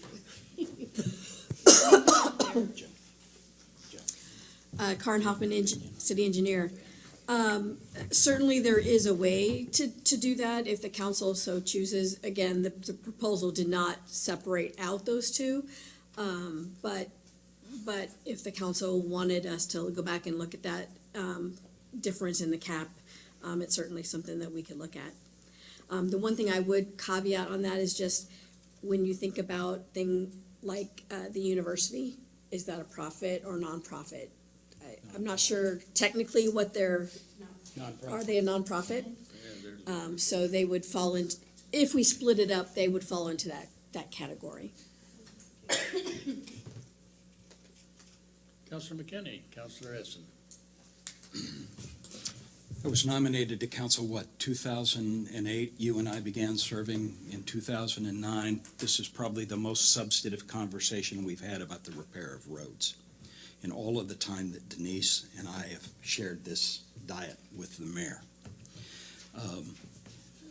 Personally, I'm ashamed that it's taken so many years to have a substantive conversation about the condition of roads. But it's not that I've probably brought it up every year. All right, we talk about it in council goals, and we talk about sidewalks. We still don't have a substantive program even about sidewalks, and that's something I talked about sitting right there in November of 2008. It was one of the reasons why I wanted to be a counselor. I didn't want to sprain an ankle or break a leg in my walk from where I lived to the cultural center at that particular point in time. I appreciate your testimony, Chris, and I really appreciate your testimony as well. It kind of comes down to what is the least common denominator, and that is who uses the roads, when, where, and why. Parks, they use the road. Schools, they use the roads, except those two entities, except the city, expect the city to fix them. So where's the equity in that? It's not equal, but where's the equity in that? Melissa, you live over in a neighborhood that would take, we basically have two classifications of roads, and I know that Jay gets tired of hearing this. They're either okay or they're not okay. You live on a road that's not okay. But in our not okay category, we need $14 million to get them to be okay, and we need an additional $14 million to maintain them so that they remain a good road for a long period of time. I don't know about you, but I haven't seen $28 million laying around here for a long time. But we still have that road that you live on over there, all right? I will be looking forward to whether it's 2 weeks from now or 4 weeks from now of definitely doing something. We have talked, this is one of the problems that we have talked to death, all right?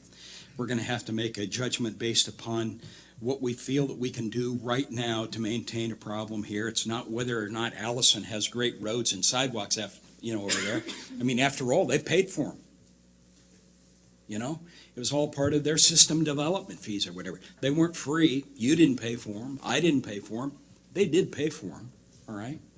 We've got some other maintenance issues that we've kind of kicked the can down the road for so long there. But I want us to remember there are so many elements to this question right now that we need to be sane and sensible to whatever we're doing. We can't cannibalize the waiver or the fee, because then it doesn't help us to meet the objective or the goal of whatever we have to do here.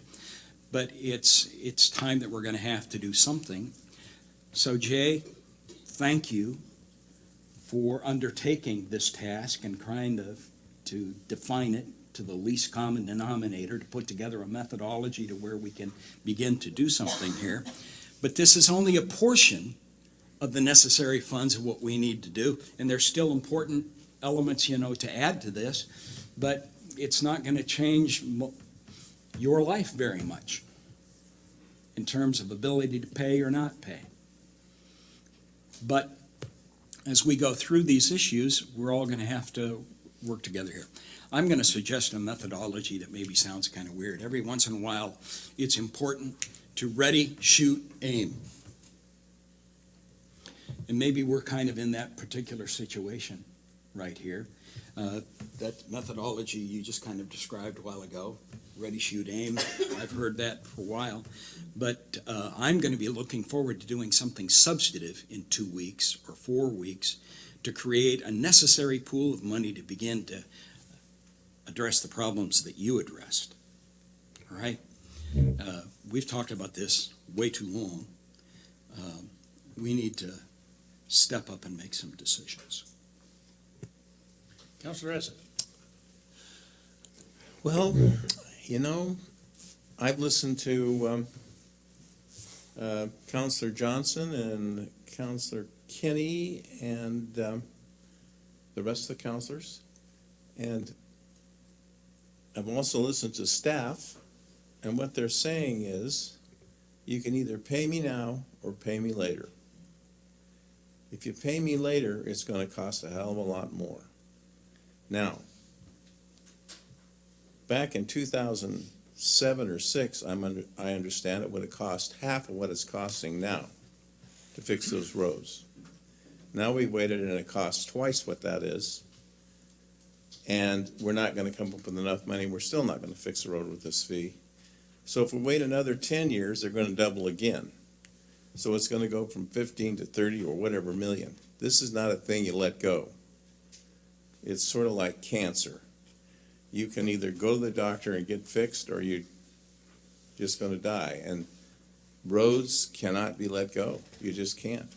They, I have my story of going to Belize. They don't have any problem with roads. You can't drive fast down those roads because there's potholes everywhere. And on top of that, there's sewer running down the street. So if you don't want to spend money, move to Belize, because they don't cost anything down there. They don't have roads, they don't have sewer, it's not sanitary, it's not anything else. So if we don't do something, it's going to cost the public even more. So my opinion, and what you said was rip the scab off and move ahead on this. I said, I'm afraid we're going to rip the stitches out, but I don't know what else to do. If we don't have the guts to do it, then we're going to be like the last bunch that didn't do anything. So whatever it takes. And if this isn't coming up with enough money, then maybe we need to look at that again. Unless we've got some other idea, like we're going to go out for a gas tax or something, or a bond, to try to get it done. And I don't know how that's going to get through. So we're going to have to come up with something. My recommend, I guess, to make a long story short, because it's so damn late, I'm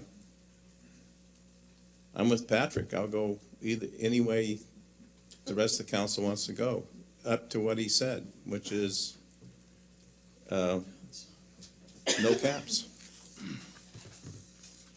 But whatever the council wants to do, I want to do something. Council and staff have the oral and the written testimony to work on between now and a date certain.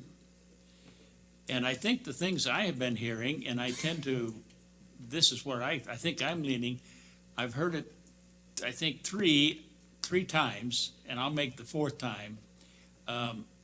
I believe that the emphasis should be on the 35-65 split.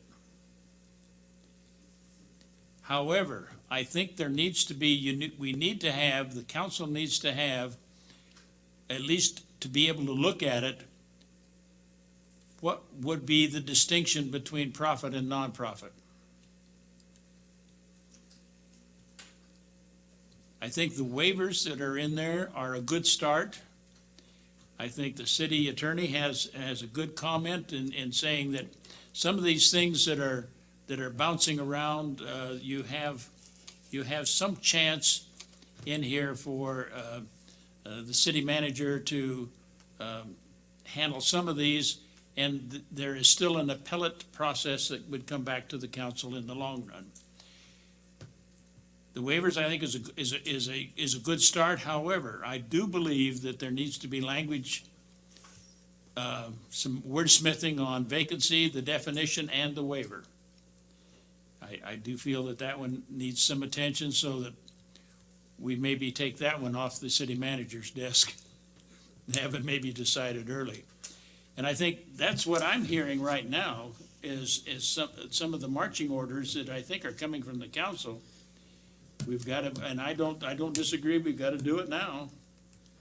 But we need to have those pieces in place, I think, and firmly locked in, and bring us that product with those things. And I'm asking you, the staff, is 2 weeks or the 3rd of January better?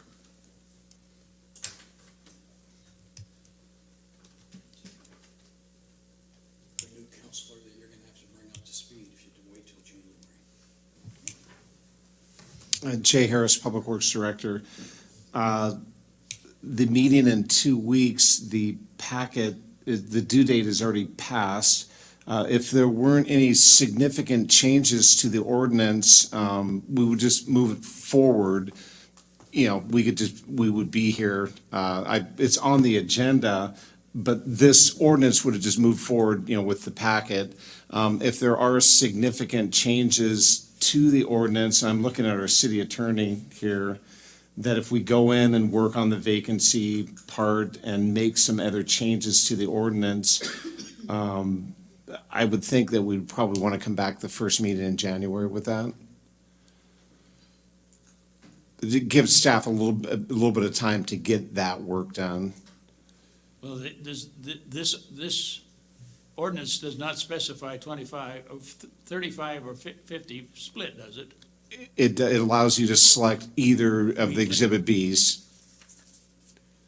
You choose one. I didn't see that, but I must have missed it in the recitals.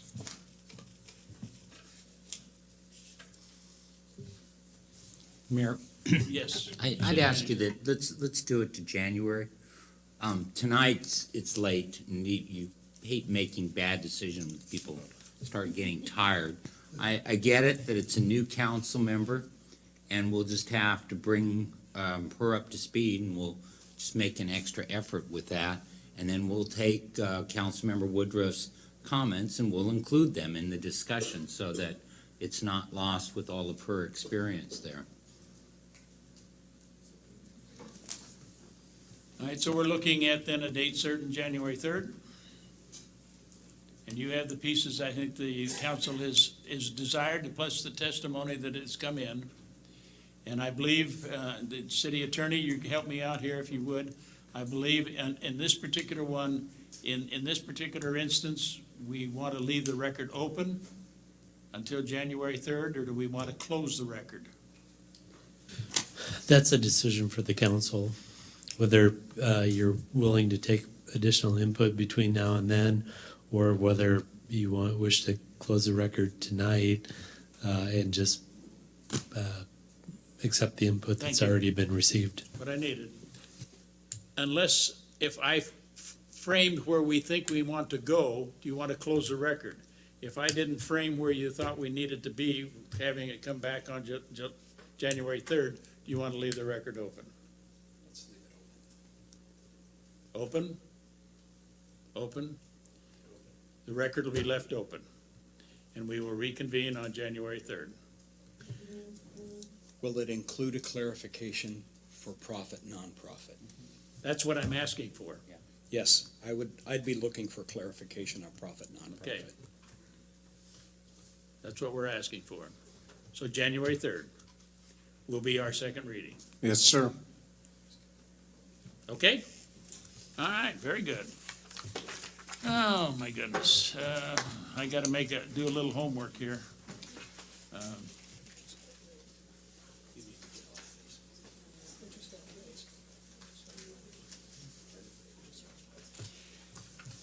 Council business.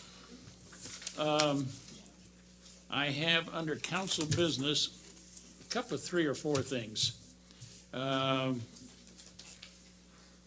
Short and sweet. Mr. City Attorney? Yeah. Okay, Handy versus Lane County. We got something out of the Supreme Court, but, No, it's not really something. well, it's something. Something. Makes no sense.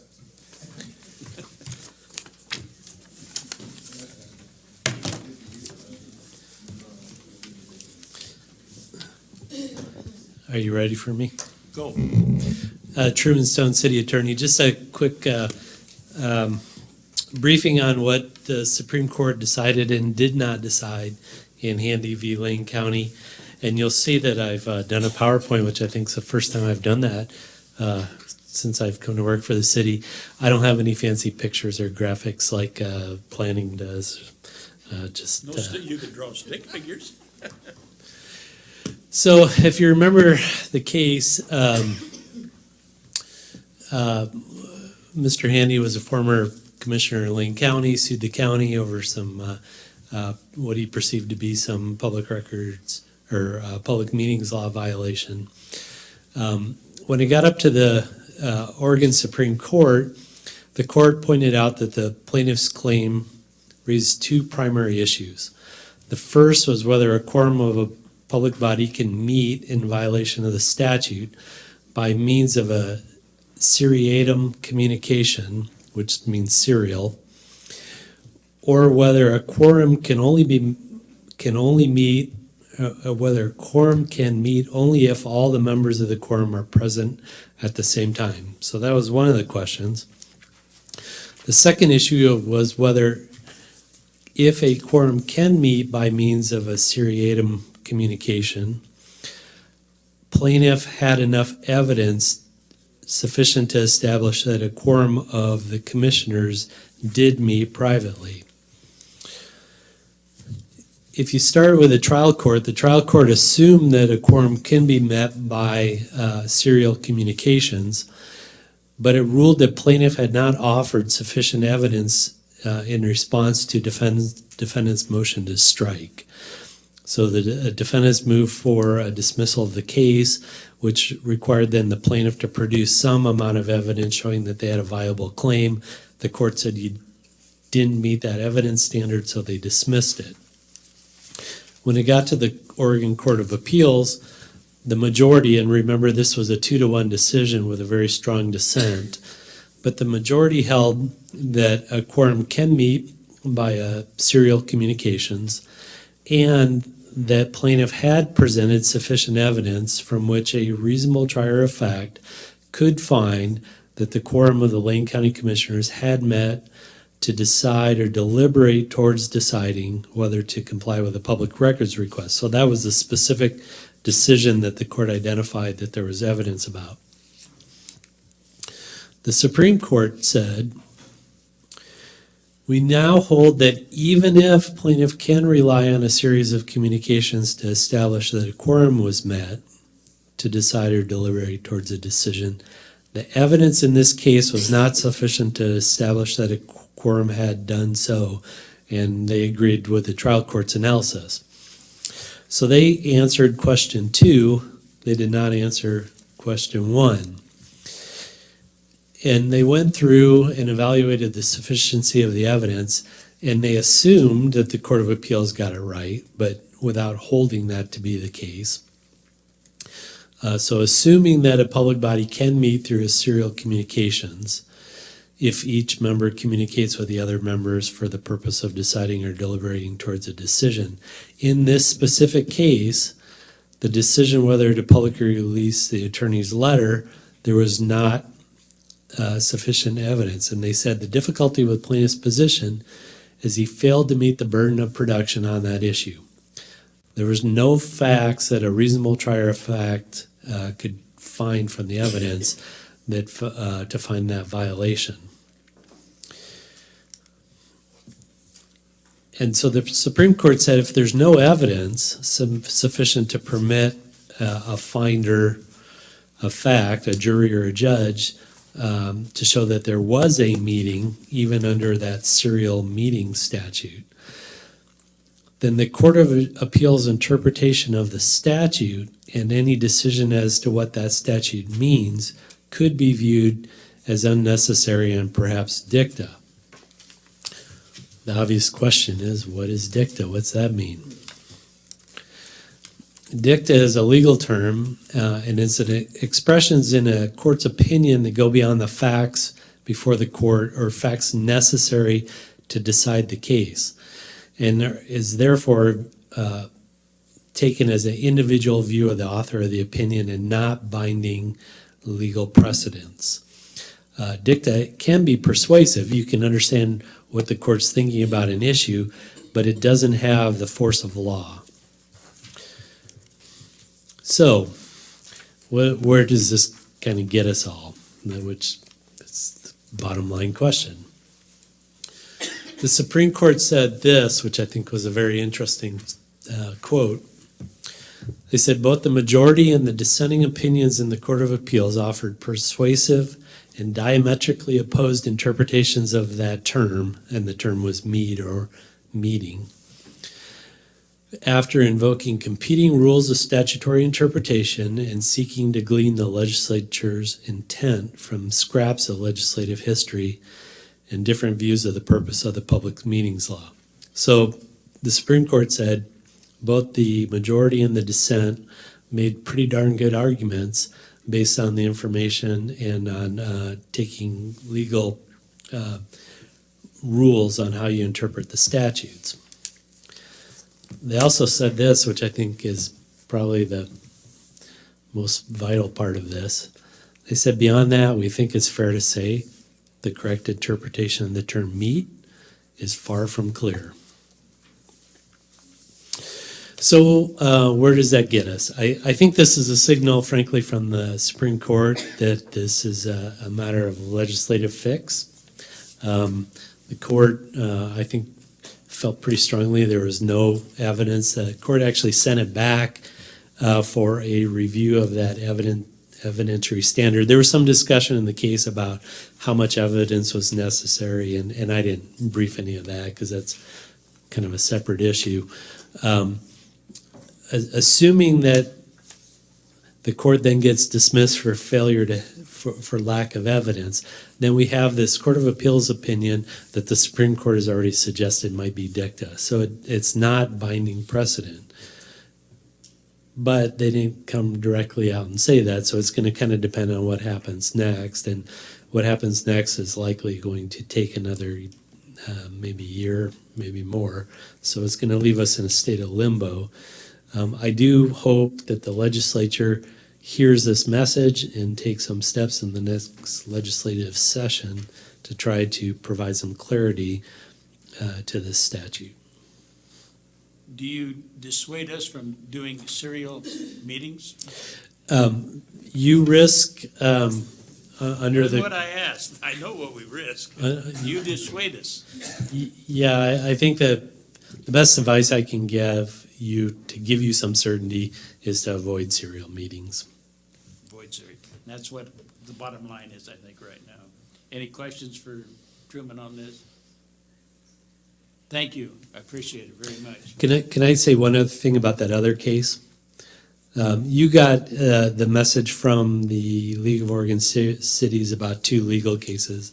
One was this one. The other one had to do with the overtime rule, where the federal court judge in Texas put a stay to the federal government's interpretation of that. That has no effect on the city. All of our exempt employees were over the amount that was part of the updated rule. So we weren't going to be affected by that, whether the rule went into effect or whether the court blocked the rule, which it ended up doing. So there are some cities where that will have an effect, but not Newberg. That's it. Thank you. Thank you. Appreciate it. Denise. I just wanted to let everybody know that I am opening the extreme weather shelter tomorrow. We'll be at Zion Lutheran, so if you can post it around and let people know that we'll be open at 8 at Zion Lutheran. Coffee and dinner and breakfast in the morning. What's for breakfast? I don't know yet, I haven't bought it. Okay. There's always naps. There's no naps. The people who are the people that stay at, our agreement with Zion Lutheran is that 2 people will be awake, and it'll be the 2 people. No, naps, the grocery store. Naps. Yeah. Oh, sorry. No, I need a nap. I think it's getting about that time, isn't it? So one more serious item, if we may. Goal and priority setting. We've been bouncing around on this, Joe and I recently, and we need to get back in. So I'm asking you some questions, and if you can respond tonight, great. If not, give us an email as to what it is. So we're looking at would a Thursday or a Saturday, a Thursday evening or a Saturday half day or 3/4 of a day, which would be your preference? And if it's a Saturday, we're asking would it be this would be in January 14, 21, or 28? So if you would write those down, either Thursday or Saturday, and if a Saturday, 14, 21, or 28. So please let us know if you would on that one. There's been a slight change. Some were there, some were not, for our local government dinners. They're going to go on a quarterly basis for a year instead of 6. And we will be hosting on Thursday, February 23rd. That will be the first quarter of 2017 for that. So I wanted you to know of that. That's at the cultural center? And that, right now, it's at the cultural center, unless something happens, that's where it'll be. So with that, then my last one is, that I have, is the next meeting. We have during the work session, a pretty heavy work session, but we will be welcoming both Senator Thatcher and Representative Post to kind of do a little legislative priorities, their priorities, and share with them what our priorities are. So, and that'll be during the work session, not the business session. Say what? You see, I'm gonna have to get a second pig for you. Anything else to come before us this evening? Move to adjourn. It has been moved and seconded. Thank you. Good work. Thank you for hard work.